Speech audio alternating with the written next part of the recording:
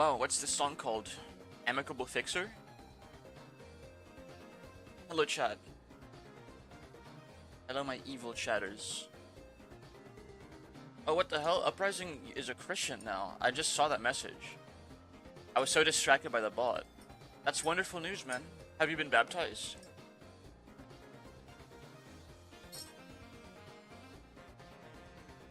If he's still here even. That was a couple minutes ago. Hi. Hello.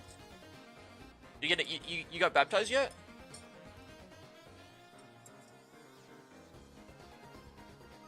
Our evil value pack to start the day. That's crazy. I'm still gonna drink my coffee.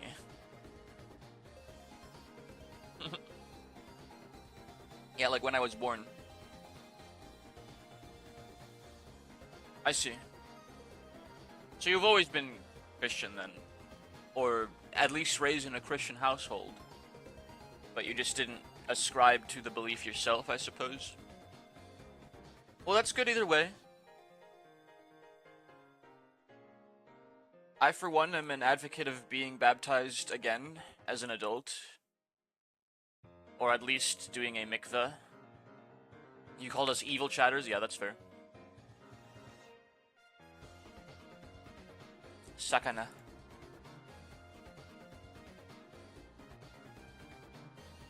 Well, I hope you guys are having a nice Friday. It's Mare Salt Friday. I need to fix the gifts now that I think about it. The banner, I mean.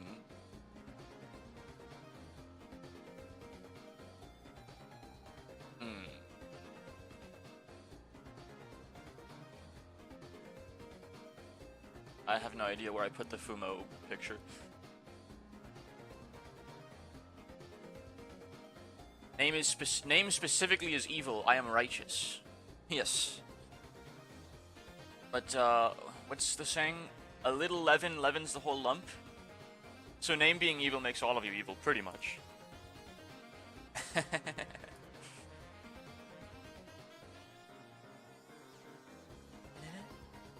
Let's get this connections going, I think. Let's do some connections today, chat. You know, I would really want to go back to my gambling drawing as well, because I haven't touched that since. You know what I haven't done in a while as well? I haven't posted a Twitter about my going live. Which, I mean, it's kind of screaming into the void, but you know what?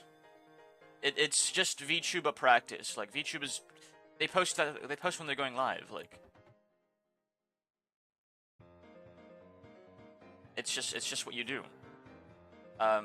So, everyone, I'm going live with more visual novel slop. Okay, let's get rid of the hello everyone, that's too, like, formal. I'm going live with more visual novel slop. The seagulls will never cry. Spit continues to chew cereal. And I will post a Detective Morel visits Rockin' G-Map. I love this thumbnail I made so much.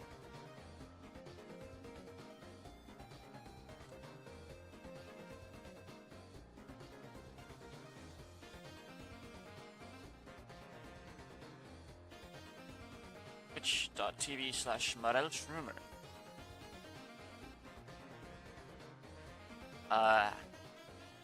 Hashtag VTuber Yen. We're going all out today. It's Mare Salt Friday after all. How can we not?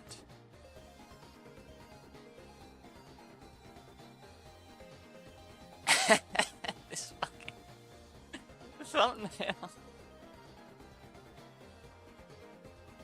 I'm posting it to the Discord, hold on. I know I've shown you guys this before, but it's very funny to me. So, connections. The New York Times connections, as a matter of fact. Let's close out of all these other tabs. I've kind of like lost the plot with my Discord tabs. Like I have like 4 separate instances of Windows open now, with my browser tabs, not my fucking Discord tabs. But you know, we will navigate this maze together.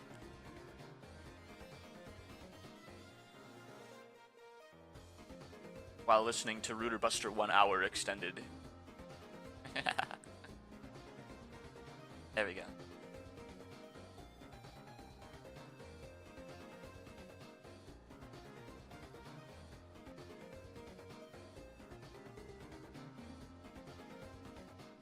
Give this guy a medal.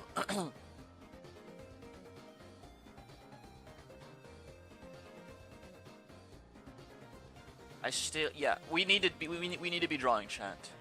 I need to do more drawing streams with you guys because there's so much to get onto paper, you know, like so many ideas. Even if they're not drawn that well, they need. I desire Tiger. Holy shit, League of Legends reference. Dye clip, like a hair clip, but also like a ammunition clip, like a stripper clip. Ace clip grade. No backseating yet, but also what could that possibly be? What? It's 4 uprising. It's rows of 4. Okay, I changed my mind. I love Rooter Buster, but a whole hour is a bit much for any one song, I think. Hold on.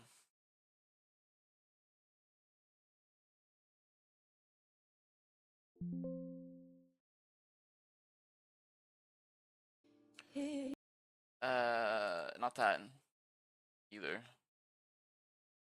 Not Mariah Carey or whoever sings that song. I Will Always Love You. Whitney Houston. My apologies to any Whitney Houston heads in the chat. Pace clip dude, shut up.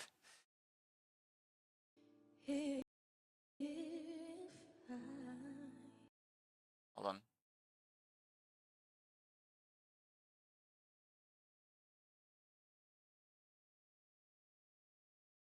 Oh, you know what? You know what? We can listen to something that isn't Deltarune today. I found this video. Reeds and Seeds. A Plants vs. Zombies jazz album by Uruskel Torres. And it's very, very, very good. So...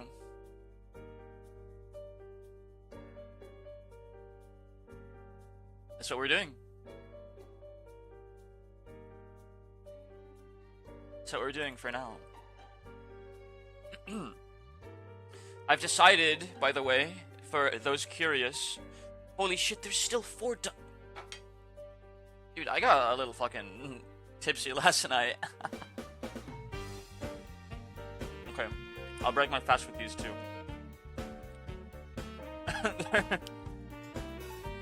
I boiled myself some chicken pot stickers last night, and then I got kind of drunk, and I guess I forgot they were there, and didn't finish them because I just checked under my desk and there's still a plate of half of them left.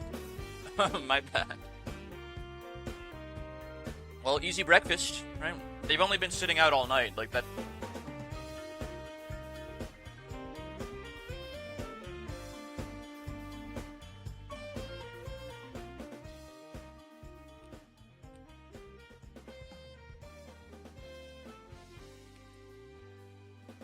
But my homies? Hello, Case. Are you doing well? Thank you for the hydrate. I do have water. Now, as I was saying before, I found this care package of friggin' dumplings, pretty much. That drunk me left for myself last night. I've decided to otherwise break my fast with coffee, sodas, and some sweetbread. Thank you for the posture check. I am straight backed. I'm doing well this morning. For the most part. I mean, like, I can't... Okay, well... I'd be lying if I said I wasn't at least a little bit slumped, so let me fix that up a little bit. Towel, score. Score, grade, rank. Shut up, low rank. You know, we do need a stretch. You're absolutely right. Rate. Levels of... That doesn't count as a slouch, man. I was like very slightly I'm not slouching. I'm just sitting normally. Chat, unslouch that command. What's the word for this? Like degrees of I'm trying to say it without using the word rating or grade or score or rank, but you guys know what the row is. This is probably the straightforward yellow row.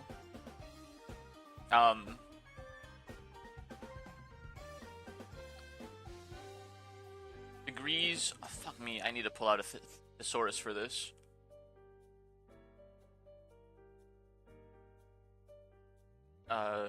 Rating synonym.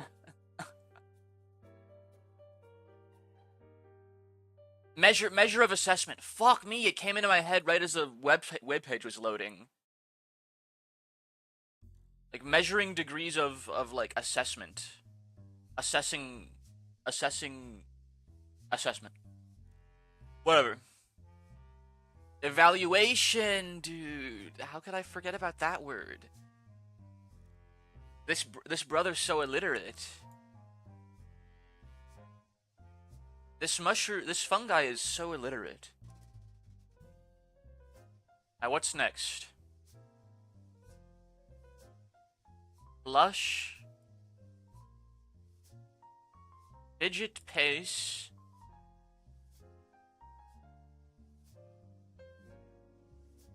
You know, like acts of idle boredom. But I don't see anything else that would fit into that one. Mascara, stockings, dye, blush. Okay, well maybe not stockings, but like, well, like that feminine apparel, like a clip, like a hair clip, right. Clip, stockings.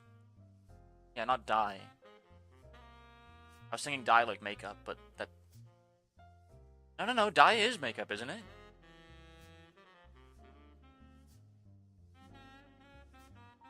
Dye, mascara, blush, clip. Did you do the Wordle? Not yet. We've been starting with connections today because I have to conquer connections. We have to beat connections. We have to do it without a single mistake. Okay, so like you can dye your hair, and that's kind of like makeup. Like blush and mascara.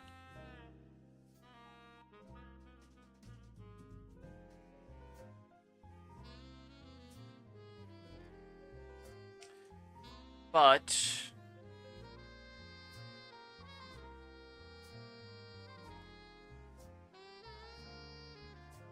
I just don't...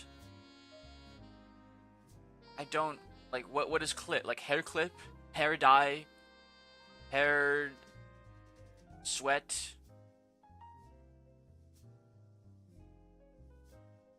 What would the other... Here's the thing. If these four were a group, this is what you always have to ask yourself when you're faced with guessing the second group of the day. If these four sigils were a group, what would the remaining two groups, like, possibly constitute? You have to look ahead. Open up the sodies. I want some sugars. That always freaking breaks through my mic for some reason.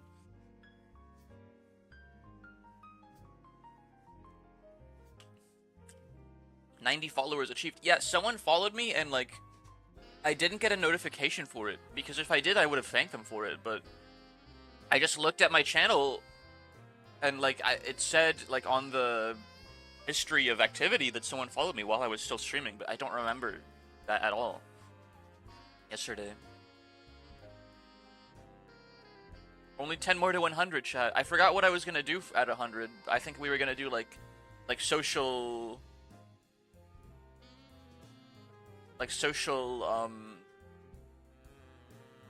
social games with chat.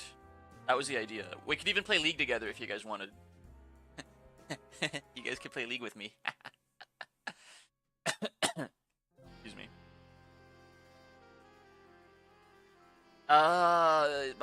Sweat? Tiger, like the animal, but also like Eye of the Tiger?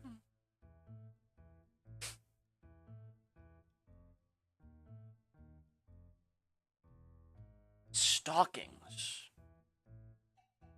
I was thinking stockings like garters, you know, like the black things that women wear.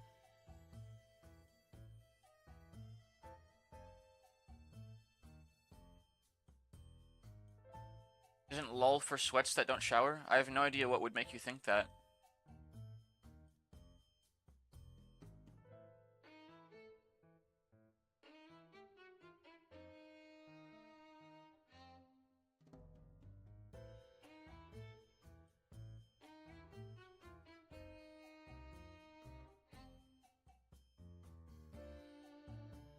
Trail. Oregon Trail. But also trailing no, that's tailing.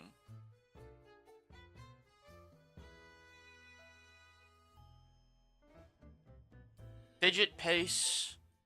I'm seeing fidget and pace, but nothing else that could possibly be like. I'm stumped, man. Excuse me. All right, backseating's on. If you guys have any ideas, feel free to shoot them out into the void. Fidget, pace, sweat. Oh, sweating as nervous tics.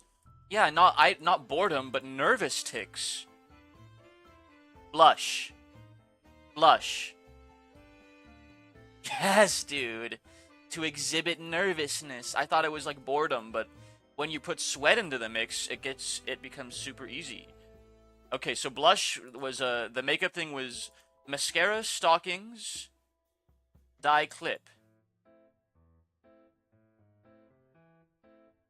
Tiger towel, nose trail.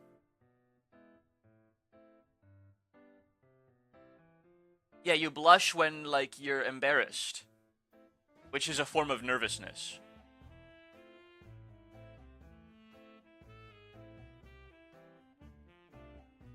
I blush when chat calls me a handsome boy. You guys have never done that before, so I haven't blushed yet.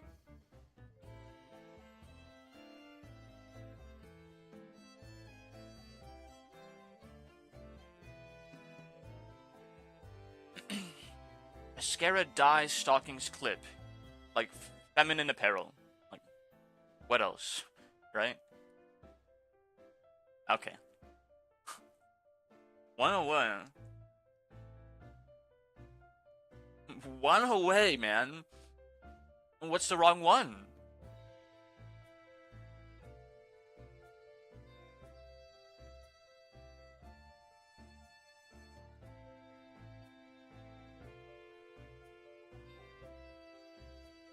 You have to either identify the wrong one or the one that should be in there. And then the other one gets a lot easier.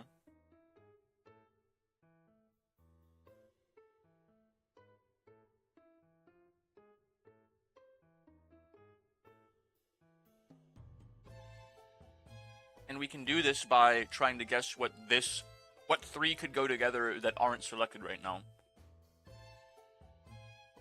Towel, nose, trail. It's gotta be like, I mean, we're inching towards the purple bar.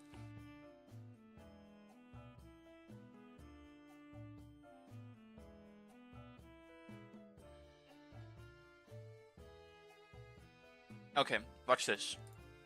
Eye of the Tiger, nose goes, Oregon Trail, stripper clip. This is the category. I'm one away. Holy shit. What, man? Wait. Okay. I need to actually, like, chart this out now.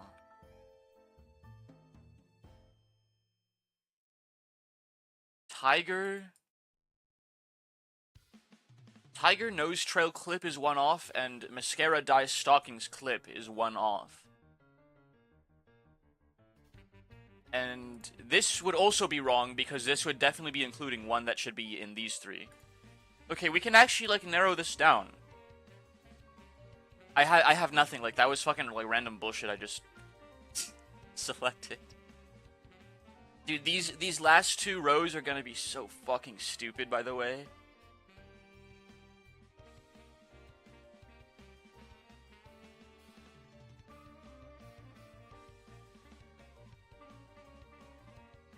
Clip, Tiger Nose Trail Dye. Okay, we have one more mistake, so I can just deselect clip. This is one off. I can deselect clip and then select anything in here, and if it doesn't say one off, then clip was one of the right ones, and then we can, like, kind of narrow it down. And it can't be towel, so it's a 1 in 3 chance. So let's go with dye.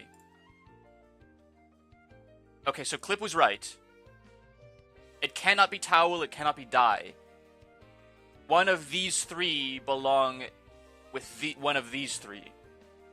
With all of these three. So really we should be thinking Mascara Dye Stockings.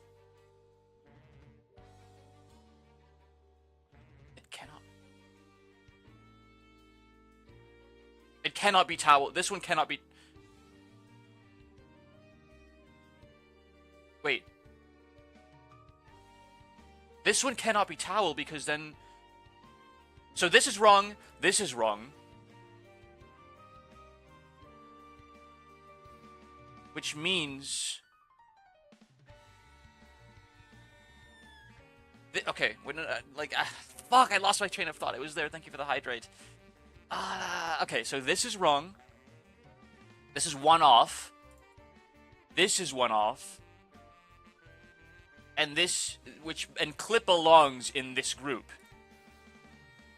It can't be dye, towel.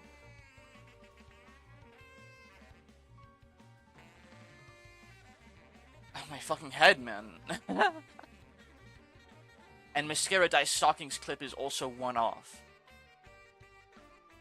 And it can't be Mascara Dye Towel Stockings. It can't be Mascara Towel Dye Stockings. Either. Because this is wrong. So it can't be this. This is wrong. This is wrong. It has to be nose or trail or tiger.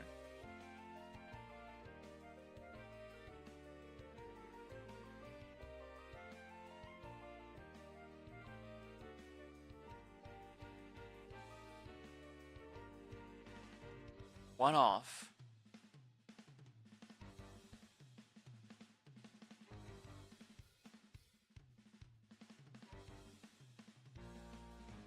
I think it has to be this, right? What else could it possibly be? It's kind of a 50-50 between tiger Mascara Dye Stockings and nose mascara. Like I don't even know what the rows are, but I'm able to, like, eliminate possibilities with all the mistakes that I had. Unfortunately, I'm down to my last guess, and I'm still split between a 50-50. So what we can do is, so remember, I'm already gonna screenshot this and put it on MS Paint. This is wrong. This is a wrong combination. That's one off. This is a wrong combination. That's one off.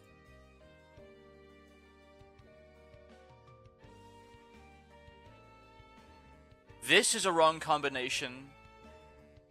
That's not one off, which means that clip was correct. Clip was a correct piece of one of these three. Which means that this cannot possibly be the right combination because it's what's left when you guess clip, right? So these are all wrong. What does this leave us with? Just try your luck. Use a gambler's mindset. I'm using my noodle, my thinking cup. So it's not Mascara Dye Stockings clip. That's one off. It's not mascara dye towel stockings.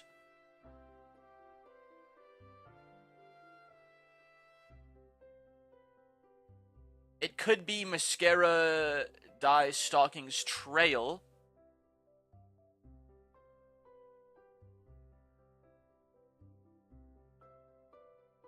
Okay, what we've done by identifying clip as part of this group, that's one off, we have omitted it from this group that was one off, so it literally has to be, like I've said, it can't be towel, it can't be clip. It has to be nose, trail, or tiger. Now, how could we possibly fit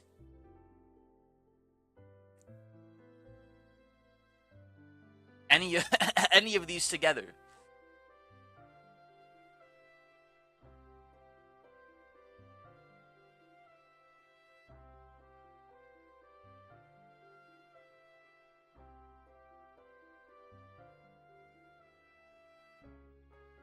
Tiger.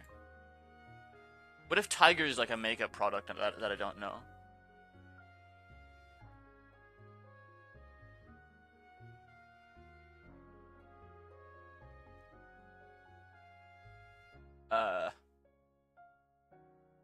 I don't think so. Nose.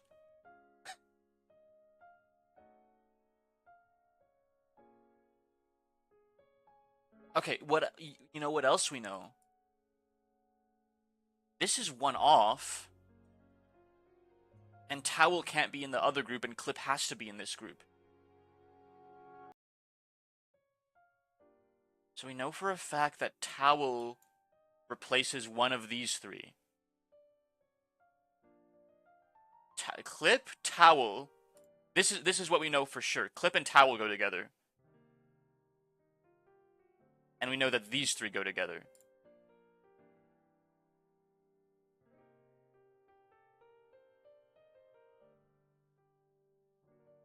Clip, towel, trail, tiger. This is a possibility. This is also a possibility.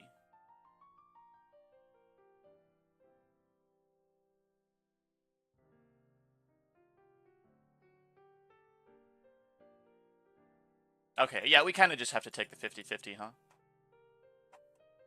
Okay. Yes! Things that can run annoyingly. A runny nose, running mascara, running stockings? What the fuck does that mean? Running stockings. Okay, so he won. Not by actually identifying the rows, but by like what the fuck does that mean?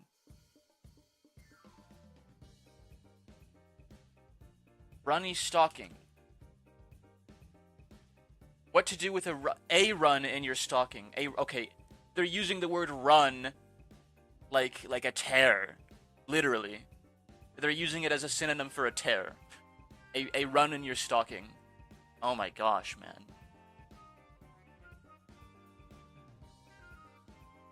So tiger, towel, trail, clip is the last. How can we possibly make any fucking sense out of this garbage?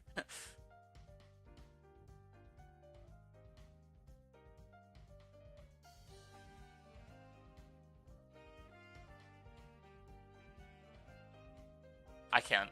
I'm paper clip, paper tiger, paper towel, paper trail.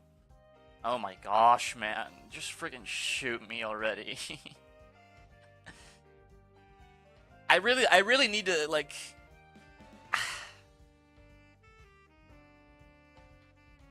I need to be thinking about, like, how to, like, append a word or prefix a word to the other, like, because it's very often...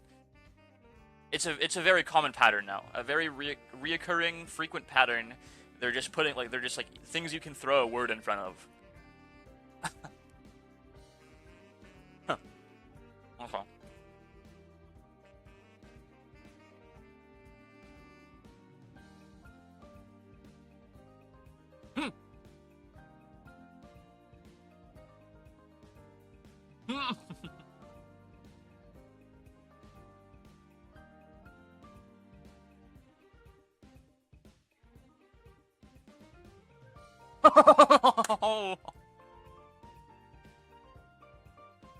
Wordlin 2, man. Wordlin 2.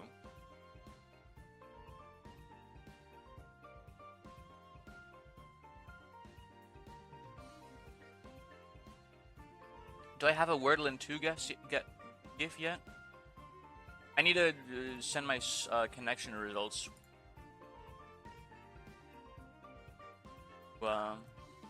One connections. Look at that. Look at that. Like, order of elimination, man. You can tell I just logicked it out by, like, guesswork. Get, like, trial and error, pretty much, instead of actually finding anything.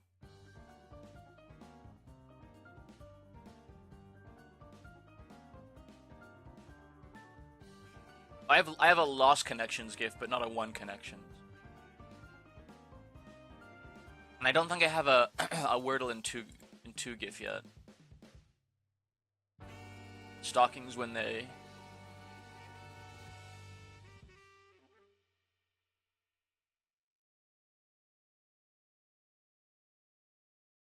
I have a Wordle in one GIF, but not a Wordle in two. What could possibly suit my purposes for Wordle in 2?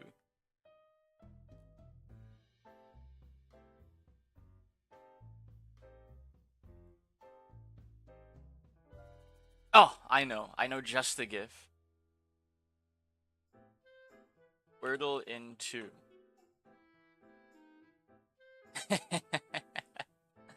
You guys are gonna love this one.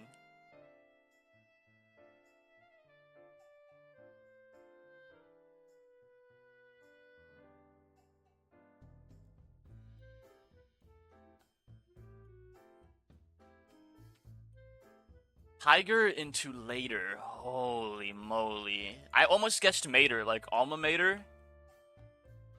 That would have been sad because I would have gotten it in 3 guesses instead. Alright, I'm done with these pot stickers, so I can move on to the sweetbread now with my coffee.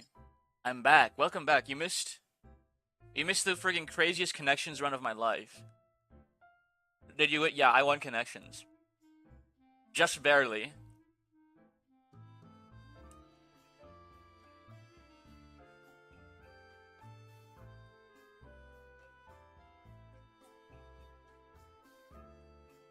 Wow. Oh well.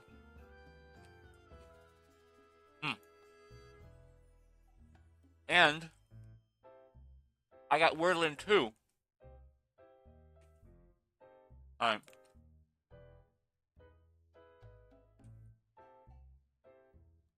That's enough of that. We can move on to Umineko now. I ate crackers and after it now I want to clack my teeth together. Did you eat them with cheese perhaps out of the fridge?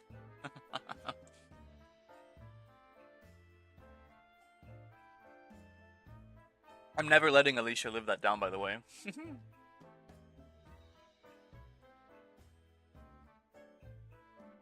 Just crackers are so good. Like saltine crackers? Oh wait, you're Italian. I was gonna say like you're friggin' English. Like you probably mean like Rumpelstiltskin biscuits or whatever when you say that, but you're not English. I made that up. You're Italian. What is the chuckle-worthy joke about crackers and cheese? Alicia, I don't know. Alicia, when we did our league collaboration, Alicia like would not stop talking about eating like a bread and cheese sandwich, like just 2 slices of bread and cold cheese. So we just joke, and now that's the gag now. What's wrong with that? It's not grilled. Like, why would you eat that? It's just like a cold slice of cheese and bread. Like you need like some sliced meat at least. Like a cold cut sandwich makes sense, but like a sandwich with nothing but cheese in it does not make sense at all. You guys are snobs. It must be a British thing. I don't even know if you're British, but I'm going to assume you're British now.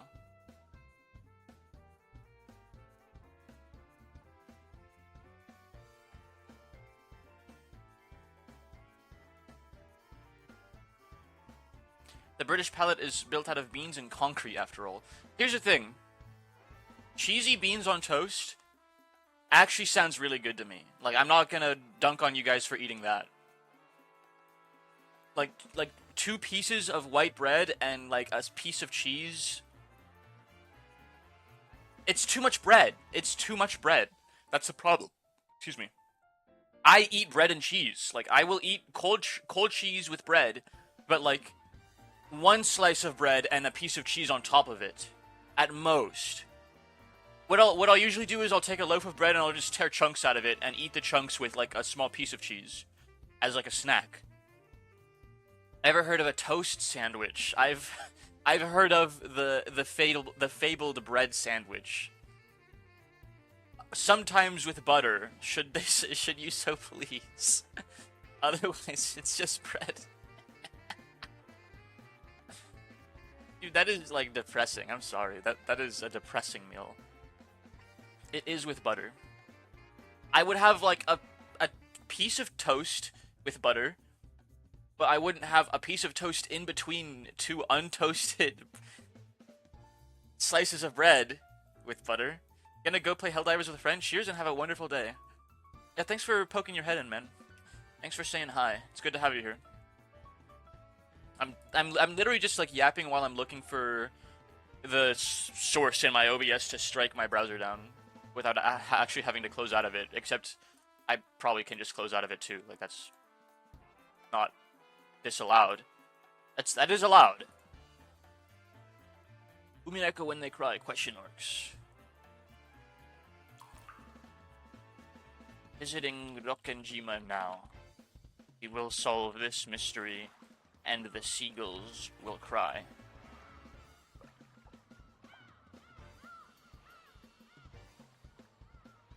Detective Morel visits Rokkenjima.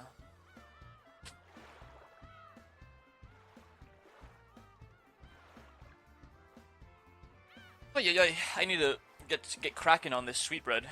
Speaking of bread, I have a concha. I've explained to you guys what a concha is, right?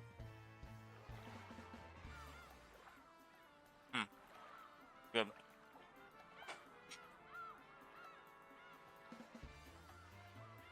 It's a heckin' wholesome Mexican pastry.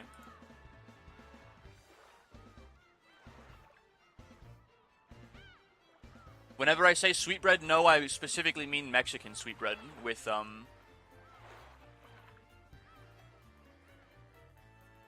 it's similar to like a brioche with, like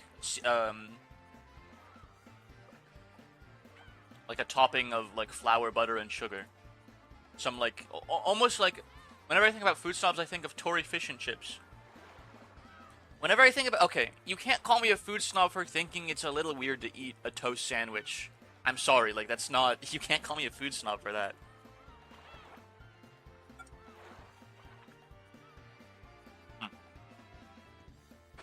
I'm too, like, protein pilled. Or here's how I see bread. It's for the cheese sandwich? Come on, like, it's just too much bread. I will die on this hill. A cheese sandwich is too much bread. A piece of bread or a slice of toast and a piece of cheese on top of it, that is a much more pleasant ratio of bread to cheese. Get thinner bread? Okay, but why would I make it a sandwich when I can just eat it like a cracker? Like, it's literally less effort for the same thing. Just 1 piece of bread and a piece of cheese, and I eat it like a cracker. The cheese sandwich is illogical, because you're putting forward more effort when you could just... What size bread do you get? I just get like a loaf of bread, man. And then I slice it myself.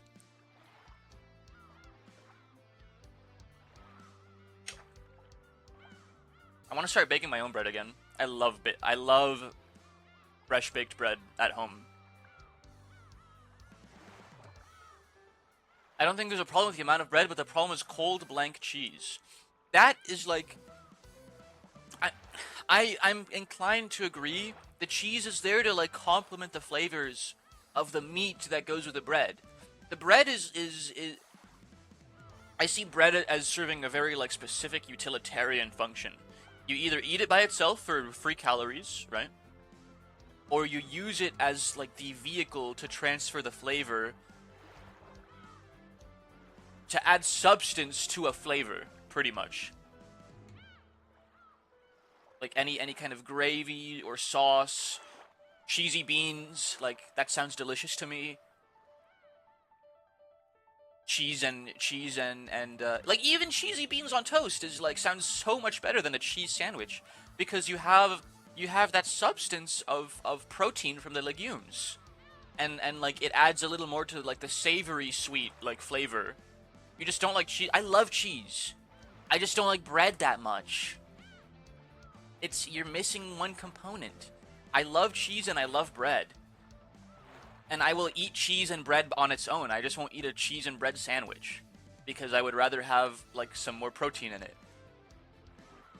Like you're misconstruing my argument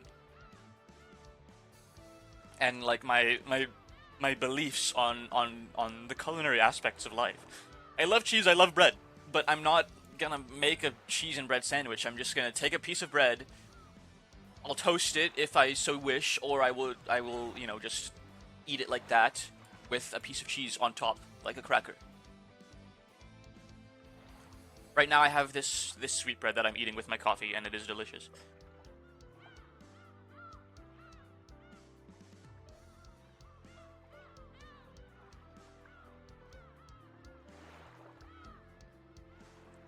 I love flour, butter, and sugar. I love the topping that they put on sconcha, and then they add like they score the topping so that it looks like a seashell. That's why it's called a concha.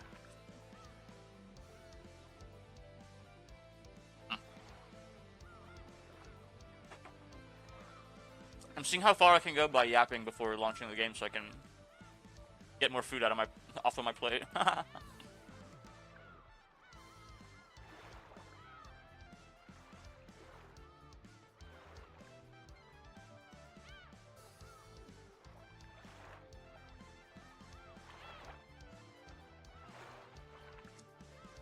Chat, I'm starting to think that Beatrice is the culprit. I'm starting to think that Beatrice did it, actually. I'm much more of a believer now than I was like a week ago.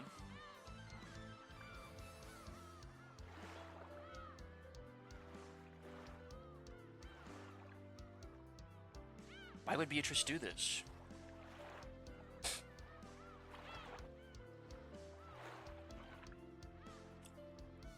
Why would she ever do something so cruel? I don't know, because she's evil?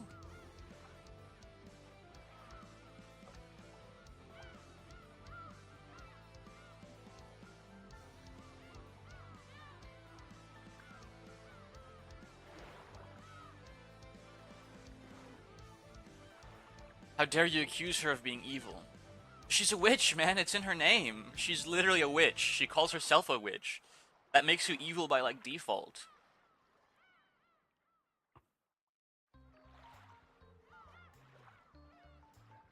Innocent until proven guilty?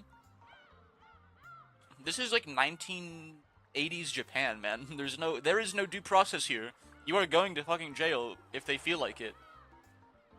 I'm pretty sure Japan is still like that. They don't have due process like in America. Or even England, I would assume.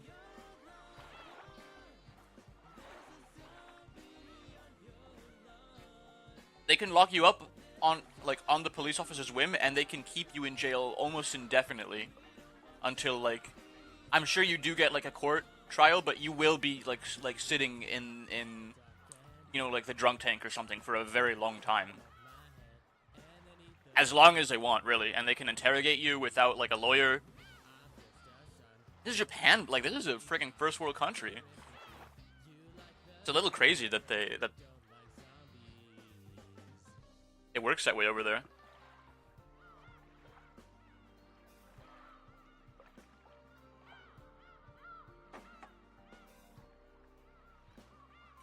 But hey, I mean, if it keeps the crime low, like, I'm not saying I support it, but like, I understand why they would keep it working that way. If it's actually like a functional practice, like, I see why. they would do it that way.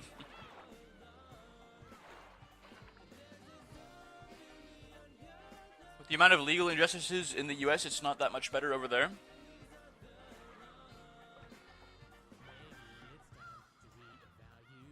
One could argue that, yeah.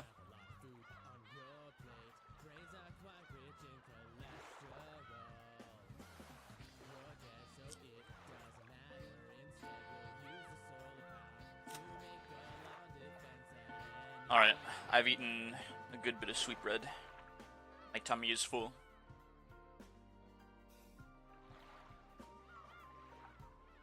It kinda just sucks everywhere. Just don't be a criminal. Fivehead.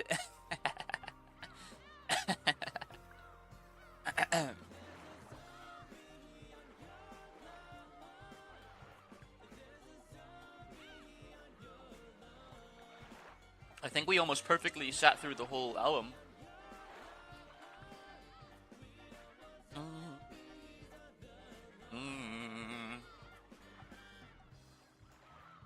Such a good album, man. This is uploaded 4 years ago and has 9 million views.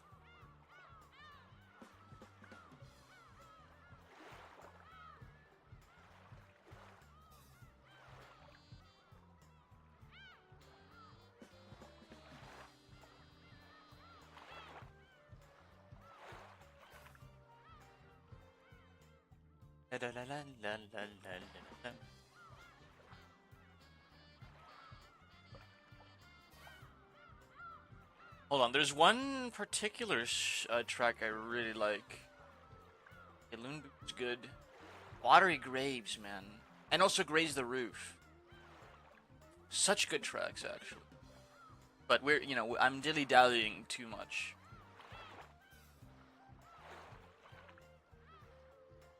Let us...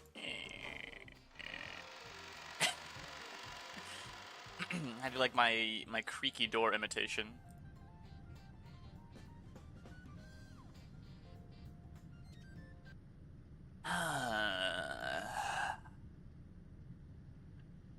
What kind of creaky door does that sound like?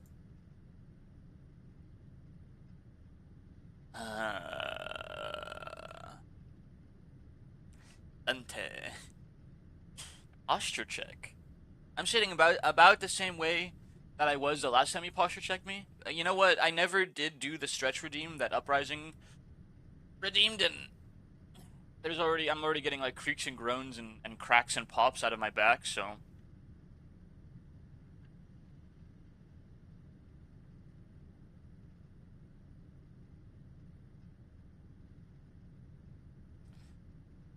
Yeah, I'm a little taut in some areas. We will, mark my words. We will return to Limbus Company soon enough. But I've just been in a particularly Umineko when the seagulls cry mood this week. And I don't know, it's not like I've fallen out of love with Limbus, I guess I kind of burnt out a little bit. Return on Thursday? I've gotten so burnt out of Limbus from, like, the inhuman amount of hours I've put into it these last couple months that, like, I'm not even logging in for my dailies or my weeklies anymore. Like, it's gotten kind of bad. You know what? Arknights is arriving on Thursday. You know what? Let me launch it and make some modules real quick. It's the least I can do. La la la la la la. La la la la la. You get the privilege of showing us your gambling. Not even logging in for dailies often means it's Jover. Dude, I've been streaming Limbus for like 2 months now. And, like, in those 2 months, I've put actually, like, over 100 legitimate hours into the game. I'm a little burnt out right now. Steam says I have, like, 200 hours in Limbus, and in my defense, like, half of those, at least, are AFK menu hours. But I have no shit, like, streamed the game for 100 hours, and I've been playing it when I'm not live for, you know, more loot. So I'm a little burned out. And I'm a full-time student now, and I was reading my fantasy book. Now that I'm done with the fantasy book and I have more time in my day, I don't think I'm gonna allocate that time to Limbus unless I'm streaming. But you know what I can allocate that time towards, other than, you know, uploading more VODs to the VOD dump? The ebook series. I think this time for real, I will find the time to edit my Ryoshu, my fucking Hellscreen audiobook reading. Watch the trailer, actually, the Arkanites trailer. Yeah, we can watch that before I, you know, really become divested into Umineko. I have not seen it. Limbus, youtube.com, Project Moon Limbus Company.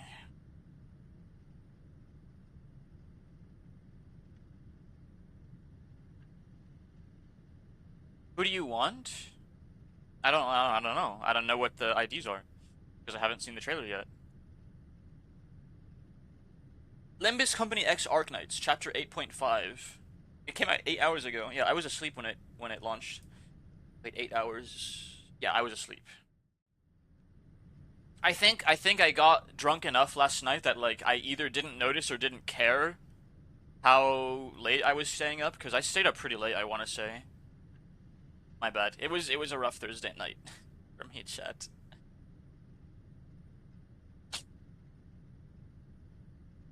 You notice I kind of got in my feels in the Discord. Yeah. Yeah, now you know why.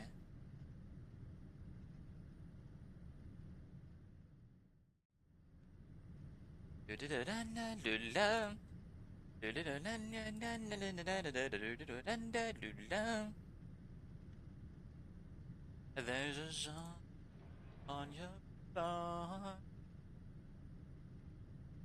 Don't like zombies on our lawn.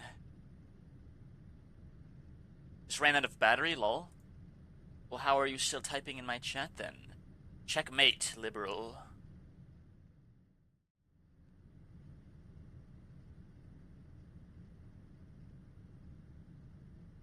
I'm sure there's a faster way to do this than me manually making a source every time I want to watch a YouTube video, but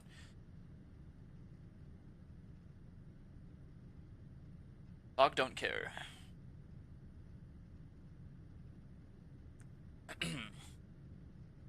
Now let's see. It's so fucking warm in my room, man. My house is 74 degrees, but my room is legit like 78 or 79. Sorry, my house is 22 degrees, but my room is like 23 or 24. Did I clean my room? It is cleaner than it was at the start of the week. So we've made some progress. Oh, it's because I know why my room is so warm. It's because my fucking curtains are open and the sun is shining in. I detest the sun, chat. But let me also turn the AC a little. Oh, it's 75.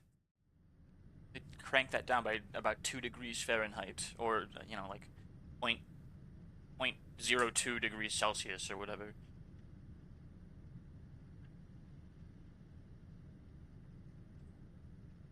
Alright, let's see this.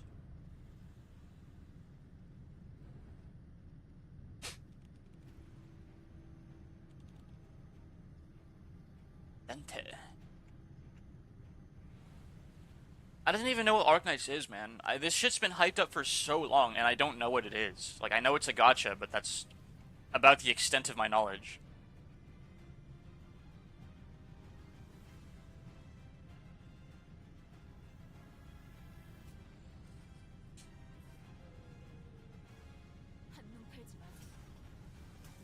Tidal Elegy, Ishmael.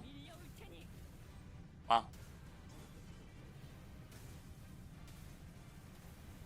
Is there ego? Okay.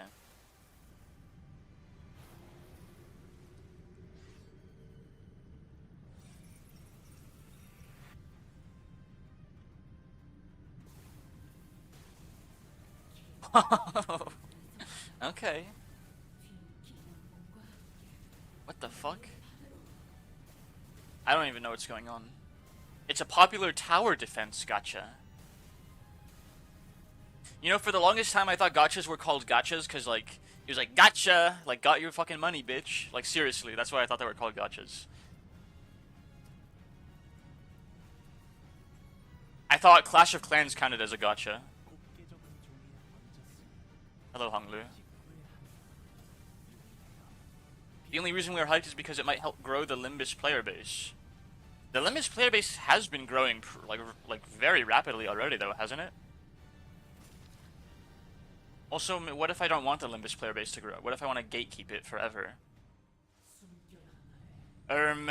You're enjoying this in the wrong way. Holy shit. More Limbus players means more people to watch my slop streams when I play Limbus, so the player base growing is probably a good thing. I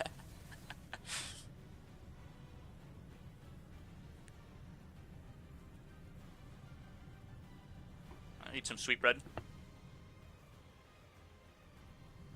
Hi, Faust. Oh! I've seen her before. I've seen a lot of art of her before. I think. No, I'm thinking of fucking Shiroko from Blue Archive. Somehow.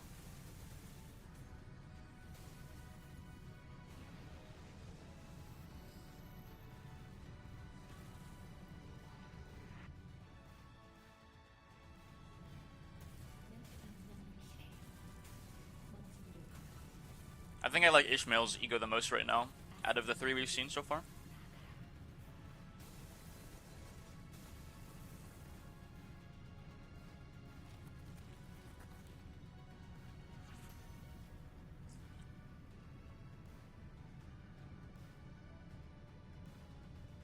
Rhode Island. You guys know why Rhode Island was founded? I just learned this in US history for my test. Providence, Rhode Island was founded because Roger Williams was a religious separatist, and the Puritans of Massachusetts were very, very intolerant to any other religion, so they expelled him because he wouldn't stop preaching his own form of faith. So he founded Providence, Rhode Island. The more you know. And you know, Rhode Island became a province where, like, there was more religious toleration compared to Massachusetts, which was all Puritan Calvinist. Excuse me. I wasn't even paying attention. What was that, Gregor?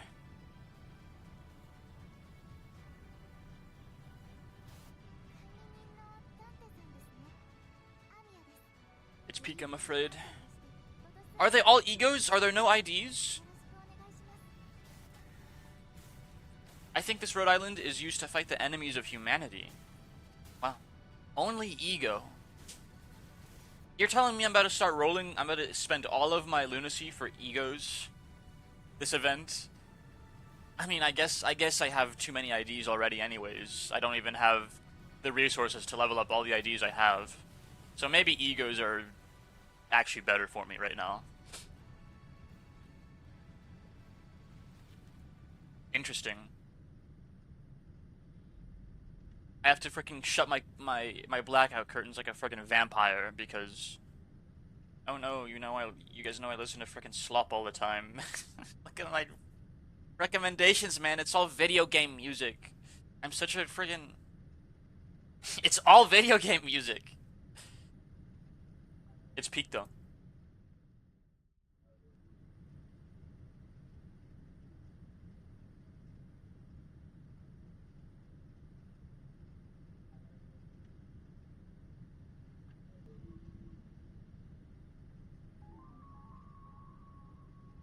Pathologic Classic HD, chan. This is what this game. This is the game where this song is from.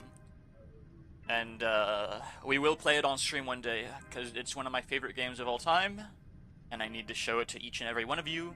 And you all need to show up, and I need to be on your primary monitor. In fact, if you have multiple monitors, you should be putting me on all of your monitors at the same time when I play Pathologic Classic HD.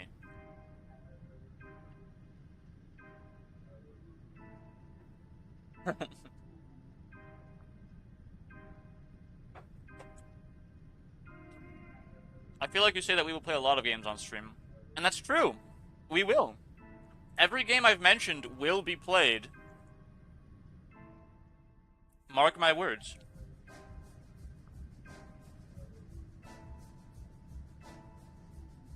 Unless heaven and earth passes away, or I pass away, like, we will get to those streams.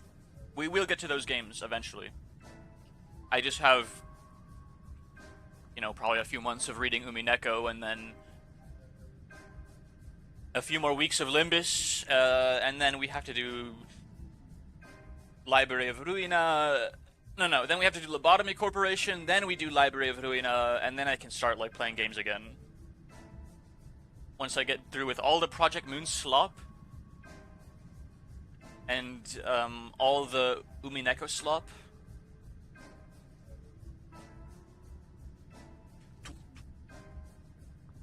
Alright, speak. By that time, Ali can help you beat Lobotomy Corporation. I don't know. I feel like I'll be helping her beat the game. She should be done by then. No disrespect, but I've heard she's spectacularly bad at that game. Not my words. These are words of her chat. To me, to mine ears like a canary.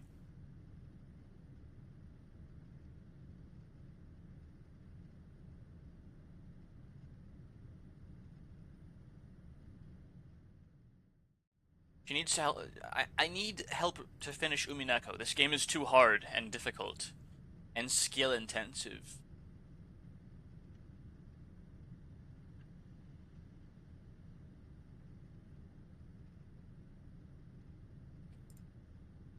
At Strange Fella, should I read Higurashi after Umineko in all Japanese? No English?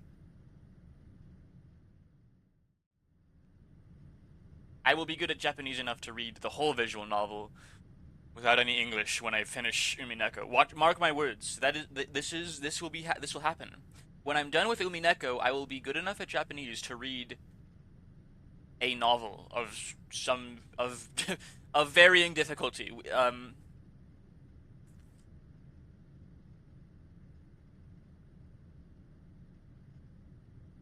Hold on, it's too dark in my room.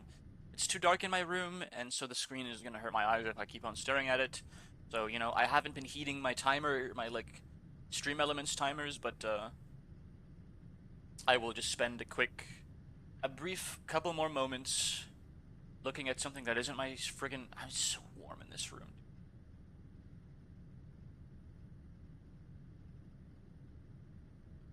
And, like, my nose is stuffed up today, too. So, like... I, like, low-key kind of have to breathe out through my mouth. Breathe in through my mouth to get, like, proper flow of oxygen. Probably the heat and humidity of my room is not helping at all. It's literally colder in the corridor right outside of my room than it is in my room. Like 2 steps out of my room, and it's so nice. Yeah, I let too much sun in, I think. Holy moly. Stop lengthening the list. Well, that's not happening. It's you and your computer. Oh yeah, I run very hot, Chad. I run very hot. I'm like a furnace. I have a super fast metabolism, and I freaking crank heat out. And yeah, I guess my computer's probably adding to the heat too. Excuse me, let me clear my throat. As we prepare to, you know, do our thing.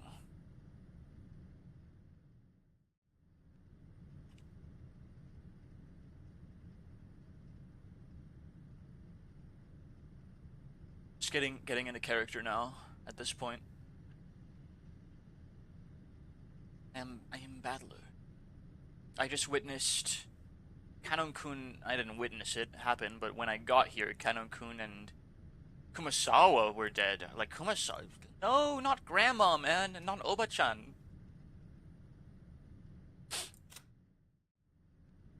What? Wait, she's not dead? Electronic Devil Maker.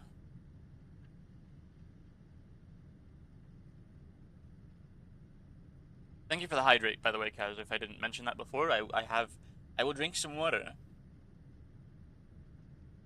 Kanto 5 story theme. Wow.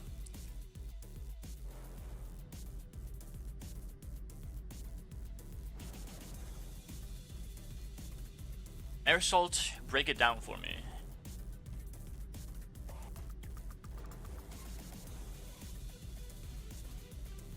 Why is Kumasawa not dead? Why is Kanon not dead? I returned to the boiler room. We have to find this out. Why have their profiles not changed? I returned to the boiler room along with Aunt Natsuhi and told everyone weekly that we hadn't found anything. We heard that Dr. Nanjo and Georginiki had carried Kanon-kun to the servant room. The servant room had a first aid kit and a sink, and could apparently function as a nurse's office. Kumasawa-san and Jessica had accompanied them. Stains from Kanon-kun's blood remained on the floor.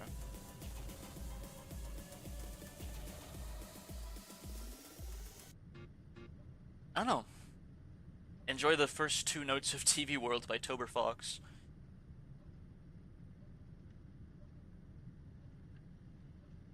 Judging by the large amount of blood loss and the ruthless shape of the weapon that had fallen carelessly to the ground, I figured that Dr. Nanja's treatment would probably end in vain. That weapon was doubtlessly the same type that had been stuck in Aunt Ava and Uncle Hideyoshi's foreheads. But wait, isn't the demonic design on the handle a little different? There seem to be some small differences in that part.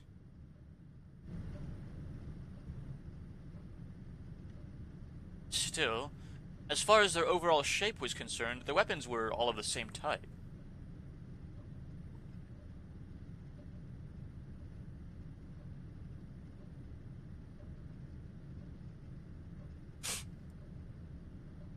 Though it had seemed brutal, we'd left the weapons stuck into Aunt Ava and Uncle Hideyoshi to preserve the crime scene.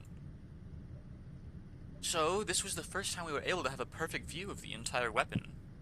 As we had expected, the weapon was not bladed like a knife, but shaped like an ice pick, or rather, a thin stake. And it had a spiral-shaped pattern, sort of like a drill. It looked like something that might be driven into the hearts of human sacrifices in some demonic ritual. Including the handle, it was 25 centimeters long. 25 centimeters. That is 10 inches. Half of that was the stake-shaped part, which was stained with deep red blood.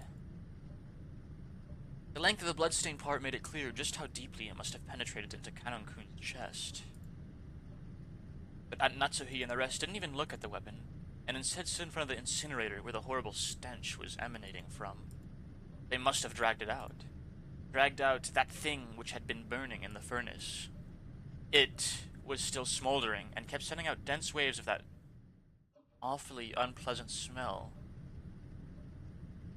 Oh no. Oh no. This isn't gonna be Kinzo, is it? Oh no, no, no. What else could it be?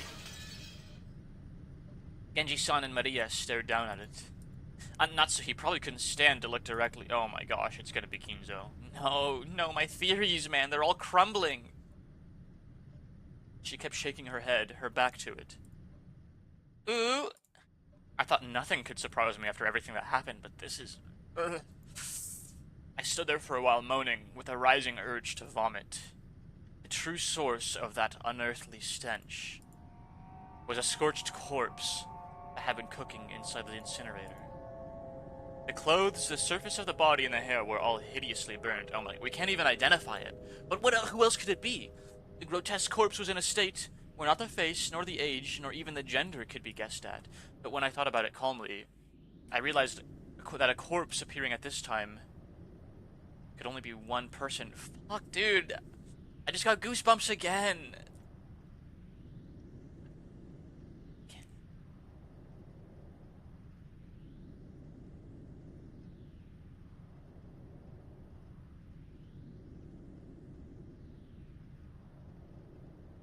They overcooked the meat. How are we supposed to eat this? Crispy Kinzo tenders. It was grandfather. But disappeared. I saw it coming, and it's still like it was that noise. It was that like eerie noise, like just freaking like creeped my jeebies out. Gave me the heebie-jeebies. It was grandfather, who had disappeared that morning and whose whereabouts had been unknown. I believe it is most likely the master. I agree that he would pass away in such a state. It's heartrending. But is there any proof that this corpse really is grandfather? It's burnt so black you can't even tell what sex it is. Badla-kun, look at the feet. Aunt Natsuhi, with her handkerchief over her mouth and her eyes averted, pointed and told me to look at the burnt corpse's feet.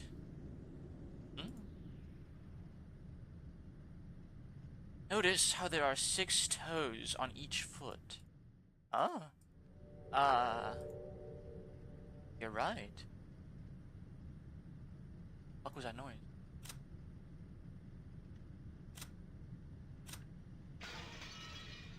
Just as Genji-san had said, there were 6 toes on each foot. Each individual toe had looked so normal in its line that I hadn't even noticed. The master was born with 6 toes on both of his feet. Consequently, the master was entrusted with the revival of the Ushiromiya family. I have heard that since long ago, cases of polydactyly were common in the Ushiromiya family. It's probably hereditary. Polydactyly means many fingers. Because of a little mistake by God, when the person is born, one of their toes or fingers splits in 2 and the total number increases. Well, God doesn't make mistakes, but sure. But a big deal isn't usually made of polydactyly in the world at large. That's because it isn't a disease, just something people are born with. So while they are still babies, at about the time they turn 1 year old, they can be taken to the hospital and given surgery to make them normal. Even a child with polydactyly can be treated before they become aware, so they might not even remember it themselves. By the way, it seems that there's a possibility for this to occur in 1 out of every 2,000 babies. So even though it's not usually seen, it isn't that rare at all. Speaking of which, I think Uncle Hideyoshi mentioned something to me long ago. Rest in peace. Something about how even Toyotomi Hideyoshi, the man who unified Japan at the end of the Sengoku period, had 6 fingers on 1 hand. According to Aunt Natsuhi, among the many Ushiromiya family heads, the ones most praised for the wisdom all had polydactyly. I've heard that polydactyly can make you a better piano player. You just reminded me I still want to learn how to play the piano. Stop reminding me of all the things I want to do that I haven't been even like thinking about the last couple of weeks since school started. I'm a very narrow focused person, unfortunately. Like, I'm focused on acing all my classes and being #1, and I can't really focus on anything else. Piano is very high on the priority list. It goes, okay, the priority list goes school, then streams, then gym, then VODs in the ebook series. No, then gym, then Japanese, then VODs in the ebook series, then drawing, you know, getting better at art, then piano. It's 7th on the priority list, out of 7.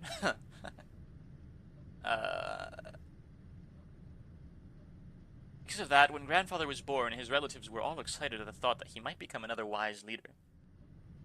But really, most important than anything, other than being top of my class, is just streaming. Just streaming. Piano should move up because you are doing it for streams.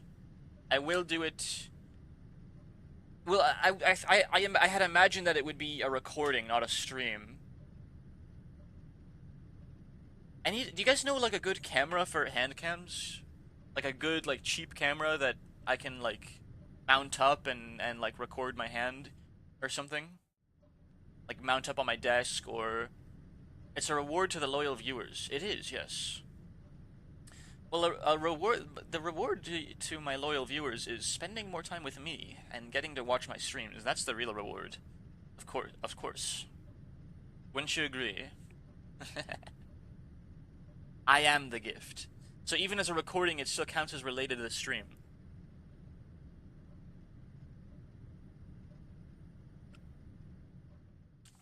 You know what? I actually just thought of this one redeem as well that you guys might like. I think I mentioned it before, but I forgot to put it in. So I will do so right now.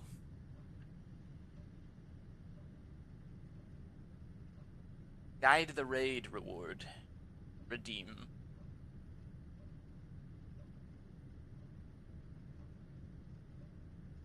Or 1,500 points, perhaps? You can choose who we raid. No, that's still too expensive. I kind of freaking ask you guys to help me pick someone to raid anyways, so I should make it cheap. Cheaper. We'll do 1,000 points. You could theoretically spend less than all the points you make in any stream on guiding the raid for that day. And I think that is reasonable.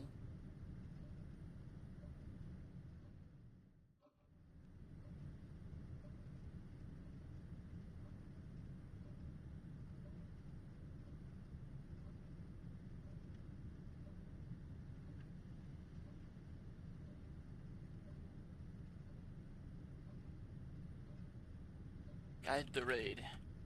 Better. Make a streamer to spread my spores to. Amount 1,000 big ones. There we go.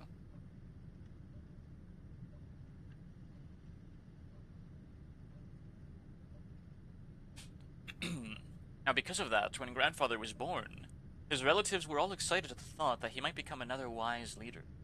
And when the leading relatives all died in the great Kanto earthquake, it was apparently argued that Grandfather should be the one to restore the family because of the auspicious sign of his birth.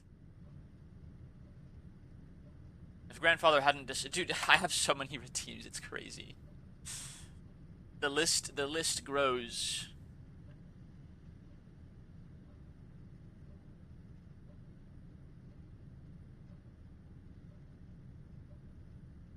There is goo in the sack! Goose sack. Come to think of it, I've heard about some country where it's believed people with polydactyly should be treated as gods and revered.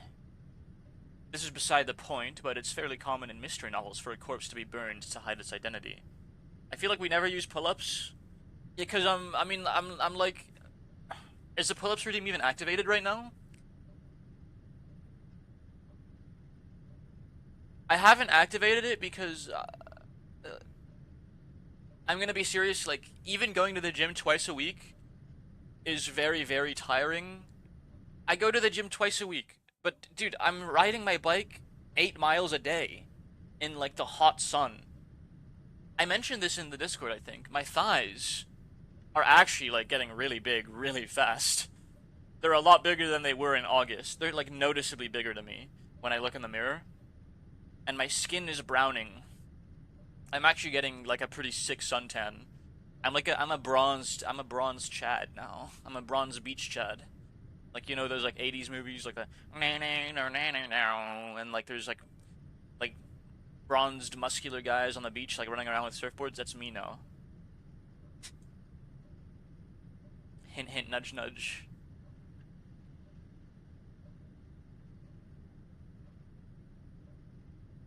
Unlocking super jump ability in player 2 skin for Morel. I actually may or may not have commissioned Shime, not for an avatar, but for a full body drawing. related to this fact of life that I love the summer and I'm putting on more muscle and getting a nice suntan. Something along those lines. But I guess that in Grandfather's case, just toasting him wouldn't be enough. And there we go. Grandfather's body was not simply burnt. Bikini Morel is burned in the incinerator with a weapon resembling an ice pick sticking out of his forehead. The old sorcerer's wish vanished before it could be granted. He always knew that this was one possible result of his risky gamble.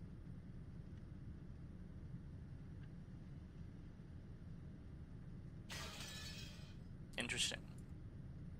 It was just like on Eva and Uncle Hideyoshi. And the thing that had been stabbed into Kanankun's chest.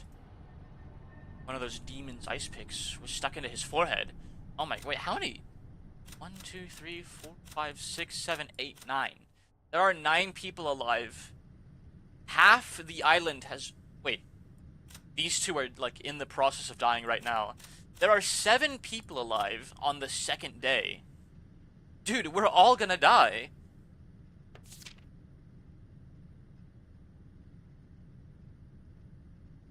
Or are we on the 3rd day now? I forgot. How many days is this game? I don't know. If we're going by the epitaph, there's 10 days. And we're on day 2 or 3 right now.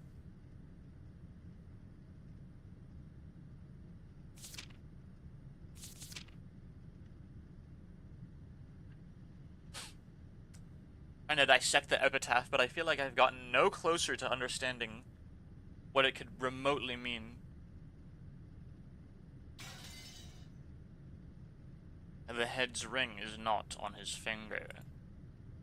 So the letter last night was telling the truth.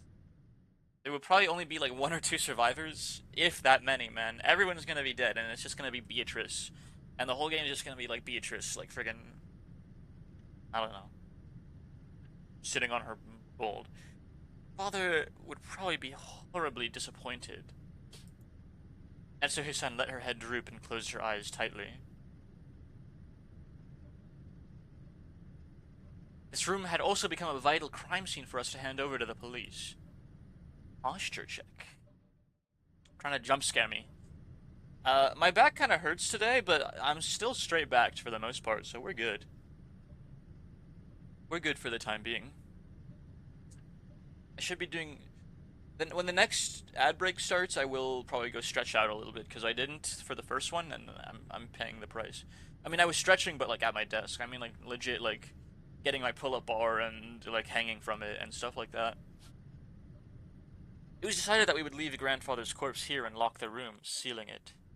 It isn't clear when Grandfather's corpse started burning in the incinerator. Since, according to Genji, the strength of the flames hadn't been that strong, the body must have started burning a long time ago. So that stench could slowly creep out of the furnace and fill up the room bit by bit, eventually pouring out and climbing up the staircase. Putting aside whether he was rare or well done, Grandfather had been brought out, killed, and burned, even though he had started out locked away in the closed room, created by his autolock. There's probably no doubting this. However, according to Genji-san, the boiler room is usually locked. The possibility that someone outside our group had snuck in, committed the crime, was overwhelmingly high. And there was also a good chance that this person was walking around with something like a master key. After all, the doors and windows throughout the mansion had been checked. But despite that, the culprit was able to strut around the mansion freely.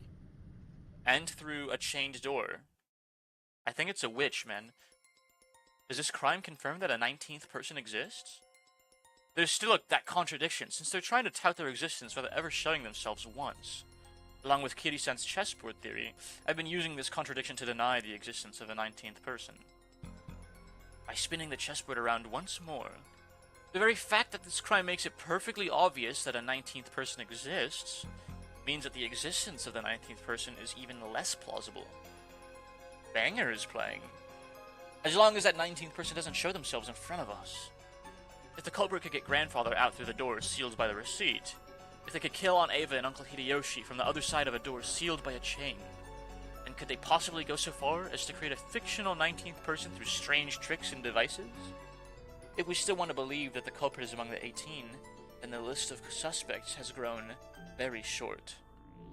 The four of us kids, Aunt Natsuhi, Genji-san, Kumasawa Ba-chan, and Dr. Nanjo. Well, Kumasawa is, like, dead. Like, lying, like, she's bleeding out right now. One of these people has to be the culprit. Well, I can't be sure of that. Just a second ago, we started doubting whether the corpse here was actually grandfather's, right? Maybe we can think of the other bodies in the same way. For example, the first 6 had all their faces horribly smashed. Some of the bodies had kept enough of their faces for us to confirm who they were. That old bastard, for example, had lost his entire face, as though the whole thing had been neatly peeled off. We only figured out which body was which by their clothes and surroundings. Did the culprit prepare a fake body beforehand and alter it to make it look like they died, even though they were actually hiding somewhere after committing the crime? It may sound ridiculous, but it wouldn't be an impossible trick to pull off. It's too early to give in to this 19th person. No, this witch! Hold on. We're Detective Morel now. I gotta change dress. There we go. Hello, Don Quixote. Oh. Maria-chan, you mustn't stare so fixedly anymore. Plus 350 channel points is crazy, man. That is so crazy. I can't believe you. It's one single bit. On like a timer, like it doesn't matter. I step closer and closer to those redeems every day. Well, get the VIP redeem first, so that I have more time to learn piano again. Come on, Badla-kun too. I'm worried about Cannon's condition, and we mustn't remain in a place like this any longer than necessary. Let us return. Oh, it was Maria, chat. I'm calling it right now. Maria did it. Maria Maria killed everyone.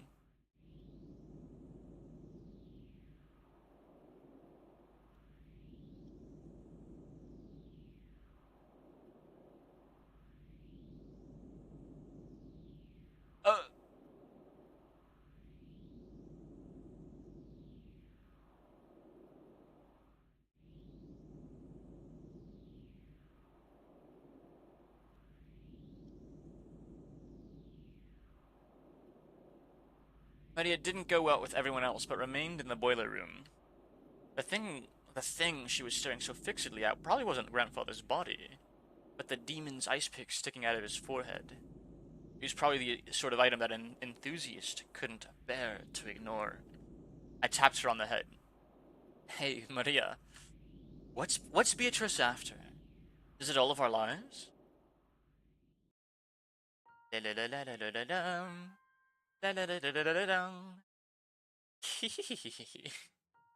Beatrice will revive very soon.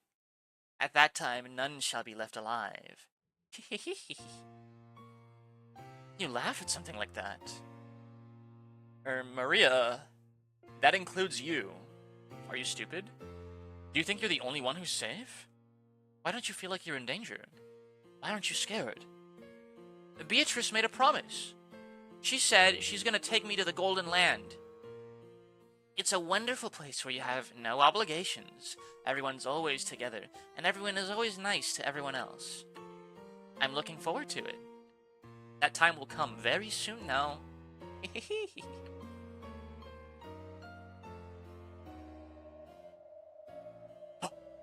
Just what kind of person is Maria? I only know what Maria was like 6 years ago when she was 3. She was once pure and obedient. A good kid. This new Maria 6 years later and the Maria I knew didn't seem to fit together. Just who is she? This witch who calls herself Maria. To Maria, who obstinately believes in the witch, this series of unsolvable crimes is proof that the witch actually exists. Dude, Maria killed everyone. She killed everyone. Maria is the perpetrator of all the crimes. She threw Kinzo in the incinerator. She killed Hideyoshi on Eva. She's a small, she has a small, she's a child. She could slip through the door, through the crack. I have to ping Strange Fella. Dude.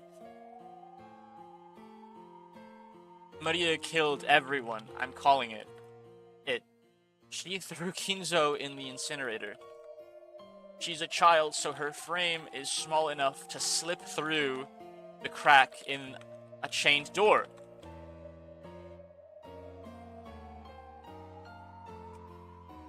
Don't come to Rokkenjima tomorrow unless you want to go to the Golden Land. She's such a young and cute-looking child that all the adults whom she approached were completely disarmed and not expecting a pick to the face. Ava probably invited Maria to, like, cuddle with her in bed or something, while she was reading book or watching TV.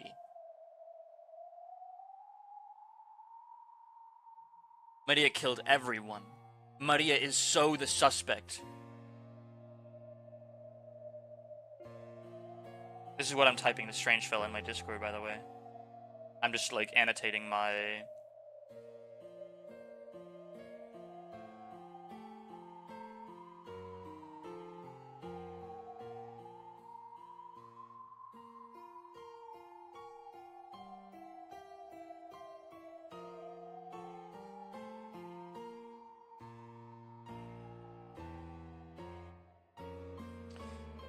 Maria? Okay, but unironic. The way you read it out is kind of like a diary entry. I mean, that's how I use my Discord at this point. Like, I'm sure you've noticed.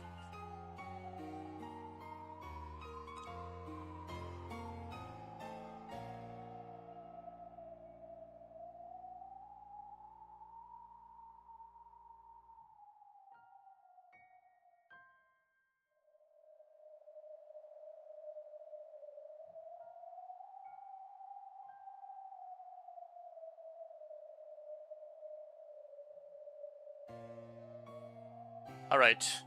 Maria killed everyone. She's evil. Plus, the opening cutscene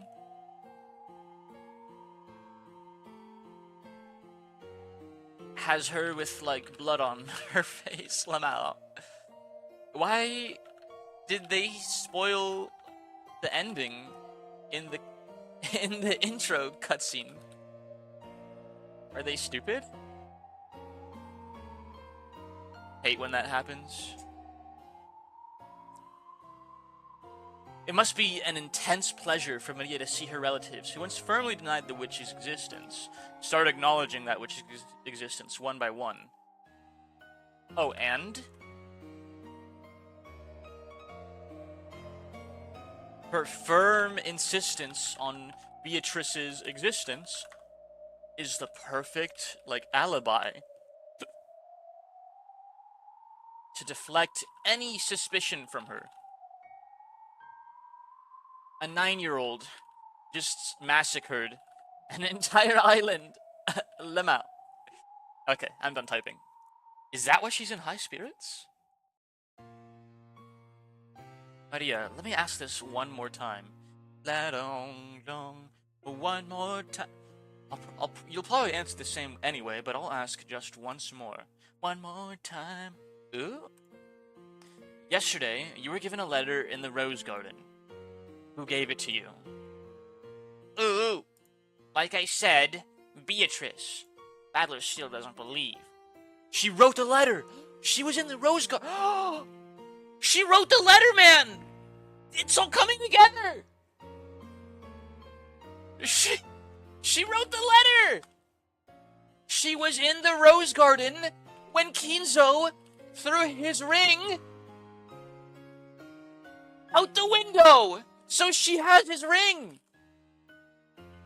She wrote the letter and titled it Beatrice. There is no 19th person. Maria is the murderer. Dude, I fucking this is the biggest epiphany I've ever had in my life. Holy shit. I cracked the case. Lock her up. Fuck. Sorry, it's all circumstantial. It's all circumstantial, so okay, unfortunately, this is all This is my detective diary, actually. You guys are hearing me annotate my detective diary. I'm imagining all the brain signal memes right now.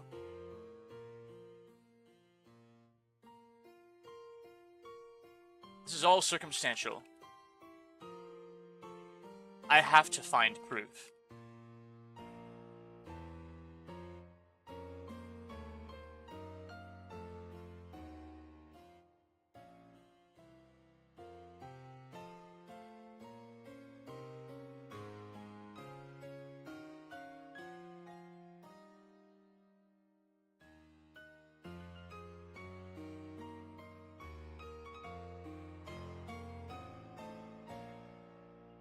Detective Morel on the case. Indeed. Maria only repeated what she had already said. Deploy the investigation spores. Maria met with the 19th person, the witch.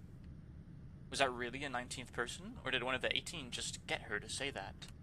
All that's certain is that Maria has been with the rest of us constantly, has always had an alibi, and hasn't done anything suspicious. She's simply overjoyed at being made Beatrice's messenger, and certainly isn't the 19th person. Supposedly. Battler, you fool! She tricked all of you! She tricked all of you. She didn't have an alibi when those 6 adults died. You were asleep. Everyone in that room was asleep. She woke up in the middle of the night and snuck out and approached the tired, fatigued adults who had been spending hours on hours arguing into the night, 2, even 3 in the morning, perhaps at exactly midnight even. She walked into that room, and when some of them went to go use the restroom, she brutally savaged whoever was in that room. And then when the other adults came back, she jumped them just as they walked into the door. They saw the corpses. The shock paralyzes them, and that's when she pounced and killed the rest of the party. And that's how she killed 6 adults in one night while everyone else was asleep. Waiting for the end to reveal that Morel was wrong? That's right. I wonder what's written in the letter we picked up in Aunt Ava and Uncle Hideyoshi's room. Aunt Natsuhi should still have it with her. It can be no other. The criminal is Maria.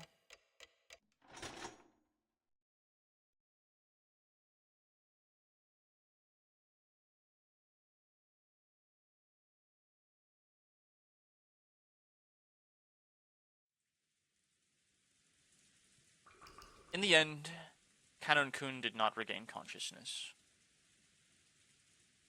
Even though Dr. Nanjo and the rest did all they could to heal him. Why did Maria kill Kanon-kun? Is she evil? Found in the boiler room with a weapon resembling an ice pick sticking out of his chest. How presumptuous of lowly furniture like that. Of course, there was very little that could be done on an island like this without medicine or proper facilities. However, Kanon was the only human ever to confront the culprit. If only he could give us some kind of clue. However, at the time they carried Kanon away, it was already too late. My sincere apologies. Without proper facilities, there was nothing I could do about such a serious wound. No, that's perfectly understandable. Thank you so much for giving it your very best. Dr. Nanjo's shirt had been sprayed by a violent spurt of blood, so it was easy to imagine the devotion with which he had tried to save Kanon's life, up until the last second. Jessica was crouched in the corridor, crying softly. She had probably been taking care of Kanon-kun until the moment of his death.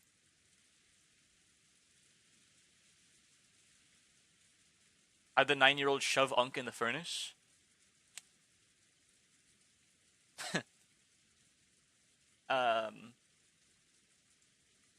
Either case, she's really strong.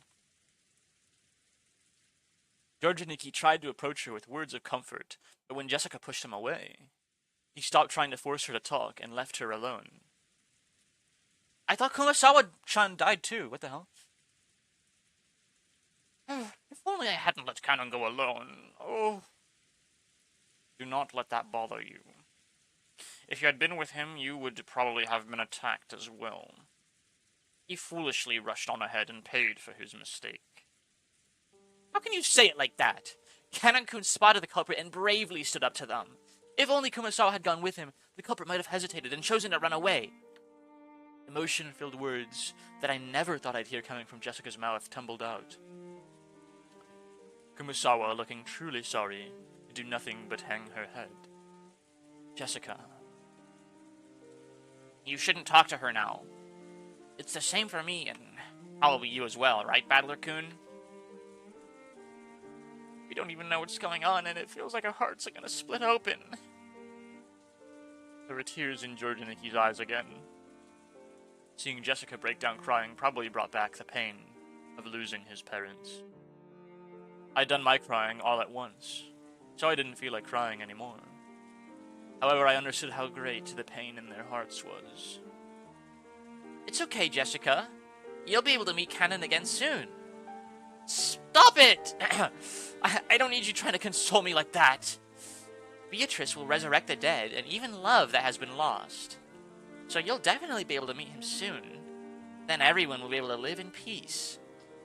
So the one who killed Canon-kun is this Beatrice, who supposedly gave you that letter yesterday. Where is she? Where's she hiding? I'll find her and tear her apart. Tell me! You know who the culprit really is, don't you? What do you know and what are you hiding? Tell me, damn it! Milady, please stop. Oh! Beatrice exists! Ooh. Damn it, let go of me, Genji-san. Maria knows who the culprit is. And she's hiding their identity even though she knows. It's over, she knows. She must be telling them what we're doing, guiding them as they kill us. Jessica, be silent! Jessica grabbed at Maria. She's right, though. Genji tried to stop her, but Jessica could not be calmed. The next thing I heard was the sound of Natsuhi slapping Jessica's face. After that, only Jessica's sorrowful, sobbing voice resounded throughout the hall.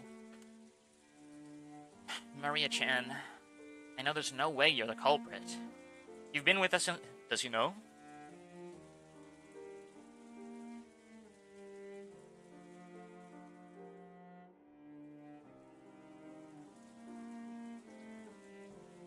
I'm like Dokes, man. I can't believe Maria was the Rokkenjima Harbor Butcher.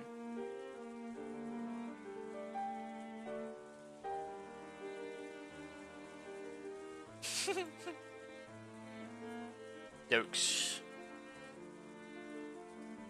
Da-da-dong. Da-da-dong. Da-dong. Da-dong. So I want you to tell me something. This Beatrice who handed you the letter yesterday, who was she? Here for the hydrate cans. We'll sip up some water. Although those words seemed kind, they clearly show that George still had some remaining doubts about Maria. He didn't actually grab at her. However, he felt exactly the same way Jessica did. Aniki, I already asked her the same thing a second ago. Her answer was the same as before. I want to hear it from Maria's mouth. Who is Beatrice? Even if I told you, you wouldn't believe anyway. What do you mean by that? Could it be the culprit's someone we know well? And you're keeping silent because you're covering for them for some reason. Who gave you that letter? I got it from Beatrice. I'll say it no matter how many times you ask. I got the letter from Beatrice. George Oni-chan, you refuse to believe in Beatrice because she's not an opponent you can hit? You want to turn your feelings of helplessness into violence and beat someone up. So you won't be satisfied unless your opponent is a human you can hit. Ningen. So even if I tell you the truth, you won't accept it. So it's pointless for me to tell you. You won't believe. But I'll keep on saying it. Because it's true. Beatrice exists. The door to the Golden Land will soon be opened. Evil little 9-year-old man.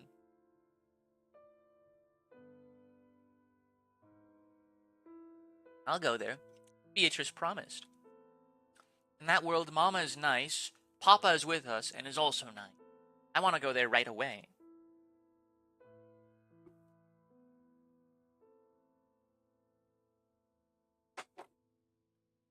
Consuming more sweetbread. I'm gonna need to make more coffee. I'm only halfway through my sweetbread and I finished my mug already of coffee.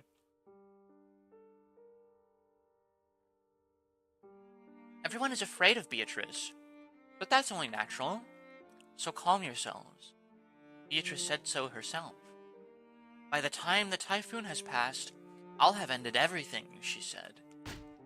Ouch. Maria, I don't mind you being talkative, but let's leave it at that for now.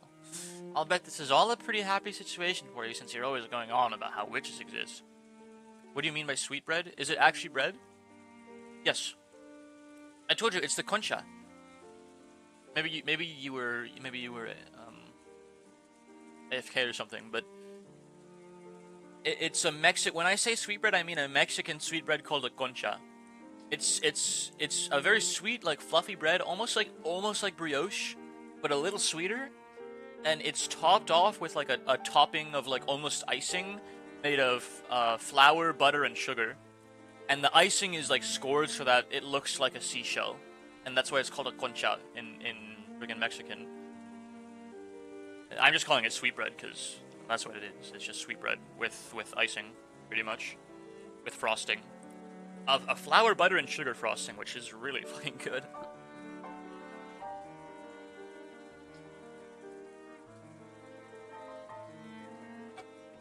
What do you think I mean? I didn't realize that was a sweetbread? I'm curious, what did you think I meant?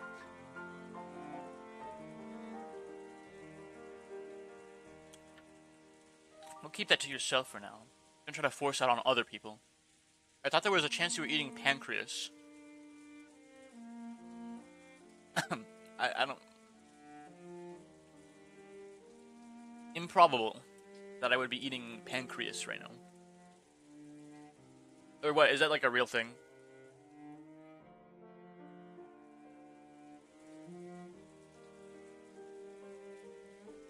Because I'm only thinking of the vital organ when you type out pancreas. But I know pan. They call lamb or cow pancreas sweetbread. Oh, you actually did mean the vital organ pancreas. I did not know that. A type of offal. Sweetbread is a culinary name for the pancreas from calf or lamb.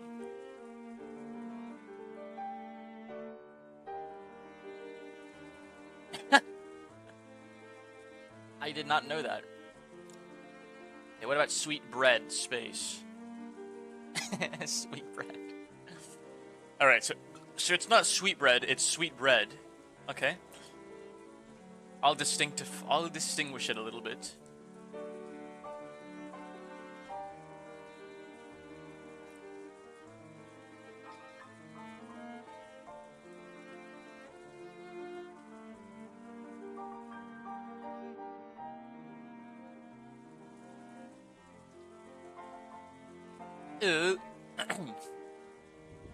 I know I've been creeped out by this girl for a while now, but there really is something wrong with her. Don't you think so too, Battler? Genji-san? Kurosawa-san? What about you, Mom? Maria knows who the culprit is and she's hiding it. Okay, maybe she hasn't done anything directly. Does she know? Clueless. But she's definitely working with a criminal. That's right, she's a spy. We can't let her stay with us any longer. Maria-chan, must realize there are times where an indiscreet discussion is best avoided. You keep adding oil to the fire, even I will get very angry. Natsuhi glared at Maria with frightening eyes. Maria was used to Urasa's loud style of scolding, but she apparently hadn't built up a resistance to Annatsu's quiet sort of scolding. She shrugged and kept her mouth shut. A desolate feeling. Thank you for the hydrate, cows. I ran out of water. Hi, Morel. Hi, Alicia. Hi. How are you doing? How's your Mare Salt Friday? I'm tempted to play some Limbus today, but I'm just so Umineko pilled. I think we can finish Chapter 1 today. Episode 1. So we'll finish Episode 1 and then we'll see where we go from there. Because Strangefella said we only had about 3 hours of Episode 1 left.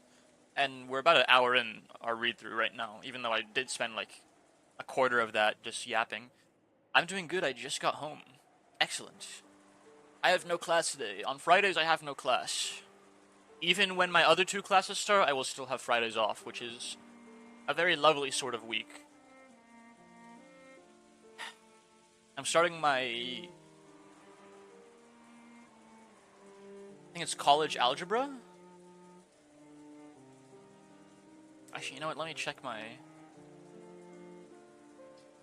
my courses real quick, just to be sure that I didn't forget about anything like due today in the afternoon or something.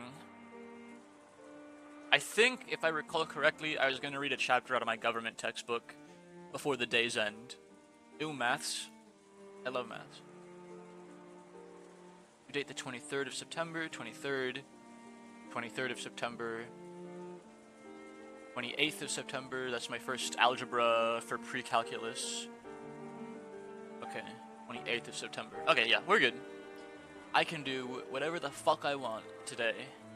But I will be studying a little bit after stream, probably. A desolate feeling filled the room.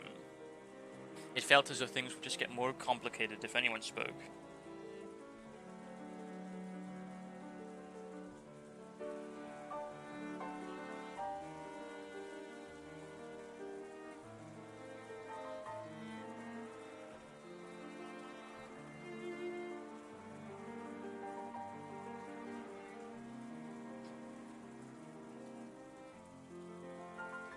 That's good. Yes.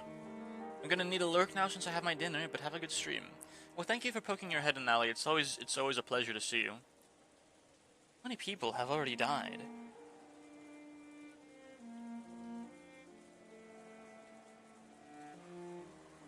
Six people in Dad's group.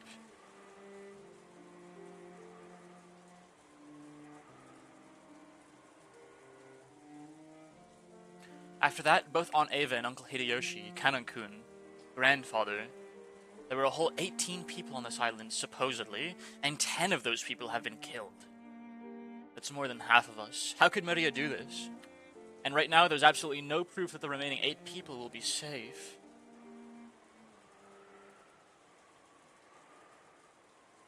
At any rate, this is no time to quarrel.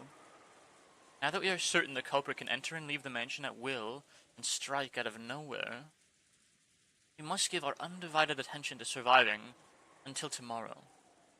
I agree strongly with that, Natsuhi. We can figure out who the culprit is at our leisure tonight. For now, though, we're better off finding a place to barricade ourselves in. As I said this, I pointed out the clock to everyone. It was already 8 at night. We have been receiving shocks over and over again since the early morning, and our bodies... Holy shit, has it really been only one day? There's still a long, long time until tomorrow. We needed to find some place to barricade ourselves in, so we could rest our bodies and get even the smallest amount of relief. I agree. I agree. Everyone is already pushing their mental and physical limits, myself included. I believe it would be wise to take that into account as we move forward. That's right. There's a high probability that the enemy's got the equivalent of a master key. Were Shannon, Kanan-kun, and Gada-san holding master keys? Yes. And they were supposed to have them on the person doing work. We didn't want to disturb the scene, so we didn't investigate that closely. We can't eliminate the possibility that someone stole a key from them. In the first place, we know the culprit may have visited the servant room at some point to unlock the garden shed shutter.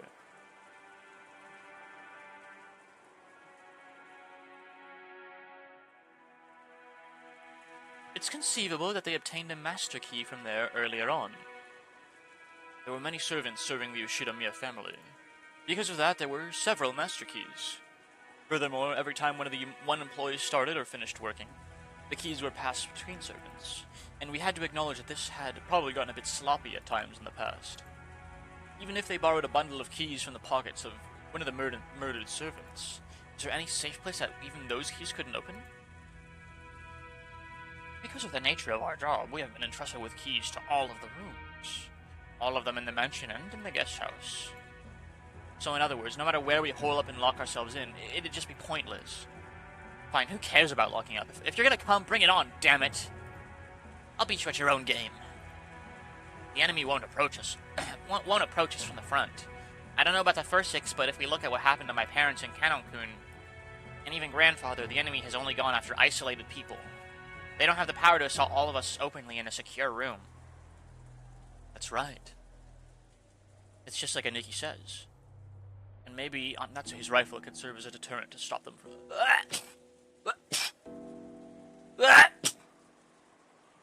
Excuse me. I hope that is so, but... Maria, I know you want to say something, but keep it to yourself and stay quiet for a while. Oh, you probably wanted to say something about how witches weren't afraid of things like guns. But if she were to say it out loud, the atmosphere around you would start to get pretty edgy. I had noticed and decided to put a stop to it. If I may, I do know of just one place that cannot be entered, even with a servant key ring. Where is that? That would be the Master's study. I'm against this. I don't even want to think about going in Grandfather's creepy room. How many keys can gain access to that room? There are 2. I always have one on my person. The other was held by Master himself. But now I found this on the corpse in the boiler room. Genji-san took a handkerchief out of his pocket and opened it, showing us the burnt and filthy study key. Then he showed it alongside his own key, which he had once lent to Natsuhi. Normally, it would have been proper to leave the Master's key for the police. But because of the Master's orders to protect the safety of the study, I borrowed it for the time being. I see. Which means that Kinjo-san's study is the only place where we can be safe. It would appear that way. I don't even want to think about being shut up in that strange room all night. But it appears we must acknowledge that his room is safer than anywhere else right now. Alright, we're gonna take a quick intermission so I can get more water. And stretch my back out a little bit, because back hurty. Be right back, y'all.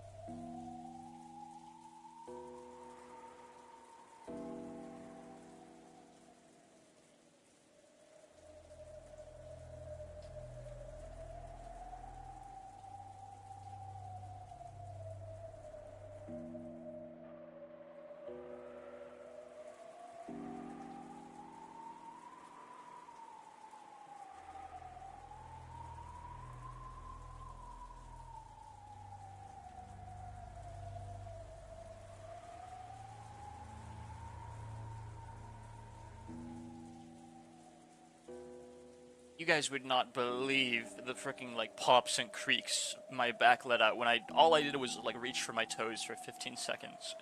I've been really bad about stretching these past couple weeks. It's getting worse and worse. Ay, ay, ay, ay, ay, ay. Well, anyways.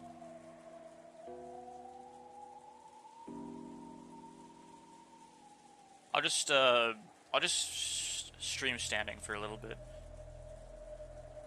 Even though Grandfather locked himself up in that safe room, the culprit brought him out and killed him. We can't be certain that it's truly safe. According to your theory, Grandfather cleverly found a way around that receipt trick and left the room of his own free will.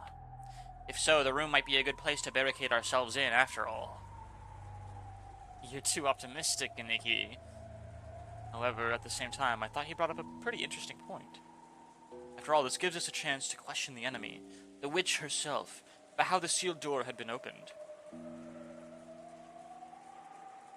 We assume the culprit used some technique to kidnap Grandfather from his study.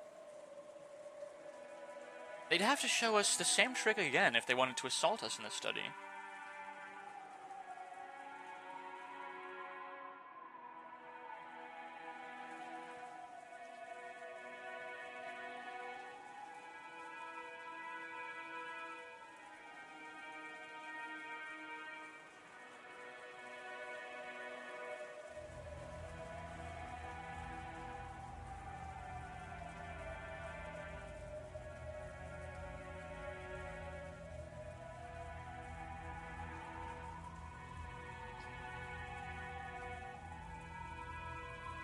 Excuse me.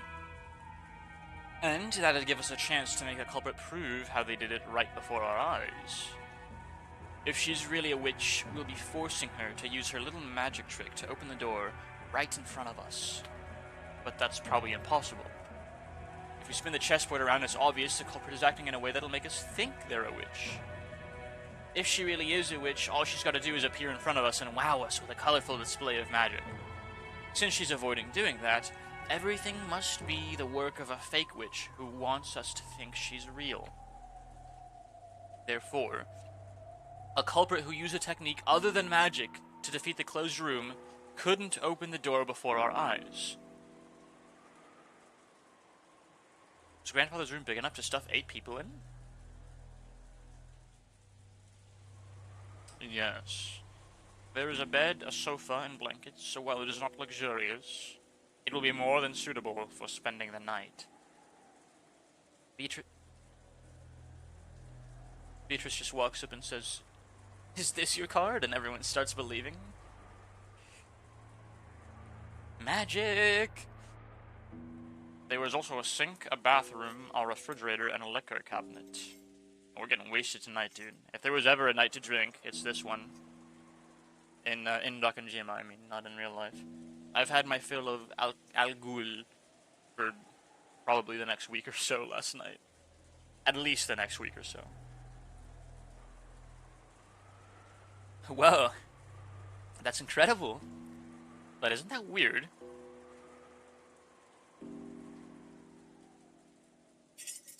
You're saying he built another house inside his house?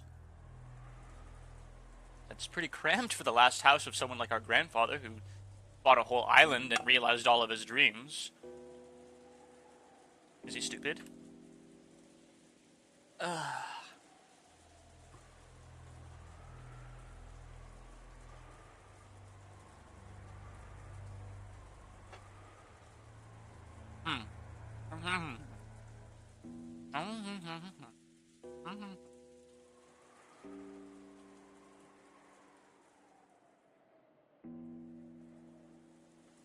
We always sneered about how he shut himself up in there.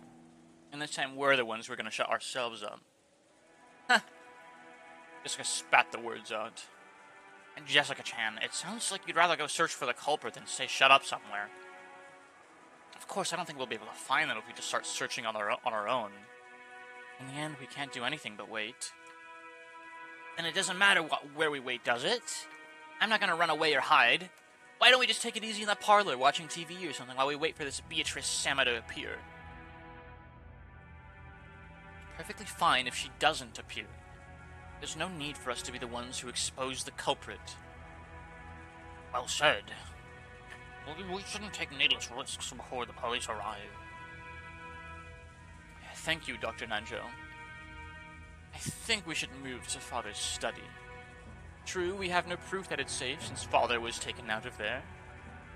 However, I can't deny the possibility that, as Battler-kun reasoned, Grandfather left the study of his own accord and was attacked outside. A while back, I proposed that strange theory as a stopgap measure.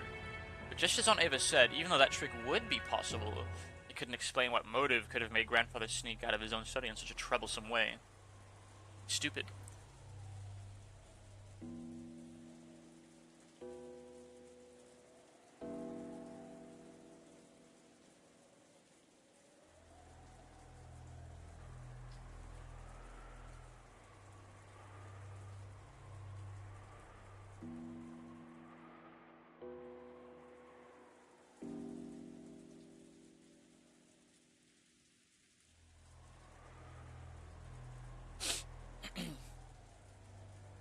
Plus, Grandfather wouldn't have even used that trick unless he knew that the receipt was wedged in the door. Aunt Ava hadn't pointed out that last part, but it's clear how absurd the theory was. So does that mean the sealed door formed a closed room, just as Aunt Ava claimed? Is it an undeniable fact that Aunt Natsuhi was the culprit? If Aunt Ava were here now, she'd probably make the claim openly and blow my strange theory away. But anyway, I had to admit that a room with both a bed and a toilet that all 8 people could be shut up in, and with only 2 keys, both of which were gathered here, had to be the safest place in the mansion right now. At the very least, I figured this would be better than just staying shut up in the parlor and hoping nothing could go wrong. Just hoping and praying. But wait, have we been safe only because we've been shut up in the parlor? What if leaving that room and moving to an unexplored location is actually more dangerous? What could go wrong? Oh, it's useless. Dame da! Dame da! Dame da! Dame da!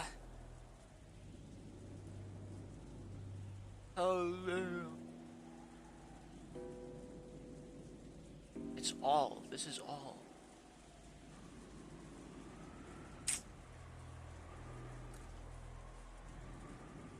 What is this? Ojisho.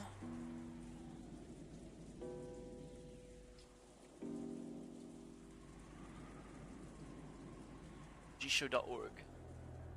All. Zen, right, Zen. Zen is all. Zenbu. Not Zenbu.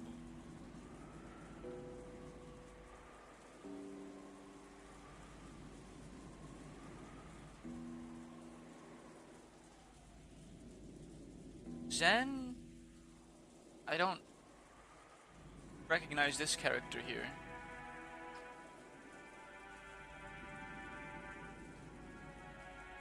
Ichi wa Zen.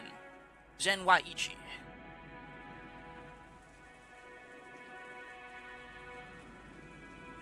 I'll have to ask Strange Fellow later.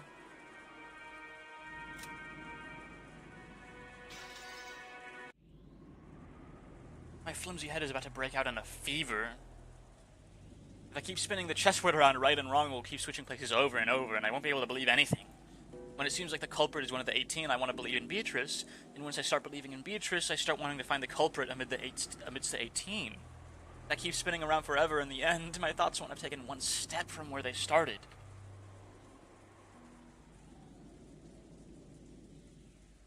Sodies. Excuse me. Excuse me, gosh, sorry.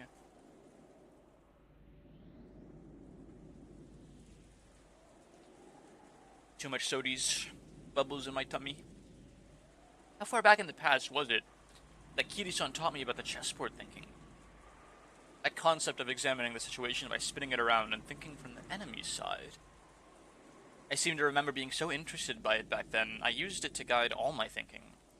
By the way, Kiri-san was Dad's coworker back then. I never dreamed that she'd someday be added to our family. Didn't Kiri-san tell me something once? I get the feeling she once said that. While this chessboard thinking was one way to look at things, it certainly wasn't all-powerful, and it wouldn't be good to rely on it too much. Chessboard thinking is my own interpretation of something called game theory, which I read about in a book long ago. It's a very interesting subject, so you should tackle it yourself when you get into college, Battler-kun. I really want to try it. If I could study and perfect my chessboard thinking, it'd be fun to be able to read into any opponent's moves, wouldn't it? But you can't believe in it blindly. Game theory is a very deep and complicated subject. Chessboard thinking is just my interpretation that skims the surface of game theory. In order to thoroughly read your opponent's moves like you're imagining, you need to study your opponent. Additionally, while chessboard theory is convenient and practical, it isn't perfect. It has many weak points despite its convenience. Weak points?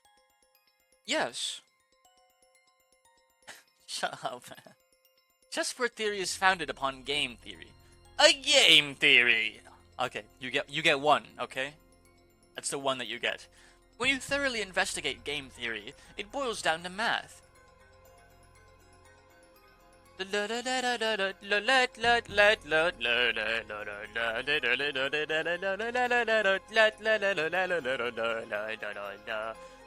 me.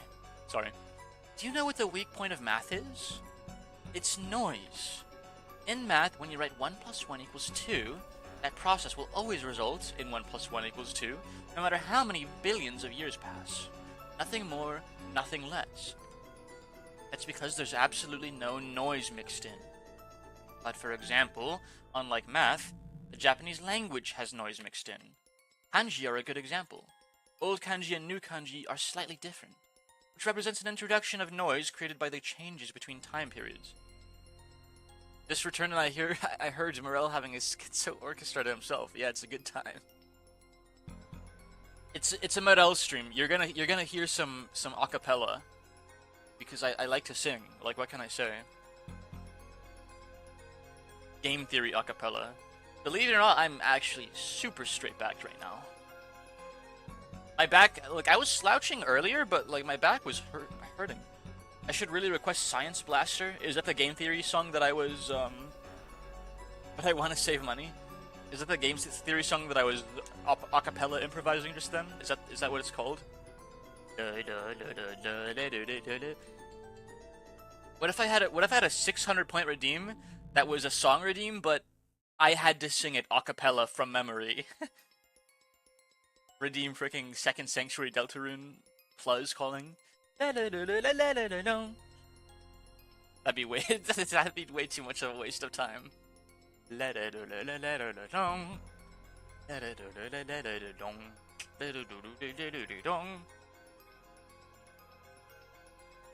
Isn't history the same?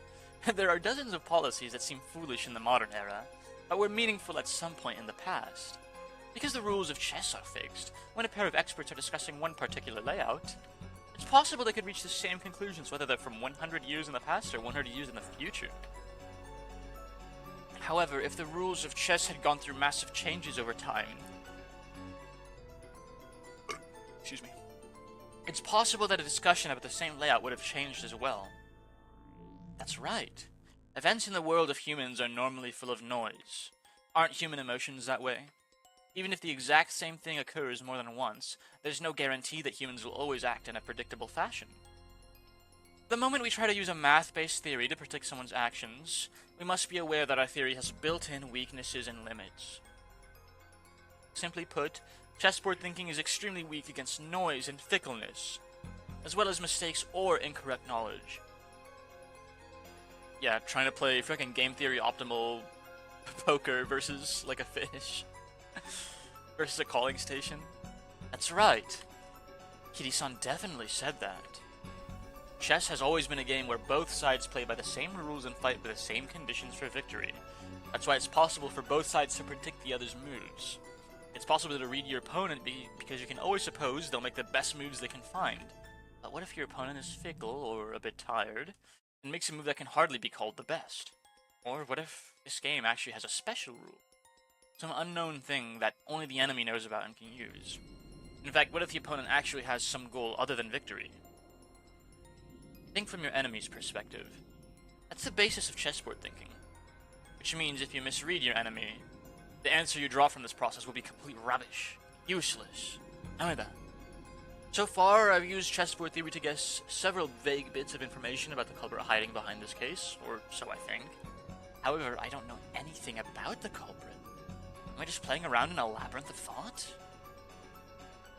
You know everything about the culprit. She's a 9-year-old girl with red hair, with a speech tic, like with a speech impediment. If Kiri-san were here at a time like this, she'd probably be able to notice something with her much sharper thinking ability.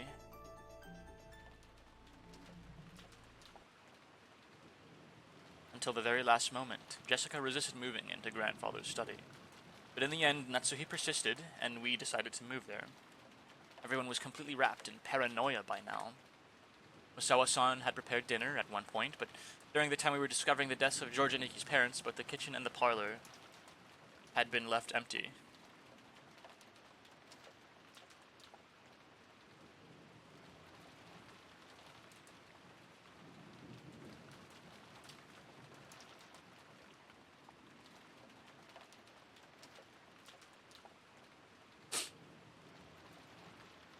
Someone suggested that the food might have been poisoned while we were gone.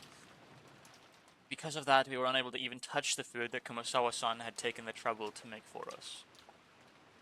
The manner in which the first 6 were killed was still unknown, but it certainly could have been poison.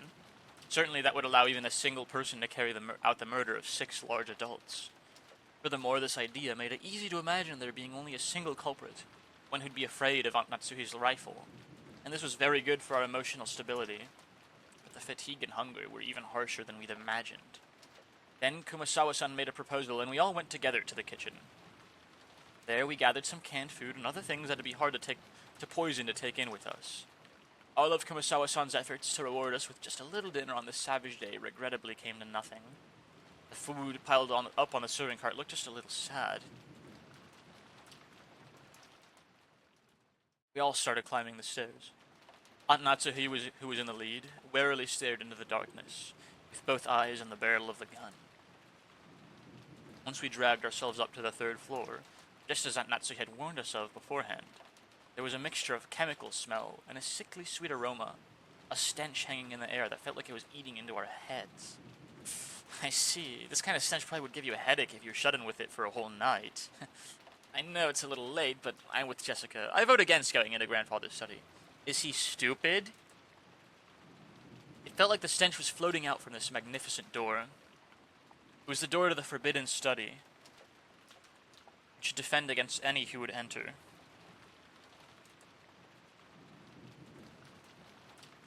While Genji-san unlocked the door, Maria stared at the door and the doorknob with a great interest.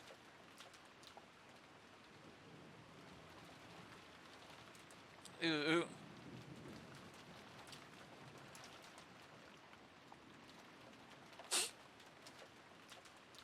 Incredible door. It looks old and strict and like it'd stop any jokes cold. The perfect door for grandfather's study. The power to ward off spiritual menaces is strong here. Beatrice probably couldn't open this door. Is that so? Posture check. You really want to catch me today, huh? I'll have you know, I may have a knee flung up closer to my chest, leaning against the desk, but my back is more or less straight. Still. 2.5 hours strong. You guys are keeping me accountable today. What does that mean? Maria pointed at the doorknob. Scorpion crest. No, a design like a magic circle arranged around a scorpion was inscribed there. That design. That's right. Isn't it just like those keychain charms Maria gave Jessica and me yesterday? The 5th magic circle of Mars is a strong ward against magic. Additionally, this magic circle was very diligently constructed and is full of power. Such a magic circle can be quite troublesome to beings of magic like Beatrice. Isn't that comforting? Are you saying we can escape even Beatrice's clutches in this room? Our little witch here sure is reliable. Then how did Beatrice get grandfather out? He left willingly. Just as Badler reasoned. Beatrice can't go inside. However, she has both magic and familiars. Using them, she might have been able to get Grandfather to leave the study of his own accord. Oh, I've read about that in manga. I've seen a bunch of scenes where vampires were frightened of crosses, so they couldn't get close. But their familiars were just fine, so they made their familiars attack. Those scorpion keychain charms I gave you yesterday also had the 5th magic circle of Mars on them. The power dwelling within them was weak, but they should be enough to protect you until we leave the island. Although it sounds like you lost yours, right? Hehehe. Scorpion keychain charms. Yeah, the charm I gave you yesterday was something I got from Maria. I heard it would repel magic if you put it on your doorknob, and at the time I thought maybe it'd be better if you had it. Is that so? I thought it was an odd thing for you to be carrying around. Aunt Natsuhi put that on her doorknob? Yes. Last night, after hearing about it from Jessica, I hung it from the doorknob on the inside of my door. Then Aunt Natsuhi, you're really fortunate. If you did that, Beatrice probably couldn't even lay a finger on you yesterday. I think Beatrice must have been really annoyed. Beatrice, annoyed. Couldn't lay one finger. Natsuhi thought back on that eerie scribble she'd seen that morning, as if someone had been tearing at the outside of her door with blood-soaked hands, and gasped in surprise. It be? Ah! Oh, the goosebumps. Had this witch, who called herself Beatrice, tried to enter through the door to Natsuhi's own room?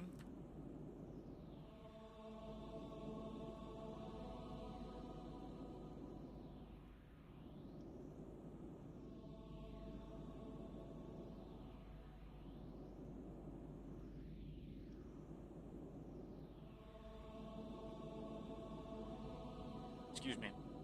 But the magic repelling charm had been hanging from the inside, so she couldn't break through the door. So she was annoyed. So she scratched at it. Quit it, don't talk about that. Witches don't exist. The culprit does. And they're a human just like us. If you need proof, why don't we dice her up and see if her blood's red? Damn it. How could you do that to Kanon-kun? Genji unlocked the door. 8 people entered Kinzo's study. And then grandfather's study. I'd heard rumors about it beforehand, so I wasn't that shocked. He had done nothing more than fortify it thoroughly with his occult hobbies. If grandfather's hobby had been chasing after pop idols, these walls might be buried beneath idol posters. Even if I didn't understand it, I did realize that this room was a bundle of all his pastimes. Even so, I couldn't help but remain dumbfounded by the smell, this creepy medicine, and the sweet stench that seemed to melt my head. End scene?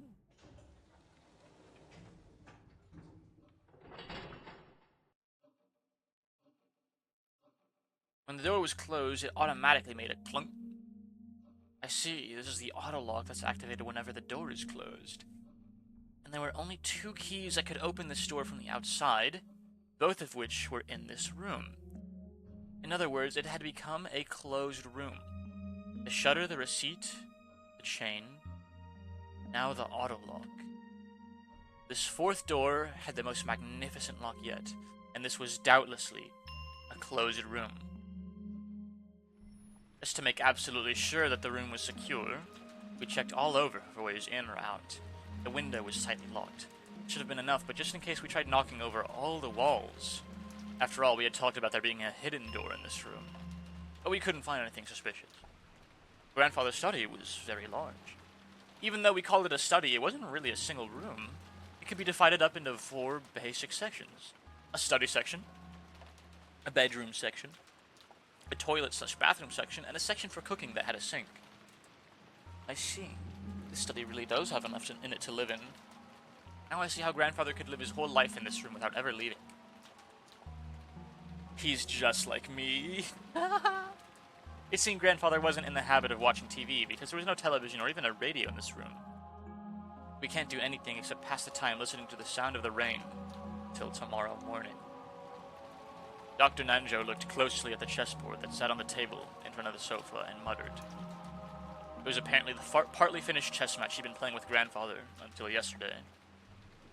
The black had the white pretty well cornered, and it looked like checkmate would be reached within a few moves. The last part of the endgame. Even though checkmate had almost been reached, the endgame had been rushed, and in the end was never completed. Kinjo-san, seems you weren't able to see this match through after all. Dr. Nanjo, I was Kinjo-san's friend for a long time, but I never knew more about than half of him. I believe two Kinjos existed, a wise one and one trapped by some madness. Never understood anything about him, especially when it came to Beatrice-sama.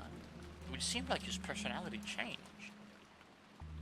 In the direction of Kumasawa-san's upward gaze, a portrait of Beatrice could be seen.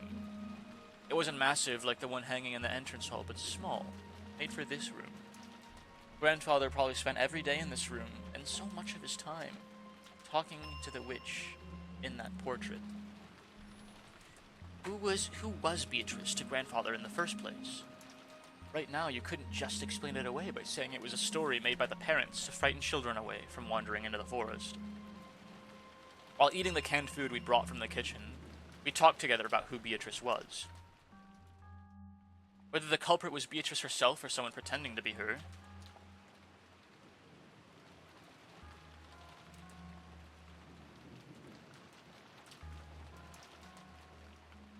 Whether they were a witch or a human, that was besides the point. The woman in this portrait was strongly related to the roots and the background of this case. Couldn't talk about this case without talking about her.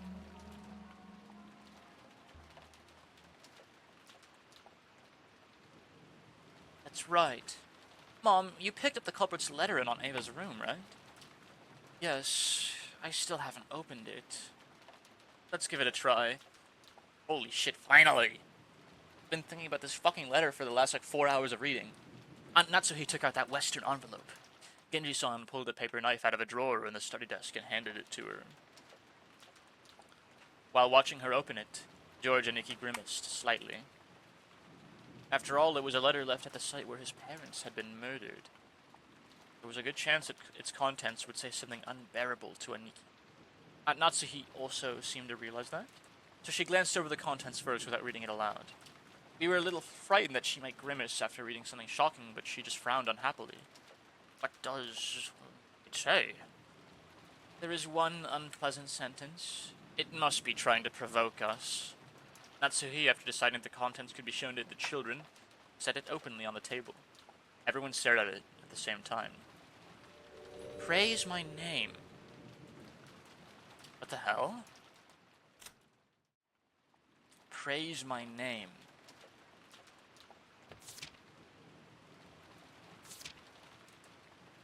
That's it?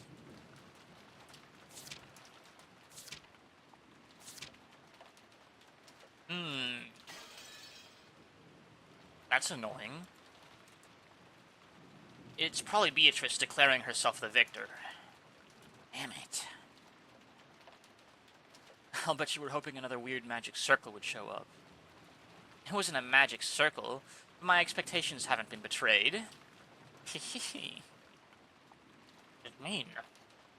I wonder if she wants to tout her own existence. That seems reasonable. With this letter, we now know that the author of last night's letter is the culprit.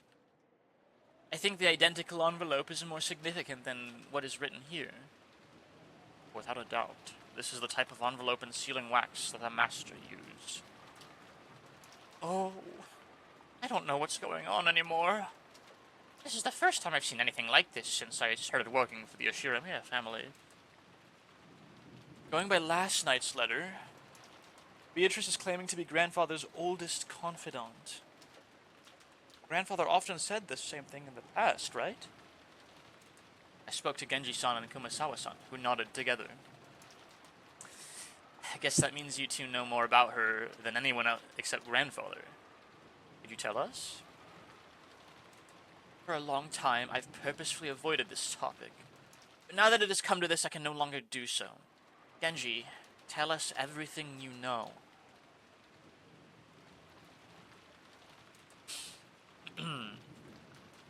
Genji-san didn't answer. Did he remain silent despite his knowledge, or did he know nothing at all? Still, I had a good guess.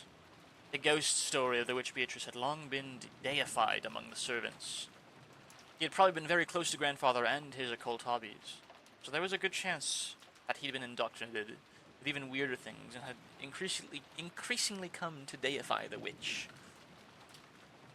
As grandfather's most trusted servant who had sworn loyalty to him, he might be most influenced by the illusion of the witch that grandfather had created.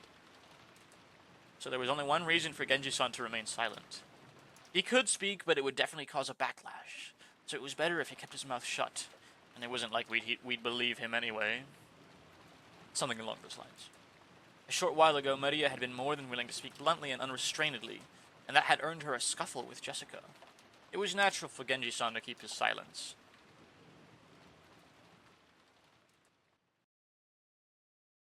Was she father's concubine?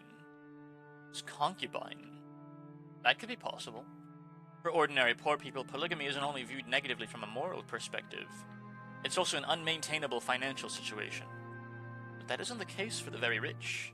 It's possible for them to have another lover in addition to their real life. We can't deny the possibility that grandfather had another woman in his life besides grandmother.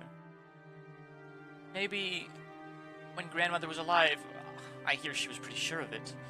She thought he was cheating on her. I always figured she meant a witch that grandfather had imagined up, but now this is getting really interesting. You told me, didn't you, Genji-san? You said Beatrice has been working for grandfather since before the mansion was finished. I heard that the construction of the mansion was completed in Showa 27, 1952. That'd mean this person called Beatrice was in a relationship with grandfather since at least 30 years ago. That concubine of 30 years ago, or maybe a relative or hidden child with that person, holds some kind of grudge and be planning revenge. Thank you for lurking, Ando, and thank you for spending as much time with me as you have. As usual. Enjoy the rest of your evening, good sir. And I will see you probably tomorrow, hopefully. I see, this is starting to sound like your standard Western Mansion mystery. Thanks for the hydrate, Kez. My throat's starting to bear the worst of all this reading, I think. It's a filthy topic, but the easiest line of reasoning to accept. I don't know if you can tell, like, if my throat's starting to tire out a little bit. Or if you're just redeeming hydrate because you like to do it. What do you say, Genji? I believe the master was indeed in love. Those feelings were certainly stronger than what he felt for his late wife.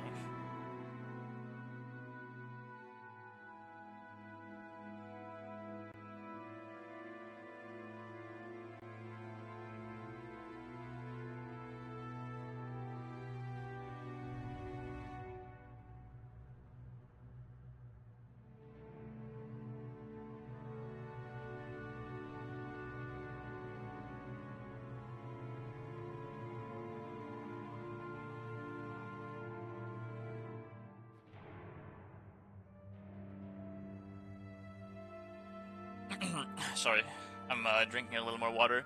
I redeem hydrate as a sign that I'm still here, also because you gotta hydrate. Well, thank you, good sir.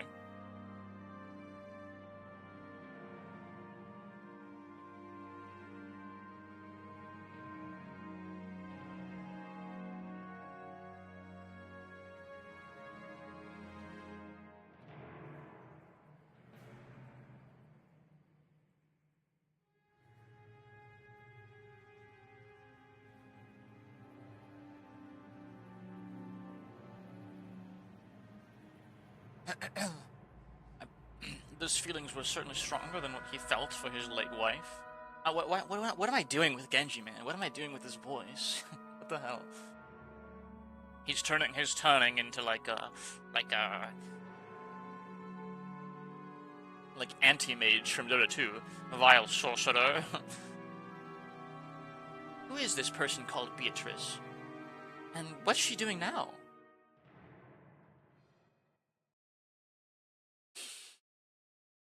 I have heard that she passed away before the mansion was completed. He's already dead?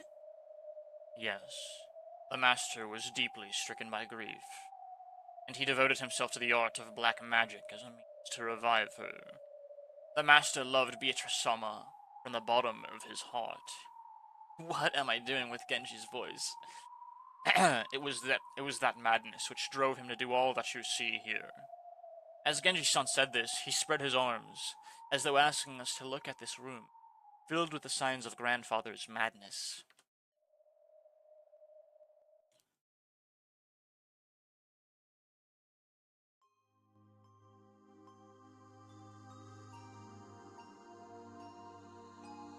We were all at a loss for words. Normally, black magic seems like it'd just be creepy, and it's really hard to imagine why someone would be so enraptured by it. Since Kinzo was just an eccentric who had restored the Yoshida-Miya family amidst his madness, nobody had tried to understand him.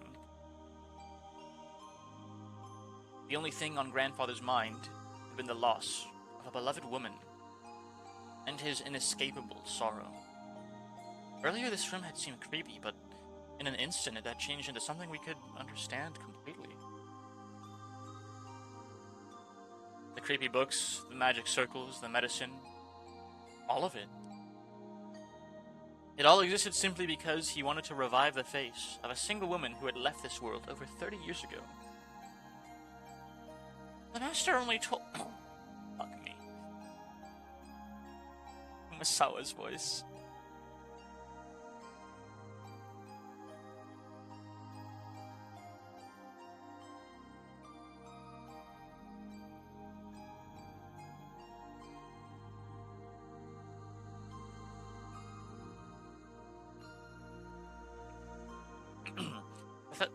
The master only told me about Beatrice's story once, when he was very drunk. I can't do it anymore. Although I have forgotten the details. It was a deep, deep love, enough to make a woman like me jealous. And when Kinzo-san succeeded the headship of the Yoshida-Miya family, his marriage to his late wife had already been decided by the few surviving family elders. So, he was forced into a marriage with some woman who would benefit the Ushiramiya family. That is correct. Kinjo-san was installed as the head, who would revive the family, and had to bear the entirety of that heavy responsibility. I do not pretend to know the details of when or where Kinzo-san first met Beatrice. All my voices are like just kind of disintegrating into like extra flanderized versions of what I first went with.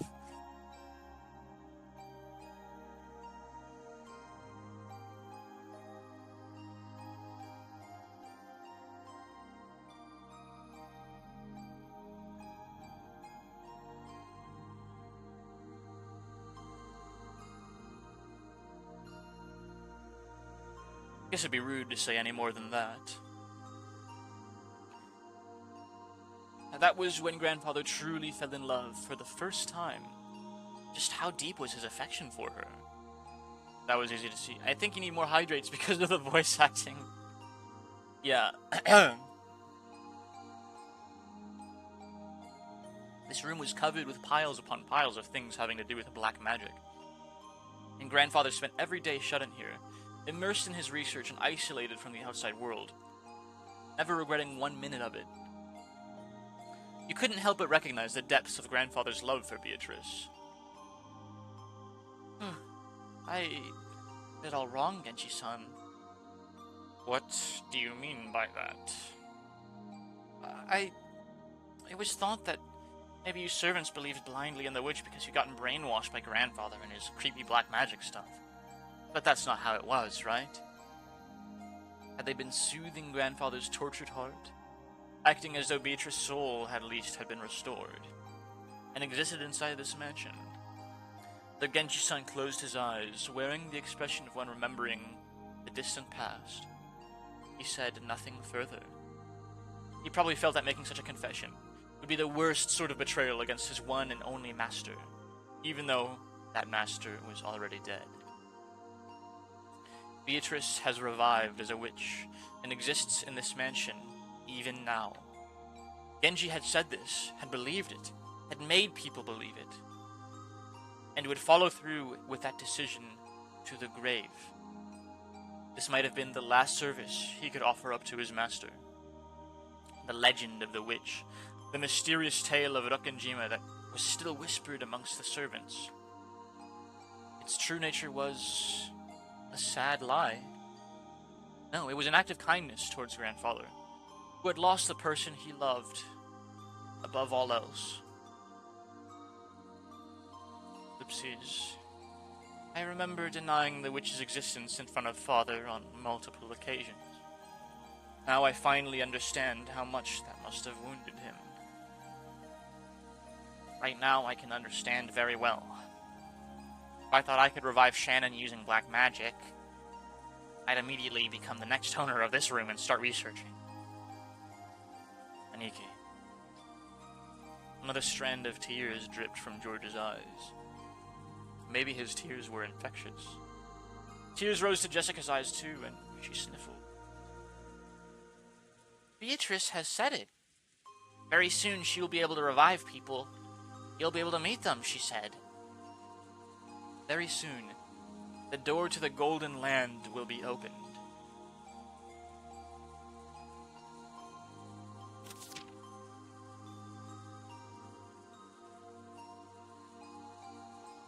Okay. I just thought of something else.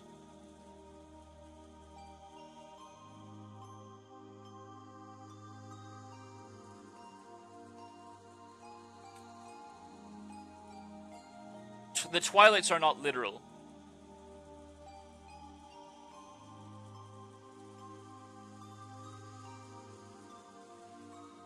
We think of the way that they've been murdered in relation to the epitaph. And it's also like kind of out of order almost, if you think about it in this way. On the fourth Twilight, gouge the head and kill.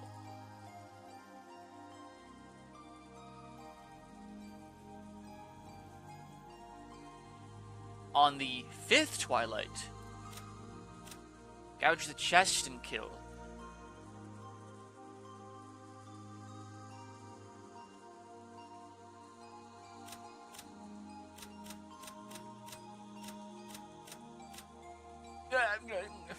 On the sixth Twilight, burn the body up in the furnace.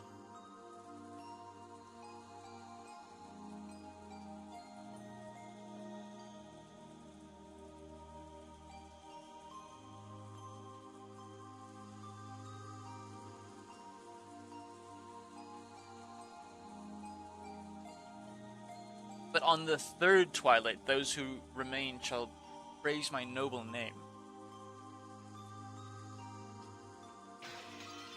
There is much to consider.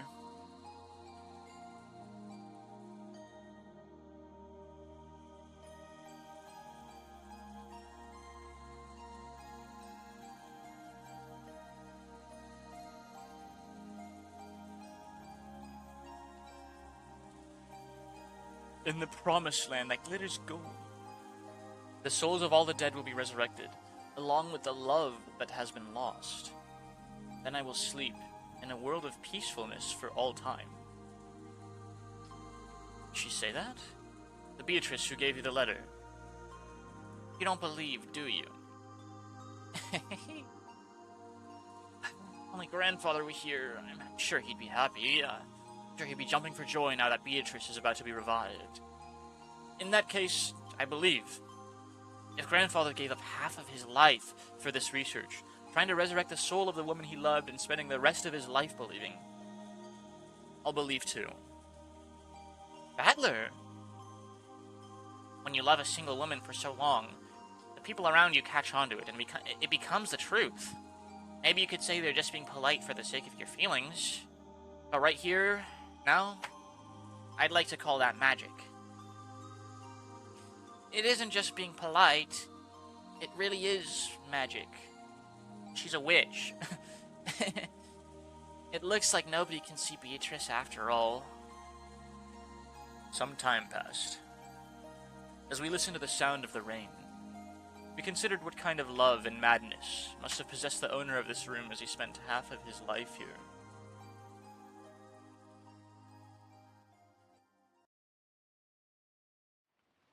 If you ask me as a woman, then while I'd like to be understanding of Father's feelings of true love, it did leave Mother in an awkward position. I agree. Cheating is cheating. No way to make it pretty. Yeah, that's right. Gotta feel sorry for Grandmother. So, have there been any rumors about a child between Beatrice and Grandfather?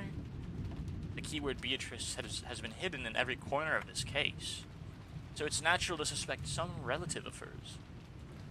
No. I have not heard of anything like that. If there was one, a memento of his most beloved person, he surely would have given them all of his affection. Since he ended up immersing himself in black magic instead, maybe we should assume that there was no such child. Come to think of it, that reminds me of a rumor I heard. You know it, right? A story about how Grandfather heavily supported an orphanage called the Hukuin House. Enough of that. That is nothing more than slander which would desecrate Father. Tell us, Natsuhi. I think even you'd agree that there's no time to hide things from each other. It's a worthless story. Father made massive donations to an orphanage and had the orphans employed as servants at the head family to give them some on-the-job experience. I'll bite some bread, I'm kind of hungry.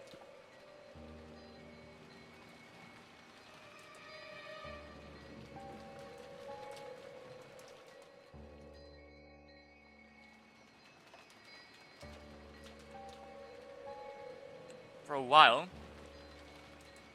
some guys even said that he was collecting human sacrifices for his black magic.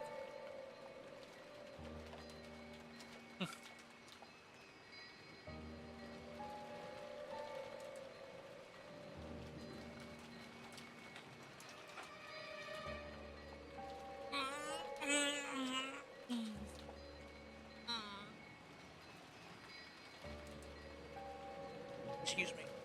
Same posture as the last check, Kaz. Which is to say straight backed, but like my knee is kind of like curled up. So it's not it's not slouching, but it's like my knee is. It helps. It helps with the back pain a lot, I've noticed. There's a reason I always gravitate towards that seating posture. And these servants who came from the Hukuin house are? There are several of them. But Shannon and Canon were the two scheduled during a family conference shift. To resurrect Beatrice, he brought in servants from an orphanage as human sacrifice. After all, everyone Grandfather selected as a servant was young, about the same age as Shannon or Canon-kun. I was sure it was because Grandfather had some bizarre hobby. Jessica! Mind your words. When Natsuhi scolded her, the atmosphere instantly went sour, and everyone fell quiet. However, something was tugging at the back of my mind. Sacrifices? Sacrifices. Human sacrifices brought over from an orphanage.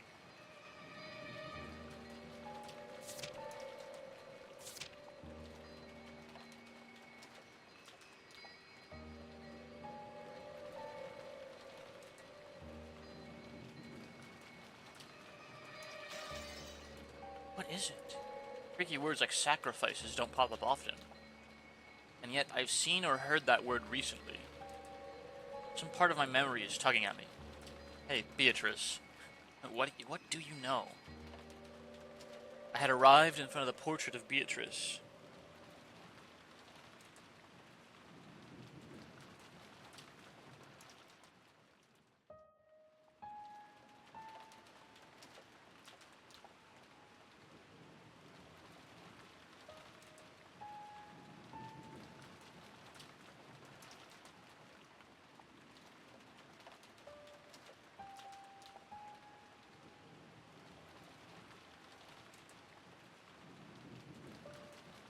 It wasn't as massive as the one in the entrance hall, but that portrait, which must have been drawn by some famous painter, was still just as intimidating in this smaller size. Below it, just like in the entrance hall, was the epitaph, that supposedly hinted at the location of the hidden gold.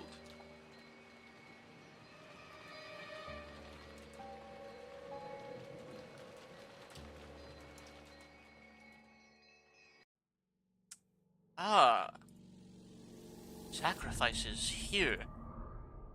What the hell, Battler? You're creeping me out. 6 sacrifices. Both of my eyes were wide as plates. Everything's been predicted right here from the very beginning. Everyone crowded around, and the same expression of shock rose to all of our faces. That's right. It's right here in the epitaph. On the first twilight, offer the 6 chosen by the key as sacrifices. There's no doubt. 6 people died in the beginning, and even on the shutter where the magic circle was drawn, where the Hebrew was written, it mentioned the offering as sacrifices. Ooh, I've been saying that from the beginning. That's right, Maria said it at the start. Right after we found the 6 bodies when Maria was in the parlor watching TV, she said it. Ooh, the culprit isn't human. It's just the sacrifices chosen by the key. It has nothing to do with the location of the hidden gold. It's the instructions for a resurrection ceremony using black magic or something. After all, this epitaph requires a large number of deaths. It sure does. Been reading through it quickly. There'd be 6 plus 2 plus 5. 13 people who must die. How many people are normally on this island? It changes depending on the shifts for the servants, but there's father, my husband, Jessica, and me. And 2 or 3 servants. Today and yesterday there were 5 of them, but there aren't normally that many. Which means that normally there wouldn't be enough sacrifices to carry out this ceremony. No, wait. There's that rumor that grandfather was collecting servants from an orphanage to be used as sacrifices in some creepy ceremony. So what does this mean? He increased the number of servants to increase the number of sacrifices and waited for the annual family conference when even more people would gather? Hi, Wilson. There you go. Isn't now the only time a year this ceremony could be held? When Jessica screamed this, Maria broke out in that creepy laugh, looking truly pleased. Creepy laugh. Haven't you ever heard of people making bets to test their fate? Like throwing a sandal and saying that if it lands right side up, tomorrow will be sunny. Or saying that tomorrow will be a good day if a coin lands heads up. There are many little superstitions like that. Sometimes when your luck is down and you get bored, and you roll the dice and get 3 6s, you want to believe it's a portent of some miracle. When flipping a sandal, you have, at worst, a 50% chance. Even if you get it right side up, it's not worth much. But if you carelessly roll 3 dice and they all come up 6, you might think that's a small miracle. Magic works the same way. You must pray earnestly for an extremely unlikely result. Then the feelings from all those stored up prayers gain magical power and become incarnate. The magic that grandfather was trying to perform was probably like that. The key randomly selected sacrifices in a lottery, so to reduce the chance that he himself was selected, he chose the day with the greatest number of people on the island to carry out the ceremony. Ridiculous! Are you saying that this entire situation was caused by a mere ceremony for some bizarre magic? That's what he yelled. She couldn't quell the fear that a scorpion charm might be the only reason she was still safe. If I hadn't received that charm from Jessica and hung it on from my doorknob, would I have been killed mixed in along with those 6? And the strangest part is, even though I hung the charm from the inside of my door, they couldn't get through that door.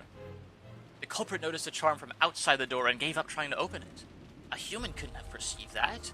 A charm meant to stop something that was not human. Had done exactly that. Impossible, impossible, impossible! But Matsui-san, the epitaph certainly does continue to fit even after that. On the second twilight, those who remain shall tear apart the 2 who are close. Could this be talking about Eva-sama and Hideyoshi-sama? Painful as it may be, we must reach that conclusion. And after the culprit killed them, they left the words from the 3rd twilight in a letter there. That's right. After carrying out the 2nd twilight, they left the 3rd... Wait. Gouge the head and kill. Gouge the head and kill.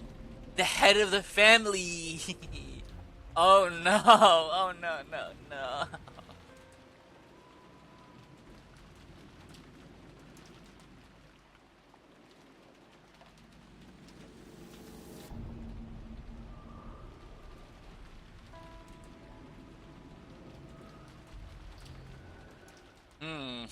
This is getting very bad very fast.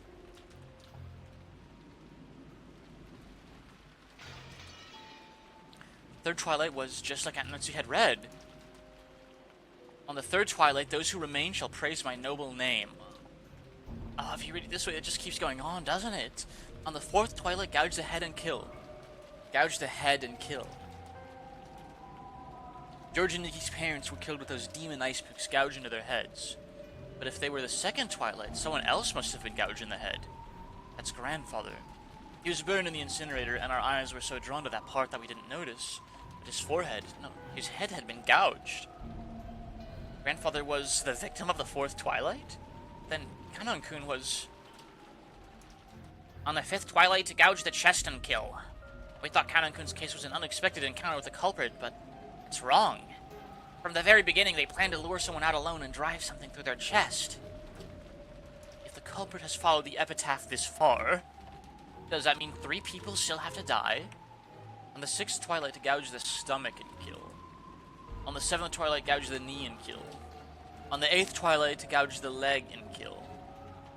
Yes, you could read it that way. Well, I wonder about that. After those 3 die, it reaches the 9th twilight. Take a look.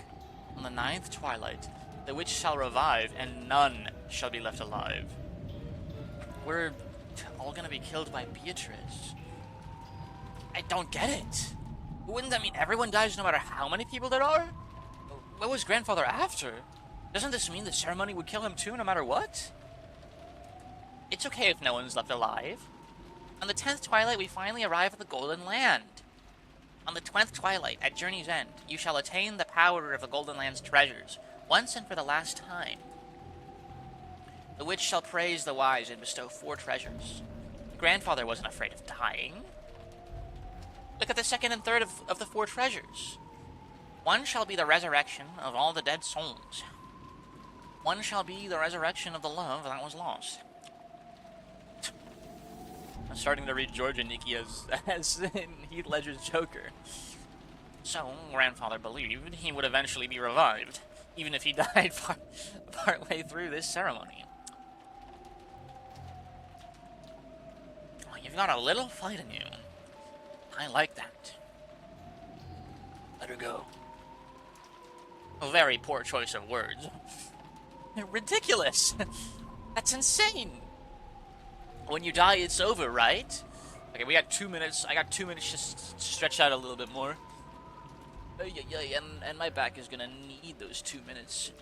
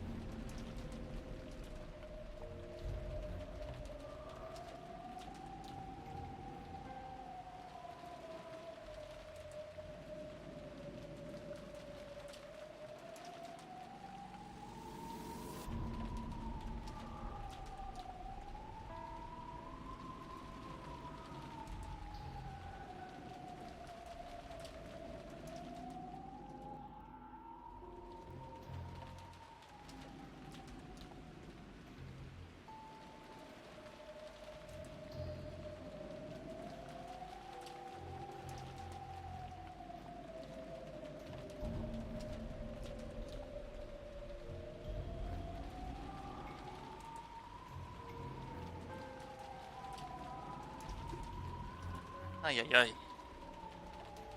It's getting serious in Buckinjima.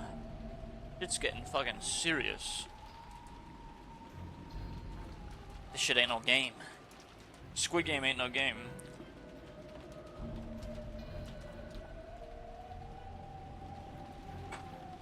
What?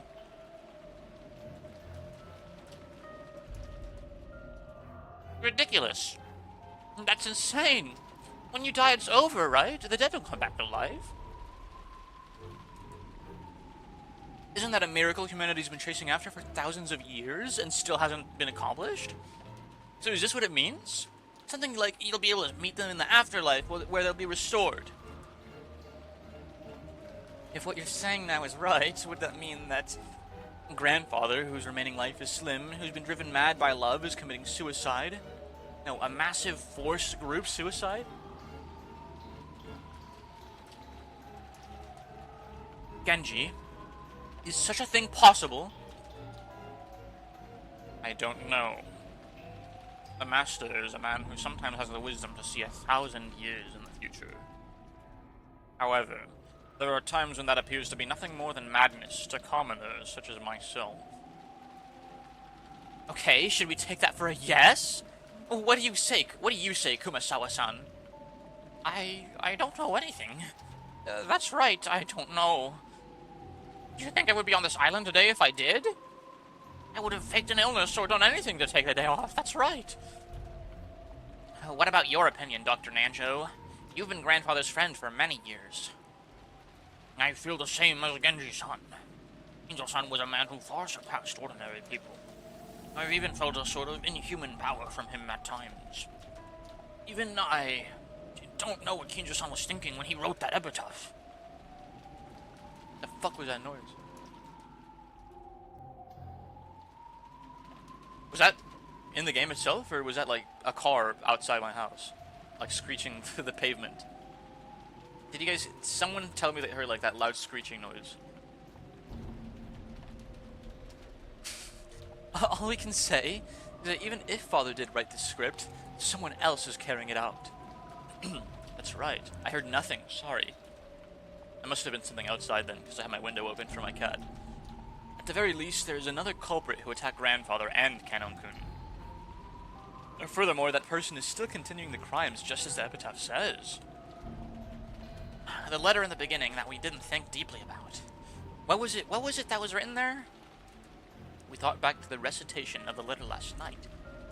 Beatrice had proclaimed something inside it. She had proclaimed that, according to her contract with Kinzo, she would collect everything of the Ushiramiya family as interest. Yeah, there are cars outside. Cars and school buses coming back from Dishure.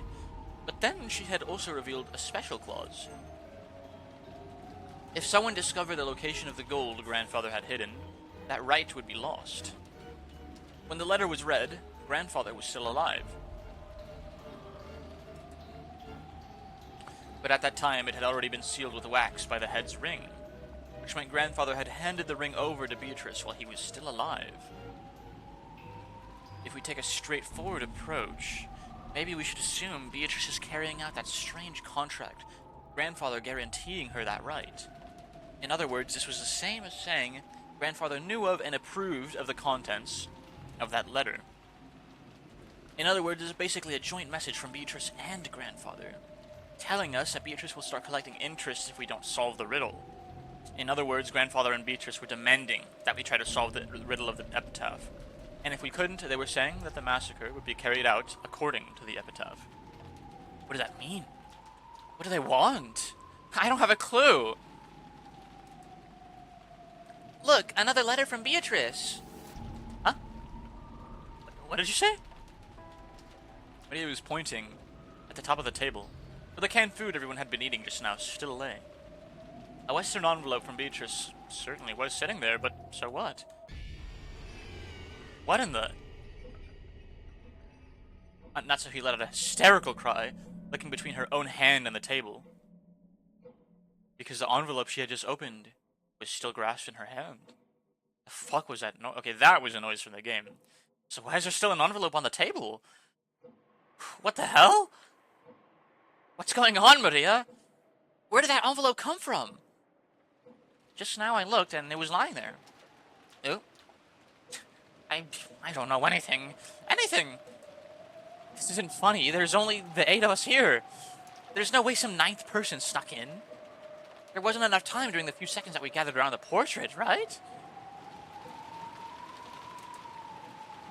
The wind is howling. Get back, all of you! Back against the wall!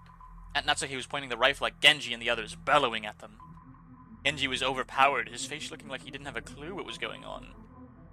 Of course, I felt the same, but a few moments late, I reached the same conclusion Natsuki had. Until just a few seconds ago, there had been no letter like this on the table, and nobody entered this room. That means someone among us placed it there during the few seconds when everyone was looking away, preoccupied with the portrait. Battler-kun, open that envelope and read what's inside. Sure. I picked it up. It was still sealed with wax. Even without disturbing its contents, I realized this was an as-yet unopened envelope, an unknown envelope. Without relying on a paper knife, I tore it open and pulled out the letter inside. The contents were as follows. Are you enjoying the riddle of Kinzo-sama's epitaph? As you are all probably aware, you have very little time remaining. Please abandon any naive hopes of escaping after the storm passes. This game can only end with my victory or yours. When time runs out, I will win by default. The small pause after Among Us, it was as if a deep switch had been flicked on. There will be no ties. Make sure that you do not misunderstand your current situation. That's what it says. It isn't clear who put this letter there. However, I've been able to narrow down the list of suspects. It's you all! Madame, that's just too horrible. Just before I moved towards the portrait, I set a can of food down here. At that time, there definitely wasn't anything as strange as this letter there. And at that time, Jessica, George-kun, and Badler-kun were already in front of the portrait. And they didn't leave the spot in front of the portrait until the letter had appeared. So the person who set that letter down is one of you four. Beatrice is here. No, we aren't Beatrice. Beatrice exists. Silence! I don't know whether I should suspect one of you or all of you. But without a doubt, at least one among you is the culprit. But that's right. There can't be a 19th person. There's no way witches exist. Even when Kanon-kun was killed, yeah, that could be explained if Kumasawa-san was the one who did it. The truth is that Kumasawa-san entered the boiler room with Kanon-kun and killed him. And then she lied, saying she had already fallen when she got there. You're making a mistake, milady. Why would I do something like that? I don't have the slightest idea how my parents were killed in that closed room. But when they were killed, everyone except for the servants had an alibi. The only ones who didn't were the servants. But does that really mean it's okay to suspect them? Yes, now that you mention it, they have no alibi for any of the cases. Should we really be so quick to make that judgment? At this time, in this room, in this place, in this moment, in this minimally small bit of time and space, it's obvious. Only one of the four of them could have set the letter there in our blind spot. We can't tell who put it there, but it's obvious that one of the four did it. Natsuhi-san. Please calm yourself. A lot has happened today. I understand how much strain is on your mind right now. Dr. Nanjo, it truly pains me to call you suspicious. However, you are Father's personal doctor and his closest friend. You have been chosen by his side for many years, and you might even know about Beatrice. Could you be hiding some kind of old obligation? Of course not. Calm yourself. It was pitiful to watch Dr. Nanjo frantically pleading his innocence. It was probably a normal reaction that anyone would give if they were suspected. Kumasawa was the same. Ever since Jessica voiced her suspicions of Kumasawa murdered Kanon, Kumasawa had been totally flustered. That was why Genji's still calm appearance looked so bold. Aunt Natsuhi pointed the barrel of the gun. Genji, you were grandfather's #1 subordinate. Was Beatrice an illusion you showed to father, with you as the performer? If by suspecting me you recognize me as a master's greatest servant, then I count it as a great honor, regardless of the circumstances. However, I am not the one who put the letter there. Do you expect us to just accept that? You must be the ringleader. Maybe Kumasawa and Dr. Nanjo are your accomplices. And Maria-chan too. Not content to suspect just the adults, Aunt Natsuhi pointed the gun relentlessly at Maria too. But Maria acted as though nothing had happened. Or maybe she thought she would be fine even if she was shot. Maria-chan, by this point we can no longer remove someone from suspicion just because they're young. So for the last time, let me ask a question that everyone's had since last night. Yesterday, who was the Beatrice who handed you the letter? Ooh. Maria, don't dodge the question. Make it clear. Who gave you that letter? How many times do I have to tell you? It's Beatrice. The 1,000-year-old golden witch. If you want to know what she looks like, just turn around. See, she's right there. Beatrice is. Don't mess with us, Maria! Enough, Jessica! Maria, too. Don't you understand the situation? What are you hoping to gain by saying stuff like that? Stop stirring each other up pointlessly. I don't understand. Who do you all want the culprit to be? You only believe in Beatrice when you don't want to suspect one of your own. When you're trying to settle a grudge because someone who's close to you has been killed, only then do you want to believe in human you can attack with violence and deny Beatrice. That's why you can't see her. Beatrice exists. You all can't see her. Silence! I don't want to label you as a culprit, but there is no longer any doubt that you enjoy making this situation unpleasant and are providing assistance to the enemy. Then what will you do? Shoot me? Holy shit. It's the same picture. It's the same picture, man. Oh my gosh. I need to put it up on the stream at this point. It's the same fucking picture of the cat with a knife pointed at him. Oh my gosh.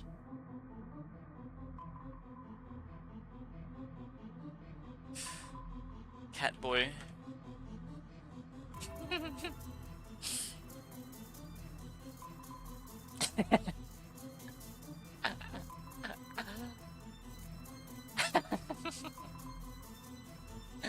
Let's put it up there. What are you gonna do? Shoot me? I don't mind. Very soon the door to the Golden Land will be opened. Then all the dead will be resurrected. Right now, death is nothing to be afraid of. Mom, she really is suspicious. We can't keep her with us. But Aunt Natsuhi, please calm down. There's no reason to shoot Maria. Please remain composed. The letter was meant to provoke us, but it's nothing to be afraid of. Even the culprit is scared of what will happen tomorrow. They're scared of the police. Right now, this island is free from the reach of the law, but that's only because it's isolated by this typhoon. Once the typhoon passes, the law will return. So you mustn't shoot. How can you say so calm, George Nissan? One of these four is the culprit. No, maybe all four of them are working together. How can you stay so calm when one of these four might be the culprit who killed your parents? Even I have the desire to find the culprit and kill them. But that would be simple barbarism. I will leave the judgment of the crimes to the law. So no matter how suspicious they are, you mustn't pull that trigger. I feel the same as George, Aniki. Natsuhi, get a hold of yourself for a second.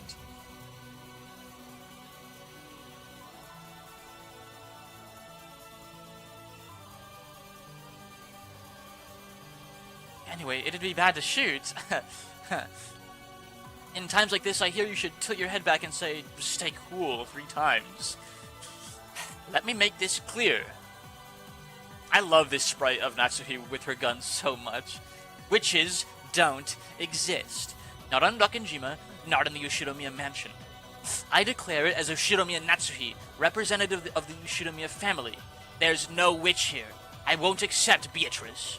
No matter what you're planning, I won't let you lay one finger on my daughter or the rest of them. That's my duty as a mother and as representative to the family. Those words were the final words of farewell that settled everything. To protect her daughter, Aunt Natsuhi would regard any suspicious person as an enemy. The only reason Georgia, Nikki, and I were standing on the side was because, by coincidence, we had a clear alibi regarding the letter. If I hadn't approached the portrait, I would also be at the other end of that gun barrel, treated like a criminal. But even though part of me thought that, part of me was thinking that chasing all the suspicious people from this room would finally guarantee our safety. Genji-san and Kumasawa-san and Dr. Nanjo, all of them were on grandfather's side. Maybe you could say that once Maria started blindly believing in Beatrice, she was also on grandfather's side. That's right. They are all suspicious. But is this really okay? We throw out all the suspicious ones in such a lawless way. Will we still have the right to defy the lawlessness of the witch? Phew. Fucking end scene. Ugh. Took a lot of energy to... I had to channel a lot of energy to act that one out. Holy fuck. Aunt Natsuhi didn't tell them to leave with her own words. But with wordless pressure, she induced them to say that themselves. Because if Dr. Nanjo didn't say those words, the cold silence would surely continue forever. Calm yourself, Natsuhi-san. Still, I understand your feelings well. I myself feel like there's something wrong with my head after all these strange, repeated incidents. So I understand well why you want to suspect us. If you really have nothing to do with this, then my actions now would be beyond rude. However, please understand just this once. Very well. Let's leave the room. What do you say, Genji-san? Shall we return to the parlor and continue watch us game? If that is what you wish, by all means. I don't want to. After all, that means we'll have to leave this room knowing that the wolf is among us, right? Say that again. I don't want to, madam. Please forgive me. Eek. For the hydrate, I need... It was obvious what Kumasawa-san was trying to say. If she was innocent, then she was being ejected... She was being ejected into dangerous territory along with the culprit.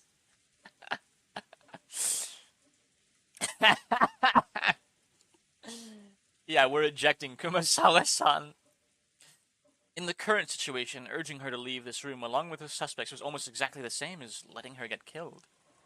However, Kumasawa-san really was suspicious just for being the first one to discover that Kanon-kun had been murdered. At that time, everyone except Kumasawa-san had an alibi. Unless we could prove the existence of some contraption, or the existence of some 19th person, Kumasawa-san was by far the most likely suspect. I didn't want to believe it. However, Aunt Natsuhi and the rest of us were in such a difficult situation that we couldn't help suspecting her as well.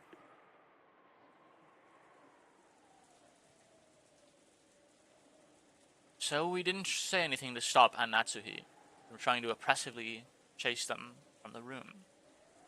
We had stopped her from shooting, but we were passively agreeing to chase the others out of the room. On top of that, Maria spoke to the fretful Kumasawa-san. It's okay. Beatrice is kind to those who respect her. You believe that Beatrice exists, so it'll definitely be okay. I'll watch TV in the parlor. Let's watch it together. It's so boring here without TV. It looked like Kumasawa found Maria's roguish laugh very frightening. However, the three people had agreed to leave the room. Kumasawa couldn't fight the flow and had to agree, crying as she went.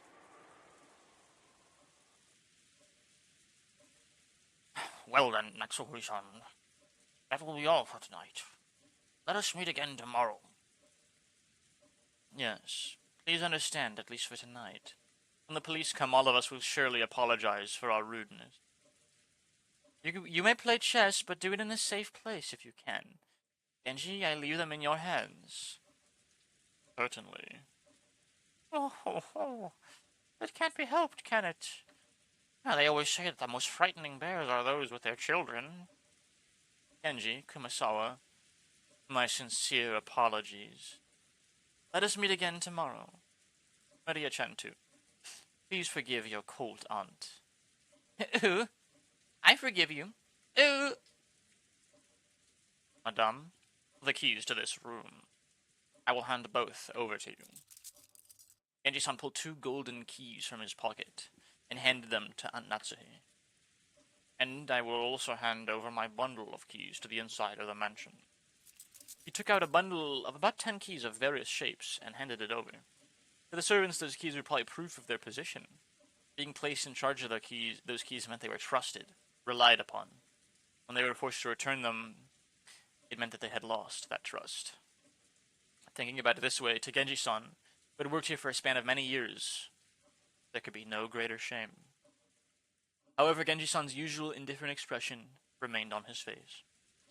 Genji, I had planned that after father passed away, I would reward you for your many years of hard work and allow you to retire. To treat you like this makes me feel ashamed from the bottom of my heart.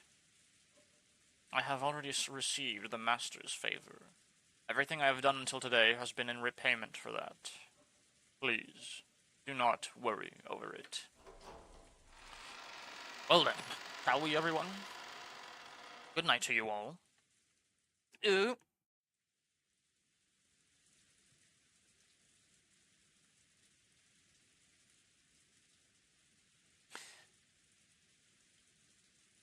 Good night. Good night to you too, Battler. Ooh. Maria. Wait a sec. Knowledge of guilt made me call Maria back. I groped around in my pocket and took out that scorpion keychain. This repels magic, right? Wear it. Ooh. Didn't you say that you dropped it? Back then, I got ticked off and just bluffed that I'd lost it. But he's so full of shit! There's no way I'd lose the precious charm you gave me. Maria silently took the charm. I was unable to say anything after that. Well then, everyone. Good night to you. We watched them leave, our expressions completely worn out, and we weren't even able to respond.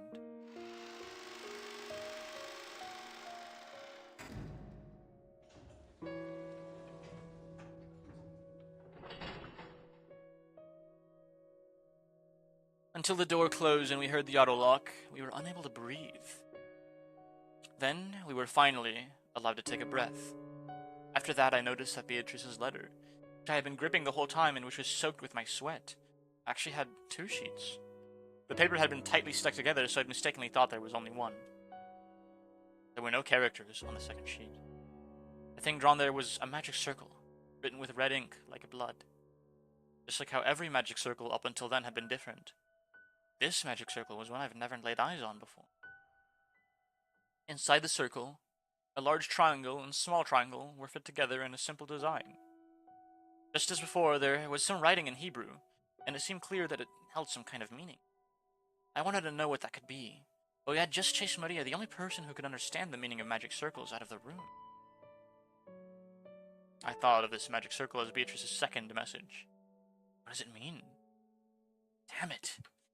After chasing out all the suspicious people, all we had to do was stay barricaded here until morning, and everything would probably be over. Once the typhoon has passed, when the seagulls cry, will everything be resolved? But the letter, which had unexpectedly appeared in the study, forced us to reject that naivete. It had made it very clear that if time ran out, it would mean the witch's victory. When time runs out, is the witch planning to take on the offensive? This time, is she planning to display some fearful magical power? Maybe something that could have been used to kill 6 adults at once? Wait, when is time supposed to run out anyway? I don't know anything. With this, we should finally be safe. Finally. Definitely. Even as she said that, Anatsu couldn't stop gripping that rifle. There was no release in the tension of her expression. Of course, none of us felt like breathing a sigh of relief. At least, not until we could hear the cry of the seagulls once more.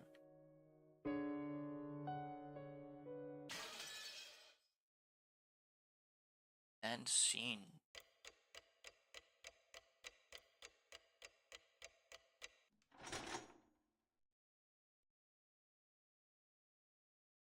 Half past 11.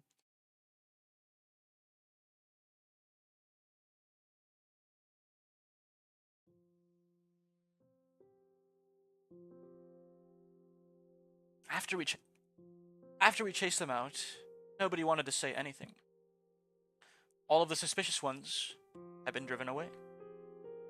Even though we knew there might be some innocence among them, we still did it. We chased them out of this paradise, where people don't have to suspect each other. But our motive for chasing them out was suspicion of one person towards another, the worst kind of crime for a human. If we had accepted the existence of a 19th person, of the witch, then we all might still be talking face to face, trusting in each other. In that instant, we had agreed to chase out all of the suspicious people. But had that been the right thing to do? During this endless silence, we could do nothing but be quietly tormented by that sin. Aunt Natsuhi faced the door without letting go of her rifle for even an instant, sitting far back in the sofa. She would probably spend the night staring at the door without a wink of sleep. George and Nikki grazed through a gap in the closed curtains by the window, looking down at the courtyard and the mansion that surrounded it. I didn't know whether he was checking to see if a suspicious shadow would become visible through the window, or whether he was wondering to himself about something. Jessica was sitting sideways on the sofa next to Aunt Natsuhi, the dead expression on her face. And every once in a while, as though she just remembered something, she'd take out the inhaler she had used during her asthma attack and stick it in her mouth. I just heard it from Aniki, but apparently Jessica liked Kanon-kun. It was apparently so vague that she hadn't realized it herself. You know, it's the kind of thing other people tend to spot before the person in question realizes it. Which means she might have first learned of her feelings when the person she liked died. It must have been so terrible. So sad. Come to think of it, Kanon-kun was the one who handed her that inhaler. Maybe she was remembering that. I was fishing around Grandfather's study, thinking I'd researched the meaning of the magic circle on the letter's second sheet. Even though we were shut up here in a defensive position, my rebellious nature made me want to find some key, some way to resist. After all, we've got plenty of time before tomorrow morning. Who could fault me for how I use it? No one else showed that much interest in his magic circle. Its meaning was unknown, and once we understood it, we were sure to find some message that would cause us unnecessary anguish. Hi, Wilson.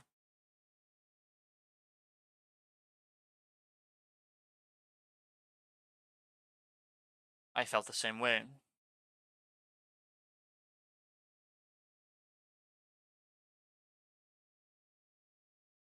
However, I couldn't just ignore it, so I killed time by going through the motions of researching it.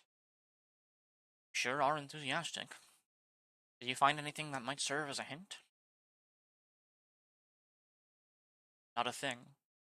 The first tough part is finding a book written in Japanese. Just how many languages could Grandfather read? He's incredible. Aren't you tired, Battle-kun? You should take a rest while someone else stays awake. Aunt Natsuhi said she'd stay up all night for us, but there's no way her body can handle that. We should take turns sleeping.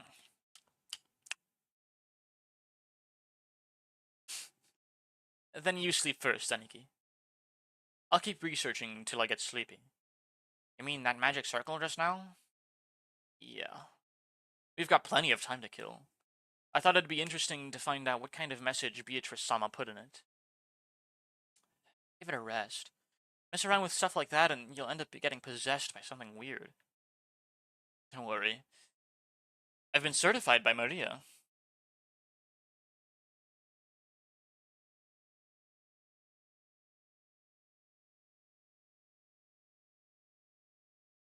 She said I've got no spiritual talent at all.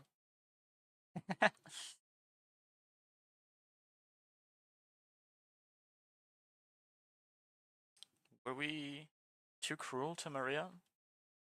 Jessica, you mustn't think of that now. But Mom, if Maria wasn't involved and there's a culprit besides her, then she's obviously a soft target for the murderer. If she's killed because of this, then just left her to die. A gloomy... Thank you for the hydrate, Cows. A gloomy silence settled once again.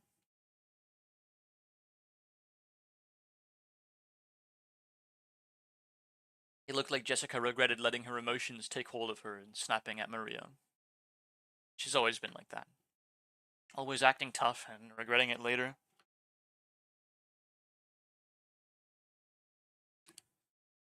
My cat, man, he's so cute. Popped down from the window next to me to just fall asleep like literally inches from my chair. I understand how you feel, but Maria was in close contact with the culprit, and she might have been siding with him, talking like that over and over to further confuse matters. I am relieved that we chased them out. That's pretty harsh, Aunt Natsuhi. Couldn't it just have been the nonsense of a 9-year-old girl? It probably wasn't very convincing to hear that coming from me. I myself thought that Maria was creepy on several occasions, even doubting her true nature. And when Maria was chased out of this room, I couldn't deny I'd felt some relief. If that is the case, then tomorrow we will apologize for what we did. I will take full responsibility for chasing them out of this room. This isn't something the rest of you have to worry about. I feel a tragic determination in Natsuhi's words. To protect her own daughter, she had resolutely chased out the suspicious ones. And if, as a result, she had to watch the people who had unfortunately been suspected to die, so be it. She was prepared to take full responsibility. Why does Maria have to keep saying stuff like that? She's bringing about her own ruin. I think the reason Maria-chan adores witches and magic so much might be Aunt Rosa. Aunt Rosa? What does she have to do with it? Didn't you realize it too, Battler-kun? Maria-chan's real father ran off somewhere a long time ago. Although Aunt Rosa tried to confuse the issue by saying he's on a foreign business trip. Talking about Rosa-san's family has become kind of taboo in the Ushidamiya family. I think Aunt Rosa thought about remarrying, but I also believe Maria-chan may have become her shackles and made that quite difficult. After all, she sometimes got really emotional and hit Maria-chan. I agree with you there. It looked like Aunt Rosa was trying hard to like Maria, which means that she didn't really like her. She might have thought of Maria as someone who stood in the way of her remarrying. I think that emotional rejection from her mother must have left some deep scars on her young heart. So she learned about this occult hobby from somewhere and immersed herself in it to bury the holes in her heart. Did you know? To Maria-chan, the image of a witch isn't negative at all. Remember yesterday at the beach when she showed us her notebook?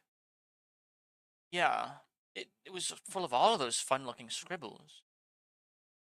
Yesterday, when we were down by the beach, doubting the witch, Maria got all riled up and started explaining about witches. And not one of the pages had shown a picture of an ugly witch. They were all brightly colored, beautiful, cute witches who looked like they were having fun. There was absolutely nothing sinister about them, like a boy might have imagined. They were beings adorned with beautiful dresses, who could grant anyone's dreams with their mysterious magic, and who made everyone happy. Maria felt the sorrow of not being loved by her mother. Yet she sought help from the witches as beings who could give her happiness and save her. Someday a witch would come, and using her wonderful magic, would bring Maria happiness. Even though she believed that, as she grew older, she had to face reality, as her fleeting dreams were sliced to ribbons, one by one. If something claiming to be the witch of Rokkenjima appeared in front of a girl like that, whispering that she'd take Maria to the Golden Land where she could be happy, now that it's come to this, I want to confess what's in my heart. Throwing out Maria-chan, no, Genji and the rest too, was probably the wrong thing to do, I think.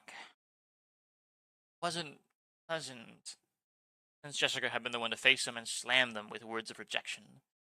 Her conscience must be tormenting her a lot right now. Then how do you all explain that letter? No one could have said it there except the 4 people standing behind us. I made sure of that with my own eyes. Those 4 are innocent. How was that letter placed in a closed room with 8 people? That's right. When you put it that way, those 4 really do seem suspicious. But it's all useless. Dameda. Zenga dameda. It's all useless. Useless? What is? Right. It might not be worth anything anymore, but let me spin the chessboard around again. In other words, if one of those 4 really was the culprit, isn't that weird? That's right. Wasn't setting that letter openly on the table the same as confessing that one of them was the culprit? You're right, that is weird. If they were going to do it, you'd think they'd put it in the crack of the door, for example, to make it look like someone had slipped in from the outside. Of course, they should have known that they'd be suspected if they didn't make it look like the culprit was outside the room. Yeah, that's it exactly. If the culprit was one of those 4, setting that letter right in the middle of the table would be both risky and meaningless. But putting aside whatever trick was used to set it there, we assume that the culprit is someone other than those 4. In other words, someone who was outside the room.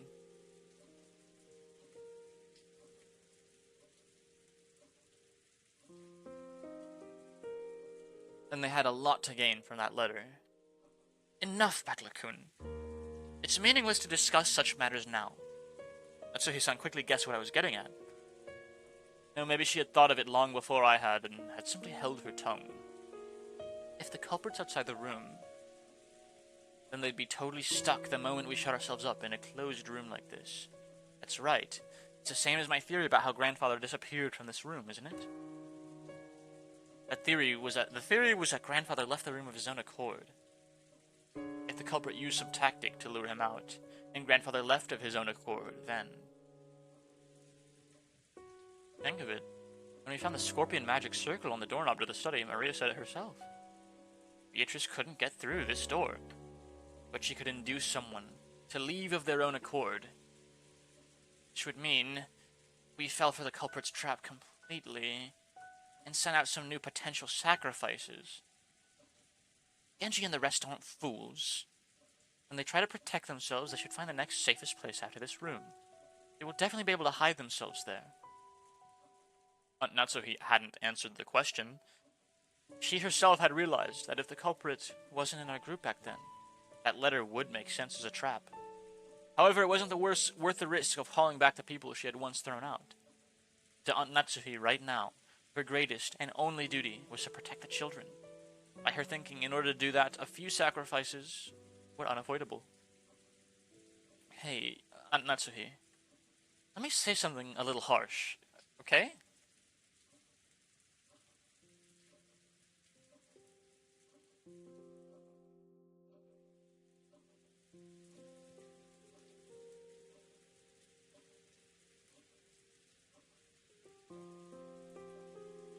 At that time, what if, by coincidence, Jessica had also been standing behind you? Would you have chased Jessica from the room too? It's true that a lot of brutal things have happened. But as a mother, you thought you should protect your daughter no matter what. Because of that duty, chase them out, even though you knew that you'd eventually be held responsible for it. It's not like I'm condemning that, but, I was just thinking about what a great mother Jessica has. That's right. You've been dealing with these incidents since morning, and you've been pulling all of us along this whole time without losing your composure. If you were all confused too, the rest of us would probably be in the culprit's grasp by now. So I think we all have to thank you. Thank you. So what you two are trying to say is that you want her to act as Maria's mother too? So listen! Gato Moody. Oh my gosh, you're so cute.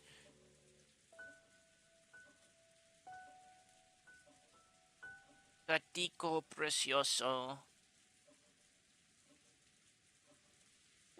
Sorry, he's meowing at me behind my chair. And like he's like stretched out. He's like lying down and stretched out.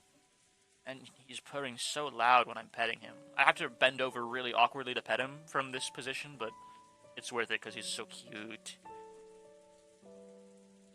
Gato, gato, gato. Okay. Sorry about that.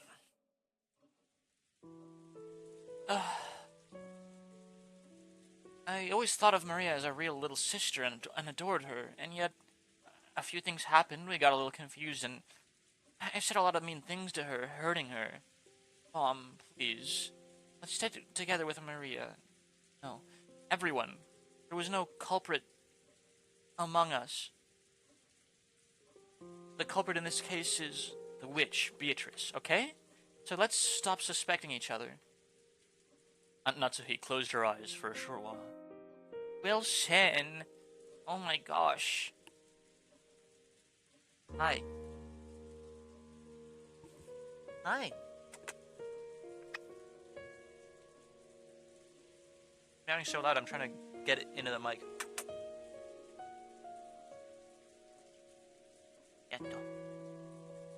I don't know if my mic's picking up any of his purring or meowing right now, but he's so cute. Was she coping with her throbbing headache again? Was she thinking of something?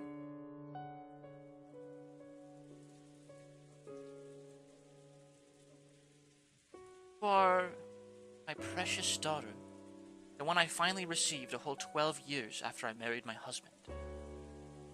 I would become the worst kind of demon to protect you. That was some pretty strong language at the end there. She realized very well that her words were an idealized view of what a mother should be. Even so, she was strongly resolved to protect her daughter, even if she had to become a demon. But that was her guilty conscience tormenting her. Today's been so long. So many things happened in one day, and we've been driven into a corner so thoroughly. I wonder if we have the right to greet tomorrow the way we are now. It is. I found it. It's this magic circle. Inside the book I'd been flipping through, I had found the same magic circle that had been drawn on the second sheet of the letter. George and Nikki peered at it as well. This magic circle's name was the third magic circle of Mars. The Hebrew written on it was from Psalm 77, verse 13 of the Old Testament. What God is so great as our God? The meaning of the magic circle was discord. Discord among us? Sorry, I can't help myself. There is literally agitate internal divisions and cause the enemy to bring about their own downfall. Literally discord among us. Wait a sec. Seriously? Could there be a more fitting way to describe our current situation and mental state? We couldn't help but be stunned into silence. So this letter was a trap? How did they place it here? There wasn't anyone in this room except for the 8 of us, right? Anyway, let's ignore how they got it in here for now. The culprit was after just one thing. They wanted to spread the seeds of doubt inside this impregnable room and use us to throw the sacrificial sheep out. In that case, they're after the people who went out of the room. Mom, what should we do? Those 4 are in danger. It wasn't surprising. Listen. No. Sorry, he goes from cute to biting at my wires really quick, and I have to kick him out. Even if this was all a trap by the culprit, even if the 4 who had been chased out of the room were in danger, it had nothing to do with the safety of the 4 people in here. And there was no way to prove the innocence of the 4 people we chased out. If we're willing to let them die, then we shouldn't leave this room no matter what. That way is safest. At that time, suddenly, the piercing sound of a phone rang through the room. It was the antique extension phone, set on the table in Grandfather's study. It had rung right after we started talking about the letter being a trap. It was natural we think of it as an SOS from the ones we chased out. Then Natsuhi spoke. Why a phone call? The phone should be broken down and unusable. It doesn't matter. If that's Maria calling for help, if the problem with the phones was the culprit's work in the first place, then this call is probably, with that one sentence, the ring of the phone, which had once sounded like a scream for help, now started to sound like a ghastly lure from some unknown person. Natsuhi hesitated over whether to pick up the receiver. Wilson! Get the fuck out of my room! Get out!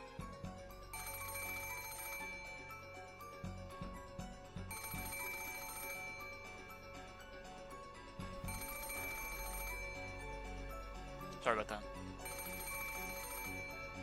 Let's pick it up, Aunt Natsuki. The phones might have been fixed for some reason.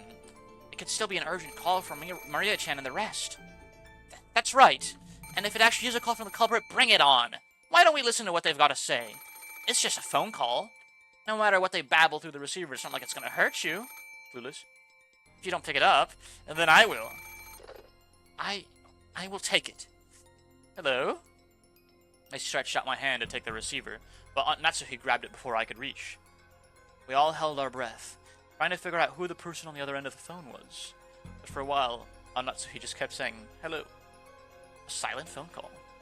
There's no way Maria and the others would do something so creepy, which means, could this phone call possibly really be? Natsuki stopped repeating hello and strained her ears, because she thought she heard something far away on the other end of the receiver. What was it? Huh? Is someone singing? What do you mean, singing? I don't know. Faintly, from the other end of the phone, I can hear someone singing. I wonder what it could be. Give it here for a sec. Hello? I half forced the receiver from the stunned Aunt Natsuki's hand and pressed it against my ear. At first, I didn't hear anything, but because I had been told about it beforehand, I noticed. It sounded far away from the receiver, rather than someone speaking in a quiet voice. And it sounded like a girl singing a song. That voice did sound like Maria's, but that just made the situation even more inexplicable. At the very least, the one who had made the phone call hadn't been Maria. After all, she was singing some song far away from the receiver. In that case, the one who made the phone call should have been Genji-san, Kumasawa-san, or Dr. Nanjo. And yet they weren't saying anything. Why? For what reason? The person who made this phone call. Who was it? Hey, hello? Who is it? Answer me! Is that Maria singing? Answer me! What's happening? What is it? I don't know. All I can say is, this is probably a trap and Maria's in trouble. And Natsuki took the receiver again, but after yelling into it several more times, she realized that she wasn't getting anywhere and hung up. After that, she dialed quickly. Then she clicked her tongue. That's right, if the phones are working, we should be able to reach the police. But judging by Aunt Natsuki's reaction, the outside telephone line still didn't connect. Let's go! Even if we know it might be a trap, we have to go! Yeah, definitely. Jessica, Aunt Natsuki, stay here. When Aniki and I tried to dash out, Aunt Natsuki stopped us. Hold it. I cannot let you go alone. I will go too. Jessica, wait here. What, so I'll be the only one left out? Nice try, but I'm going too. Yeah, it might be better that way. If the goal of that phone call was to split us up further, it wouldn't be a good idea to leave someone to watch this room. There's no time to argue. Let's all go! Aunt Natsuki raised the rifle high and took the lead. Charge forward! I couldn't go unarmed myself. I found a 3-pronged candle stand and readied it. Although the pins on it used to fit candles were short, it was almost like a 3-pronged spear. Wow.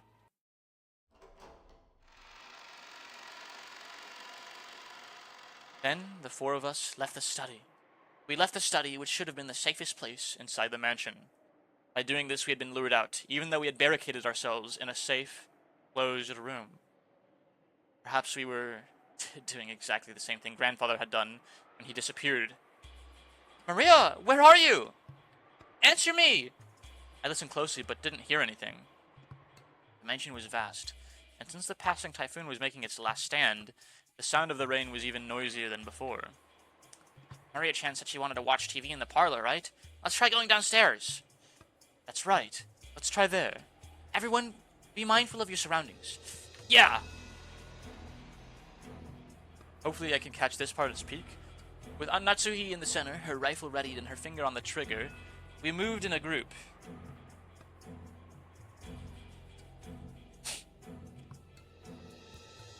Our backs together, checking our surroundings in all directions. It was just as though the magic of that magic circle designed to spread discord had worked. We had to split up and furthermore had been dragged out into dangerous territory. In other words, even now, we were doing just what the culprit wanted us to do. This was a separate world where it wouldn't be odd for anything to suddenly occur. Natsuhi nervously pointed the barrel of the gun at every dark spot and shadow. It felt like that motion was out of fear rather than caution. But the rifle she held in her hand should have been a trump card that the culprit feared. No, I've been thinking. It wouldn't be impossible to stick one of those ice picks into someone's chest, like in Cannon's case. But splitting the skull and sticking them into the forehead, like in my parents' case, wouldn't be that easy. You think the culprit had that kind of animal strength? They probably had some kind of weapon, a device that can shoot or pound in those ice picks. That handle was too short to be driven in that deeply by a human strength alone. Either way, they have enough force to break through a skull. I heard Cannon's wound reach as far as his lungs. If you happen to see your opponent, don't go forwards. You mustn't move away from my back. Just how sinister and frightening was the weapon that could shoot those creepy ice picks? And could I do anything to combat it with just this candle stand in my hand? In the first murder, the culprit probably assaulted all four of our parents at once as they discussed the inheritance problem in the dining hall. And there were four of us, here and now. Apparently I wasn't the only one thinking this. Georgia Nikki, Jessica, and of course Natsuhi, were stretching their senses to the utmost limit in the highest and worst state of tension, slowly advancing one step, then another. What have we done? Because of the siege of doubt spread by that one letter, we threw Maria and the rest in the middle of this terrifying world. We finally reached the first floor. The parlor was just across the hall. When we listened carefully, we could hear it faintly. Maria's eerie, singing voice. She wasn't singing naturally as though she were in a good mood. She was singing mechanically, like she was at a graduation ceremony and she'd been ordered to. The song she sang was just a common folk song, one that everyone has probably sung in school at one time or another. But why in the middle of the night, alone, with all her heart? Over and over, why? Right after leaving the study, we had called out in loud voices, asking where she was. But this time no one said even a single word. We hid our breath and the sound of our footsteps, and intensely focused on our surroundings to the point of being completely high-strung. We stepped forward. The door to the parlor was closed. We could hear Maria's singing voice through it. Natsuhi put her hand on the handle of the doorknob, when George and Nikki stopped her. I'll open the door. Natsuhi Battler-kun, ready your weapons. Understood. Take care. They might attack as soon as we open it. George Nisan, watch yourself. Sure. And I'll open it. Huh? He tried to open it, but immediately held the hard resistance of the lock. And that's how he took the bundle of keys from her pocket and gave them to George. There were about 10 keys, and none of us had a clue which was which. Because of this, George had to fumble around loudly and test several of them. Since we had hidden our footsteps preparing to make a surprise attack, this felt almost fatal. The whole time we could hear Maria's voice in the parlor, singing the same song over and over. It was like a broken, crazy cassette tape. We'd been in that room almost constantly since morning. All the frightening things had occurred outside that room. That had left us with the impression that only this room was safe. That baseless impression was quickly falling apart. It's open. Thank you. George, Kun, Jessica, move behind me. Aunt Natsuhi, let's jump in at the same time and split up in different directions. If we just stand around after opening the door, those ice picks might fly right through the center. I agree. Ready? I really wish I could say no. I readied myself. If they're gonna be throwing ice picks, I'll whack them with this candle stand. Go! Aunt Natsuhi and I rammed into the door before flying into the parlor, quickly splitting up left and right and searching the parlor for someone who might be waiting for us. But what our eyes landed upon was an incredibly strange sight. There's that goose flesh again with that sound effect. I don't even know what we're seeing yet, but like goose flesh throughout my whole body. The parlor was stained with blood. This place, where we spent almost the entire day, where we pressed in together to protect ourselves from some unknown malice, had been stained with fresh blood. It had become an ocean of blood.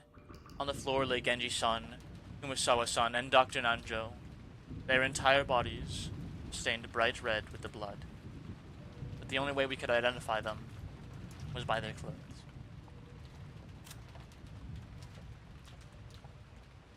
Holy shit, there's 4 people alive, man. Okay, so Maria is the killer.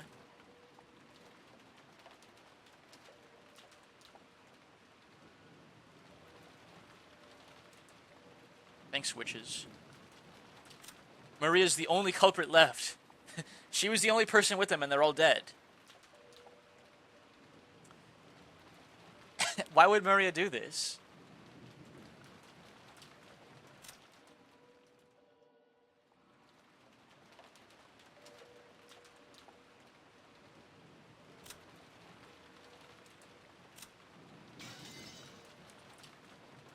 That was because... Oh, that's right. This is how the whole tragedy started. Their faces. Just like our smashed up parents in the shed. You couldn't tell where their eyes stopped and their noses began. It was as though they brutally plunged their faces into tomato pot pies all squished up. Ah! And that wasn't all. Their bodies had other wounds. It was those demon ice picks. They were in Genji-san's stomach, Dr. Nanjo's thigh, no, his knee. That's right, of course it's his knee. In the epitaph, the 6th twilight was a stomach, and on the 7th twilight, the knee was gouged. So after seeing one of them stuck near Kumasawa-chan's calf, I couldn't help but masochistically laughing. Oh, that's right. On the 6th twilight, gouge the stomach and kill. On the 7th twilight, gouge the knee and kill. On the 8th twilight, gouge the leg and kill. Oh, now even the 8th twilight is over. The next one, the 9th twilight. What was it again? Maria was there. She was facing the wall in the inner part of the room, standing stock still, completely alone. She faced away from this horrible scene, standing by the wall, singing her song over and over. There was nothing else in the room. Just the corpses of the 3 who had been brutally killed, and the phone receiver, which was still off its hook, proving that this was the room the call had come from. Just that and Maria, her back to the scene as she kept on singing while facing the wall. We couldn't even scream at this bizarre scene. We could only stare shocked, with our mouths hanging loosely open. Maria? Jessica called out to her, but Maria showed no reaction. Alone, she kept singing on and on. We had to come here, trying to save Maria from some approaching danger. So now that we had found her, we should have been running up to Maria, hugging her, joyous that she was safe. And yet, not one of us could do that. Everyone thought it, but they couldn't say it. After all, because, that's right, even if that's crazy, it couldn't be. Maria, stop singing! Are you listening? At some point, Natsuki and I had pointed our weapons at her back. I yelled at Maria in a violent voice, but there was no reaction. She just kept singing. With the candle stand still ready, I ran up to her and, forcefully violently slammed my hand down on her shoulder. Then I pulled on her shoulder, forcing her to turn around. Maria's small body was quickly pulled down and fell. And as though unhappy at having her singing interrupted, Maria looked into my face with her usual expression. Even in this gruesome situation, she was just like normal. Maria, what is this? Who did it? Beatrice. Cut that crap! I threw the candle stand I'd been holding against the wall. The violence of that reckless sound should have gone straight into Maria's heart, but her expression didn't change at all. Quit it, Battler-kun. I'm Maria-chan. This time, you should have seen the face of the culprit who killed these 3. Was the culprit the same Beatrice who gave you the letter? Beatrice. Well, in that case, it's certain. There is a 19th person. Beatrice does exist. We just had to have the entire island slaughtered to a man for it to be a proven fact that there's a 19th person. What a shame. And Maria, will you at least tell me this much? How did they kill these 3 people? Is there? What did they use to kill them in such a brutal way? I don't know. How could you not know? It happened in this room. Are you trying to tell me you were so absorbed in singing that you didn't notice? Calm down, Battler-kun. Maria-chan, talk to me. Okay? George and Nikki, as he always did, crouched down next to Maria, so that their eyes met and talked to her very kindly. Maria-chan, why were you facing the wall and singing?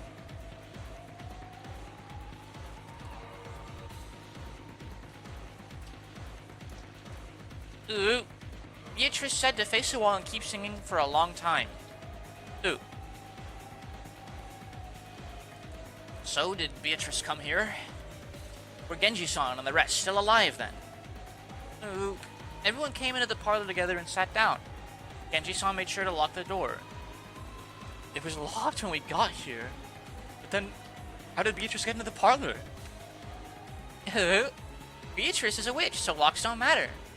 She turned into butterflies and came in through the crack in the door. Haha! Calmly joking at a time like this? Like hell that happened. What are you saying? You can't believe it? That's why I didn't want to say. No matter how I say it, you won't believe.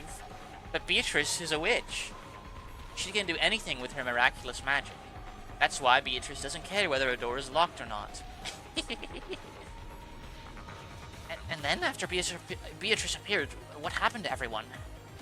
Beatrice talked to us.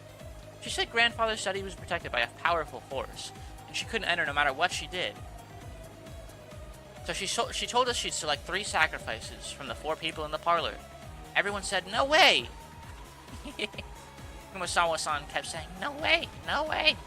But Beatrice chose, and when she did, Beatrice said, I'd be fine. Why do you think? It's because of the scorpion charm with the 5th magic circle of Mars. The one Battler used to pray for my safety. The one he put his feelings into. Because of that power, Beatrice couldn't do anything to me, and me alone. So she decided to use the other 3 as sacrifices. After that, Beatrice spoke. Face the wall and sing a song for me. You'll sing lots and lots of songs, so no matter what happens, no matter what you won't hear, you won't know. Sing lots of fun songs for me. So I was singing the whole time. Over and over. So I didn't hear anything, didn't know anything. And then all of you came. Ooh. Are you asking us to believe that? You think we're stupid? Then who will you suspect this time? Will you suspect me? Gonna try killing me right here? Even if you do that, Beatrice won't stop existing. Now the 8th twilight is over and Beatrice will revive. Are you serious? I've had enough of that talk. As if witches could exist, as if I'd let my guest self get tricked. I won't accept it. Beatrice doesn't exist. I definitely won't accept it. So I won't let her exist, I won't let her revive. The legend will remain a legend forever. I won't acknowledge something like that. Quit it, Battler. It's not like Maria killed them or let them die. Beatrice came and Maria had to obey and was unable to resist. Huh? Natsuhi? She isn't here. What? Mom, where did she go? Just now she left by herself, reading a letter. A letter? That makes sense. The culprit must be so exhilarated now that we've reached the 8th twilight. They might have left a letter so that they could brag even more. We were so wrapped up in questioning Maria that we forgot to look for a letter. But even as well-armed as she was, why had she left the room by herself in this dangerous mansion after reading it? Jessica tried to chase after her and tugged at the handle of the door, but it resisted strangely and wouldn't open.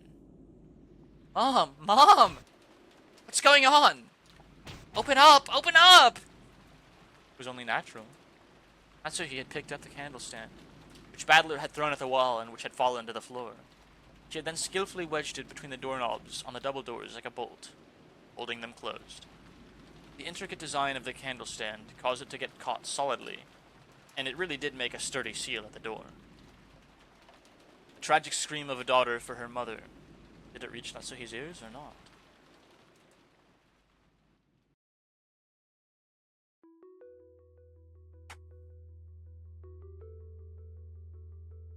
One of my favorite songs.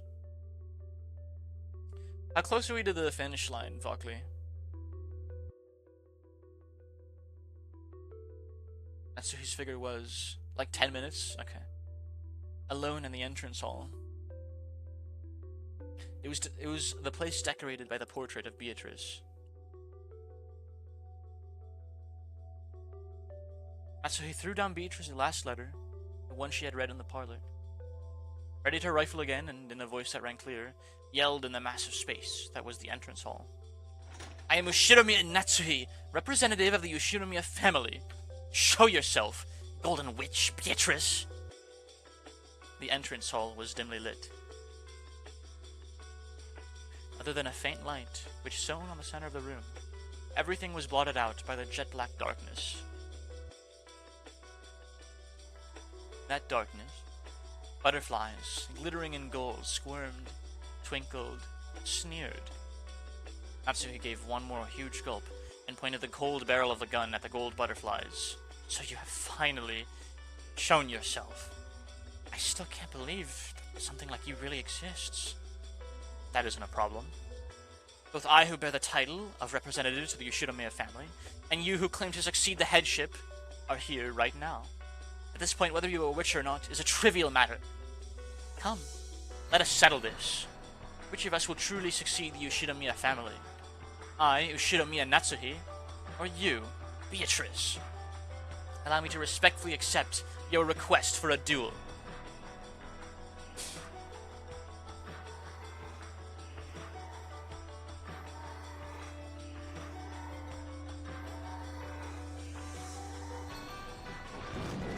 The gold butterflies slowly formed a human shape, which walked into the dim light. Natsuhi readied the rifle, for all the good it's done since she's pulled it out of its cabinet, and glared. The witch raised her golden staff overhead and laughed. Natsuhi's fingers slowly squeezed the trigger. And go! Adler made an all-out dash at the door and rammed into it, crushing the candle stand that had been barring it, making it possible for a big gap to be opened in the door. He kept kicking the candle stand through that gap, and the door was finally released.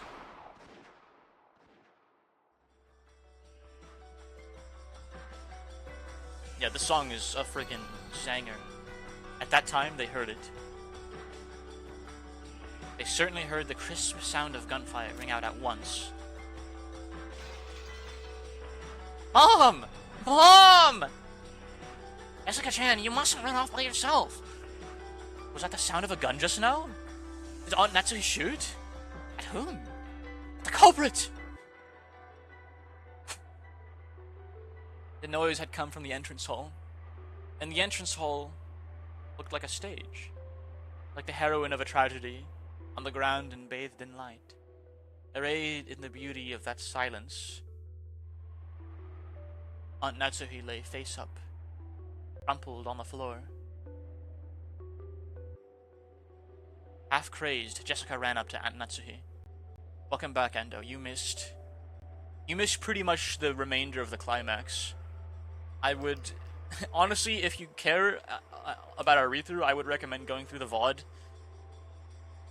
There has been a lot of fucking information, but I can condense it for you right now if you'd like. Or Vokli can, since he knows the event, since he's played through it before. On Aunt Natsuhi's forehead, it is almost as though a sparkling shard of pigeon blood ruby had been placed there. Found shot to death in front of the witch's portrait. How impudent of her to challenge a witch with nothing but a mere gun. Of course she'd end up like this.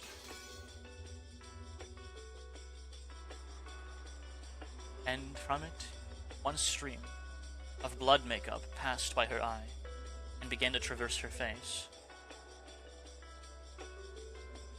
The faint... There's only 4 alive, not 3. Yeah.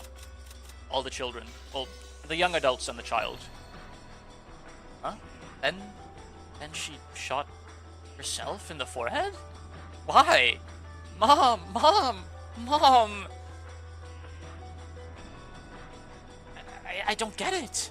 Why did Aunt Natsuhi run away alone, and why did she shoot through her own forehead? Maria-chan, Aunt Natsuhi left the room after reading a letter, right? How is the little girl killed them theory going?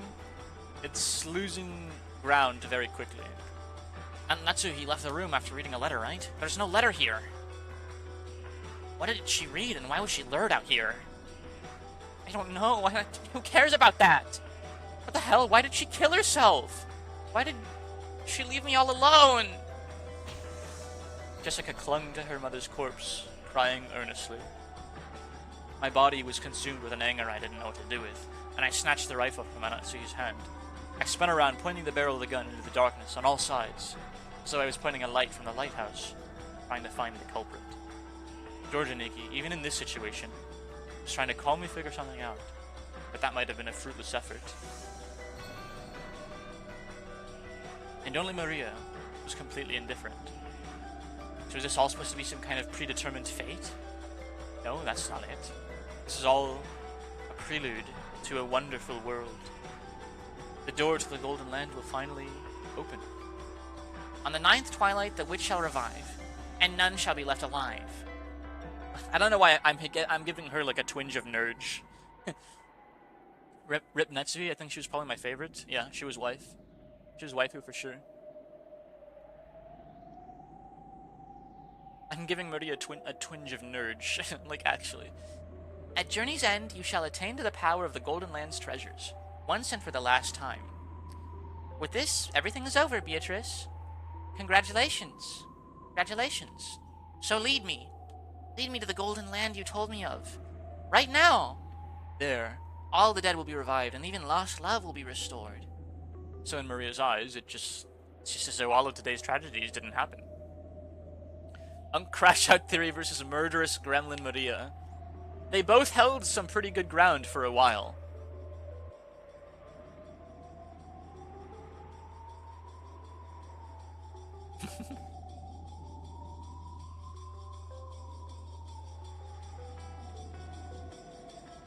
Eating some more sweetbread. It's kind of gone stale from how long it's been sitting on my plate, the remainder of it, so I'm going to try and finish it quickly. Once I'm done streaming, probably. Stop it! What's so fun? What's to be congratulated? Eerie. Natsuhi didn't know how to use a gun and killed herself unintentionally. There were 18 people on this island. You're telling me... You told me before I launched this game for the first time, Buckley, that the riddles and epitaphs are to be solved throughout the course of the entire game. So right now I'm just really curious, like, how things proceed. Or was I supposed to be able to solve the riddle before the end of this episode? The epitaph.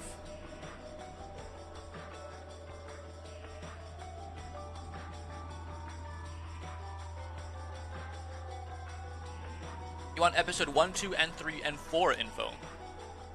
Holy shit. There were 18 people on this island. 14 are dead. Only 4 of us are left. I'm definitely not gonna die. Until the night is over, no, until the typhoon passes, and the seagulls gather again at the harbor, I'm definitely not gonna die. I'll stay alive. I'll stay alive no matter what. Give it up, Battler. Guns are useless against witches. Survival and all that stuff doesn't matter, because it's over. The journey has already ended. See, look at the clock. Huh? Clock? Hearing those words, I looked at my wristwatch. This is a very beautiful song, by the way. I am entranced by it.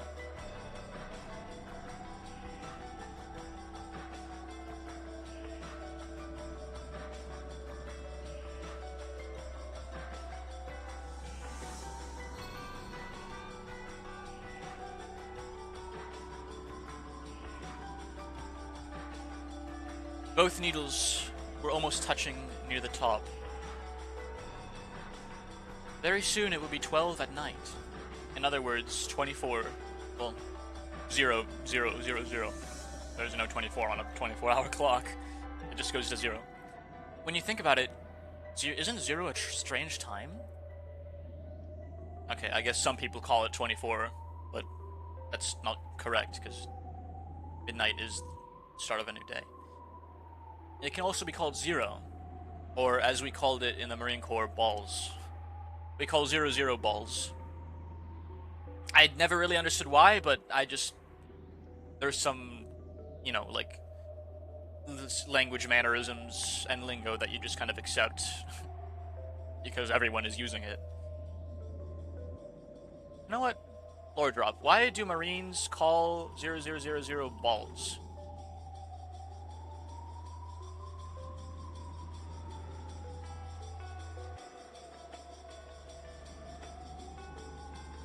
Wikipedia says it's because the 4 zeros represent 2 pairs of testicles. That's... okay. Sure.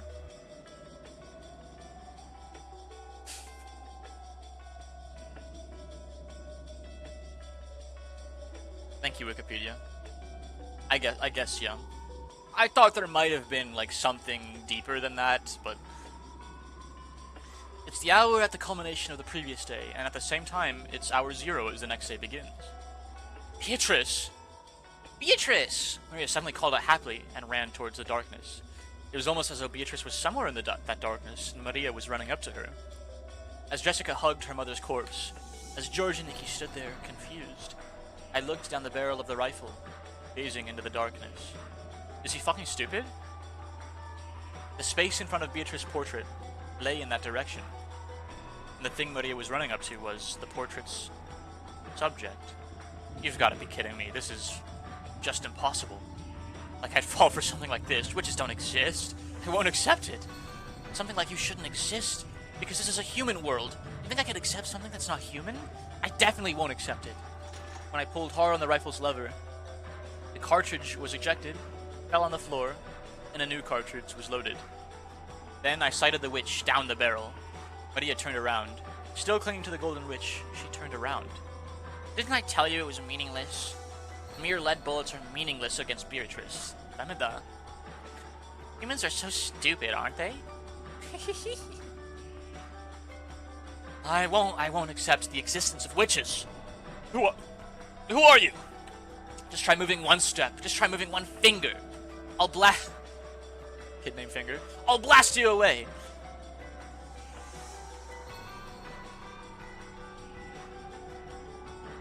Much diabolical laughing. As the witch laughed. Even the large clock in the hall joined in on their laughter. It was probably telling us at the time was balls. It was both a tone telling us that we had reached the culmination of this day, and a tone informing us that all had returned to nothing. The rule that the witch would win when time ran out had already been revealed. Okay, the witch won, like, roll credits, like... there's 7 episodes. How does this even, like, continue? Probably.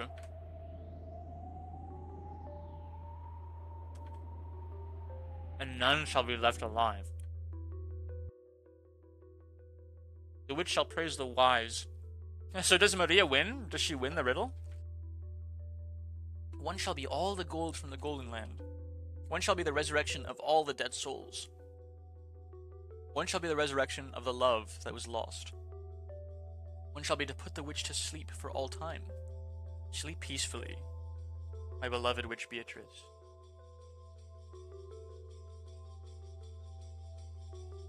Okay.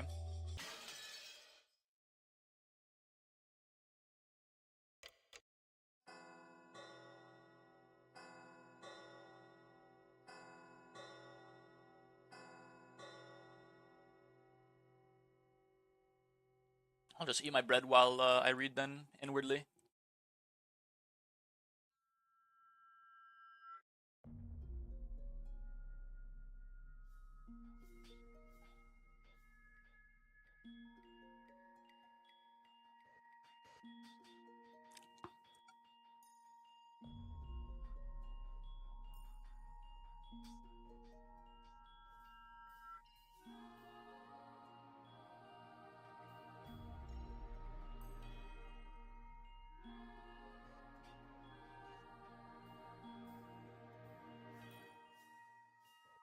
Huh.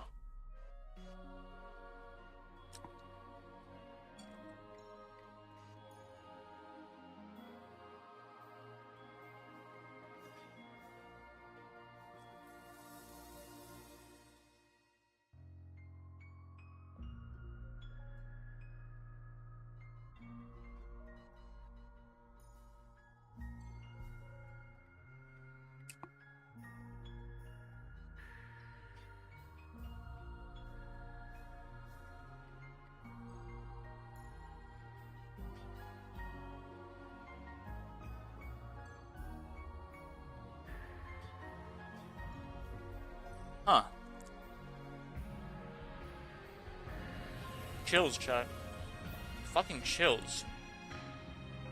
I'm not gonna lie.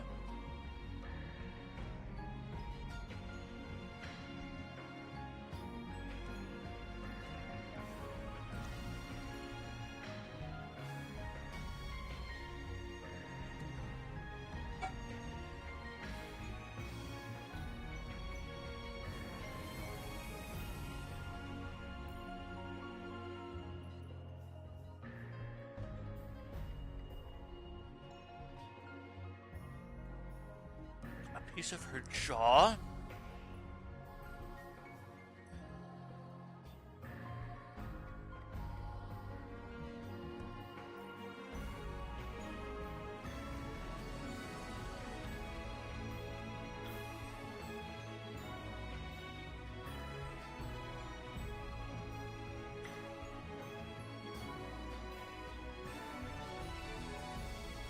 My goodness, man.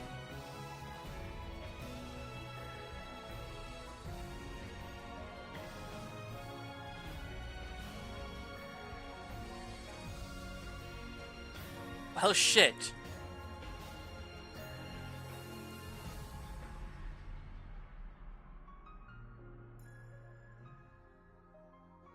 Only more questions have been raised.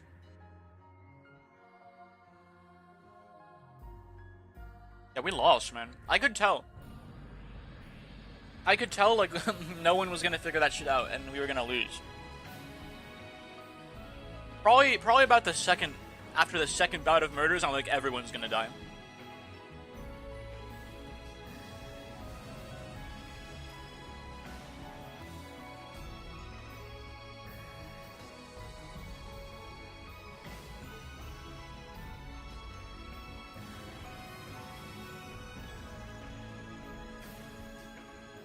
So it was written...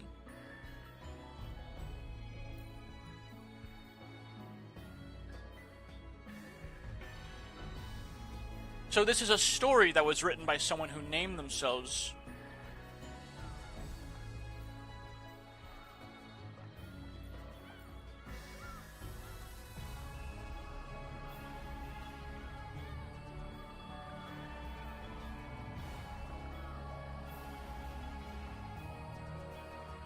It's interesting because now in retrospect, it's written by someone who claims to be Maria, but it was all from the it was almost entirely from the perspective of Battler, with very brief narrative shifts to to give us, you know, brief tidbits of information. What the fuck is next? Golden Witch has prepared a gift for you. Oh my. Well, what do you think? I'm fucking blown away, man. I couldn't have predicted an ending like that in like a million years.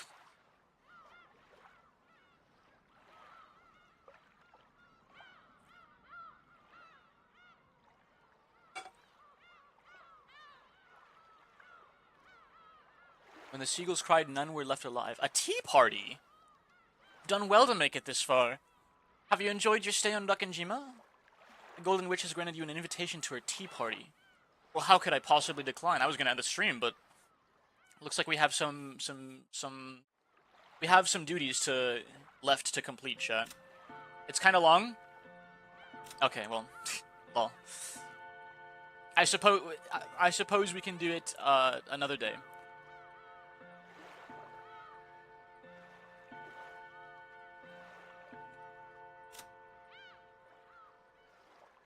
Because I'm kind of tired. And you can start episode 2 maybe? Yeah. I am very tired, actually. I've been reading for the last, like, 3.5 hours straight. Wow. Strange Fella, can you post that, that song at the end? Before the credit, before, like, not the credits, but, like, you know, the epilogue, so to speak. And you can think about whatever happened at the end, why Natsuhi killed herself, and why the last 4 went missing.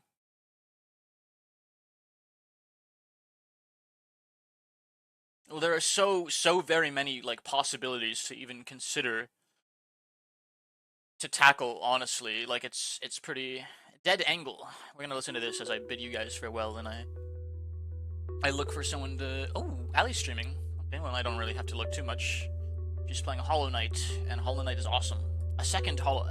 Waiter, another Hollow Knight raid. I'm cross-legged and pondering. I will be pondering for a very long time.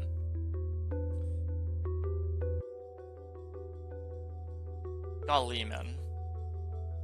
Why Natsuki killed herself?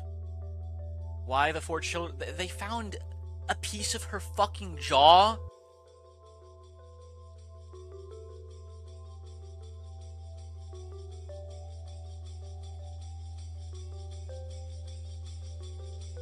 So according to the epilogue, everything we just saw, we weren't seeing it as it was actually happening. We were seeing it as a story that was written, that someone discovered. What we do know is that police got to the island, and they found 14 bodies, and a jawbone of a 15th.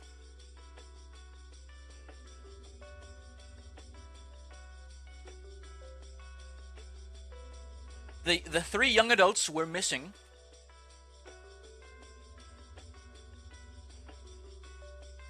What can you theorize from that? I don't believe even a thing that Maria wrote on that paper, by the way. Yeah, you can theorize that it's all very embellished, and there was... We still don't know that if there's if there was a 19th person on the island. We can't possibly know. But you can theorize that,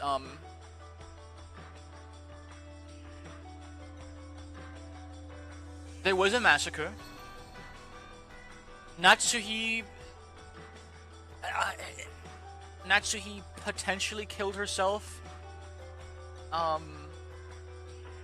It could be murder-suicide. They were missing, but since they found Maria's jawbone, they think the other 3 are also dead. And I mean, they never found them. Like, they just disappeared on the island. Like, they... Maria's jawbone.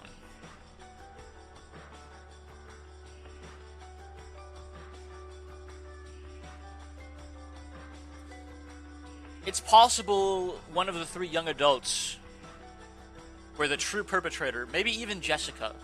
And, like, Natsui couldn't possibly bear to, like... Maybe she ended her own life because she couldn't bear to the realization that her daughter had committed such an atrocity, or something like that.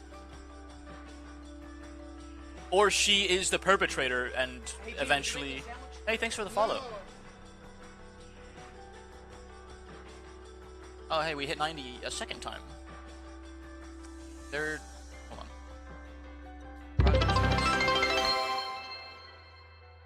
There we go. Thank you, thank you.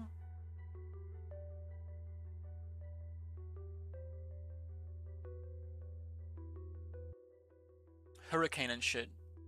I guess they could have ran inside the island's forests, but they wouldn't be able... Yeah, that's what I was thinking. The missing children are possibly... They probably died somewhere on the island, like maybe trying to hide from the killer. And Natsuki killed herself when she realized she lost track of all the kids. They're all young adults, like they're all 18 plus, right? Like, I don't know why the game insists on calling them children. I guess to a mother, they would always be, like, your precious young ones, of course, so... Natsuhi, they might have gone missing, they might have, like, ran into the forest to get away from the killer, and that's when Natsuhi killed herself. Maybe she saw the true killer there and immediately killed herself since she couldn't handle it. That's a fancy one. Yeah, that's kind of what I was thinking. Like... Maybe the killer was one of her children. And she just couldn't bear that fact. One or the other, like, is my immediate running theory right now. The children, either one of the young adults did it, or they all fled and vanished in the forest.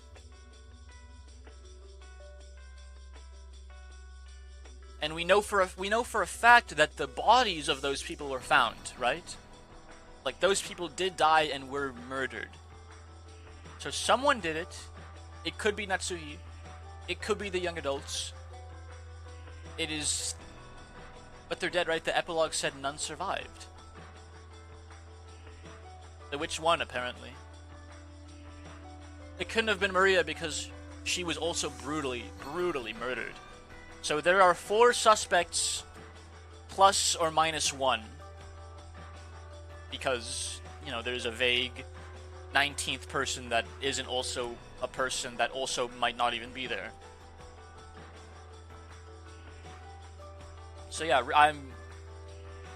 I really never saw an ending like that ever happening, and all it did is blow the vault door wide open. There's also the thing with the letter in the study. They got owned. Yeah, they did get fucking owned. If any of that truly happened, like, now that we know it's a story written by someone who claims to be Yoshida Miyamaria, like, we go back to the unreliable narrator and we can't really, like, say anything for sure even happened as it did. If she wrote that story and it was in Battler's perspective, like, how is she, like, how does she know what Battler was thinking? What like, if it's a story, but we had, like, all these perspective shifts, and we know what people are thinking, we know what their, like, goals and aims are.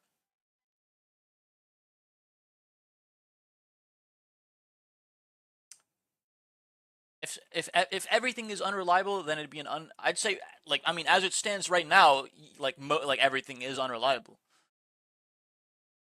Fortunately, there are, like, I consider it, I mean, maybe I'm just stupid, but I consider it to be truly unsolvable in its current state. Like, you can't possibly know for sure anything, but I do have, you know, my several running theories still, that we will continue to work on, right? So,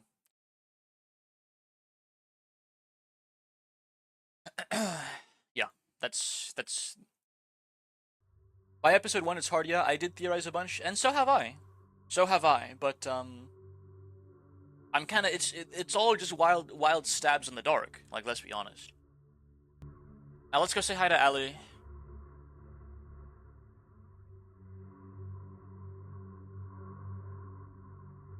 I love mushy. Hello, tiny chud. I do too. Welcome in. We're saying our farewells, and we're, before I do that though, for me it's Old Man of the Woods. Is that your running theory on who committed the Rokkenjima massacre?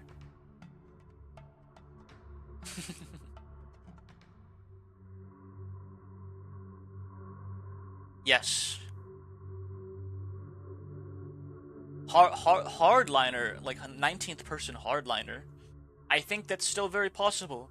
Maybe there was just some friggin' hobo that was living out in the forest forever, and he just cracked. Maybe that homeless man, that actual, like, chud, like, you know, like, what does the actual acronym stand for again?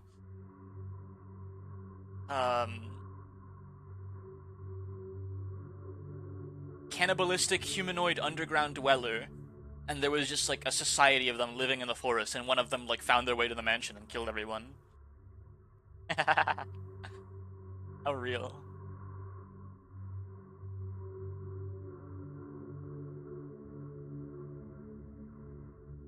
Bro, what even is chud? That's chud. Cannibalistic humanoid underground dweller. It's where the term comes from. It's a 1984 film, Chud. Cannibalistic humanoid underground dwellers. They're like people with, like, horse faces, and they, like, come out of the sewers and eat people. I don't know, it's stupid. Unk? I wasn't born when this movie came out, I just know about it.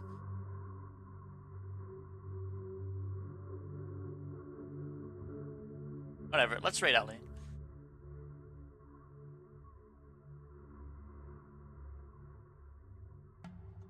Because I like Hollow Knight. And you guys know what to do when we're raiding. There is so much to chew on. There's so much to stew over. What a, like, mind-blowing ending. Like, my socks have been thoroughly knocked off, I gotta say.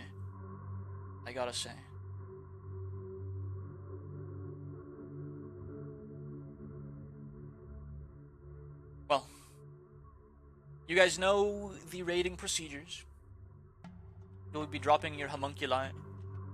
your dodo, your running dodos, your points, perhaps? I've been very partial to the critters lately. It is a spore raid.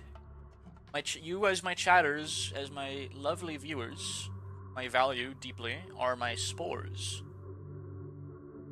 So it's a spore raid. I'm spreading my spores to Alicia's stream. And hey, thank you guys so much for hanging out with me. Pretty long stream, you know, fucking almost 5 hours. Hey, your time is very valuable.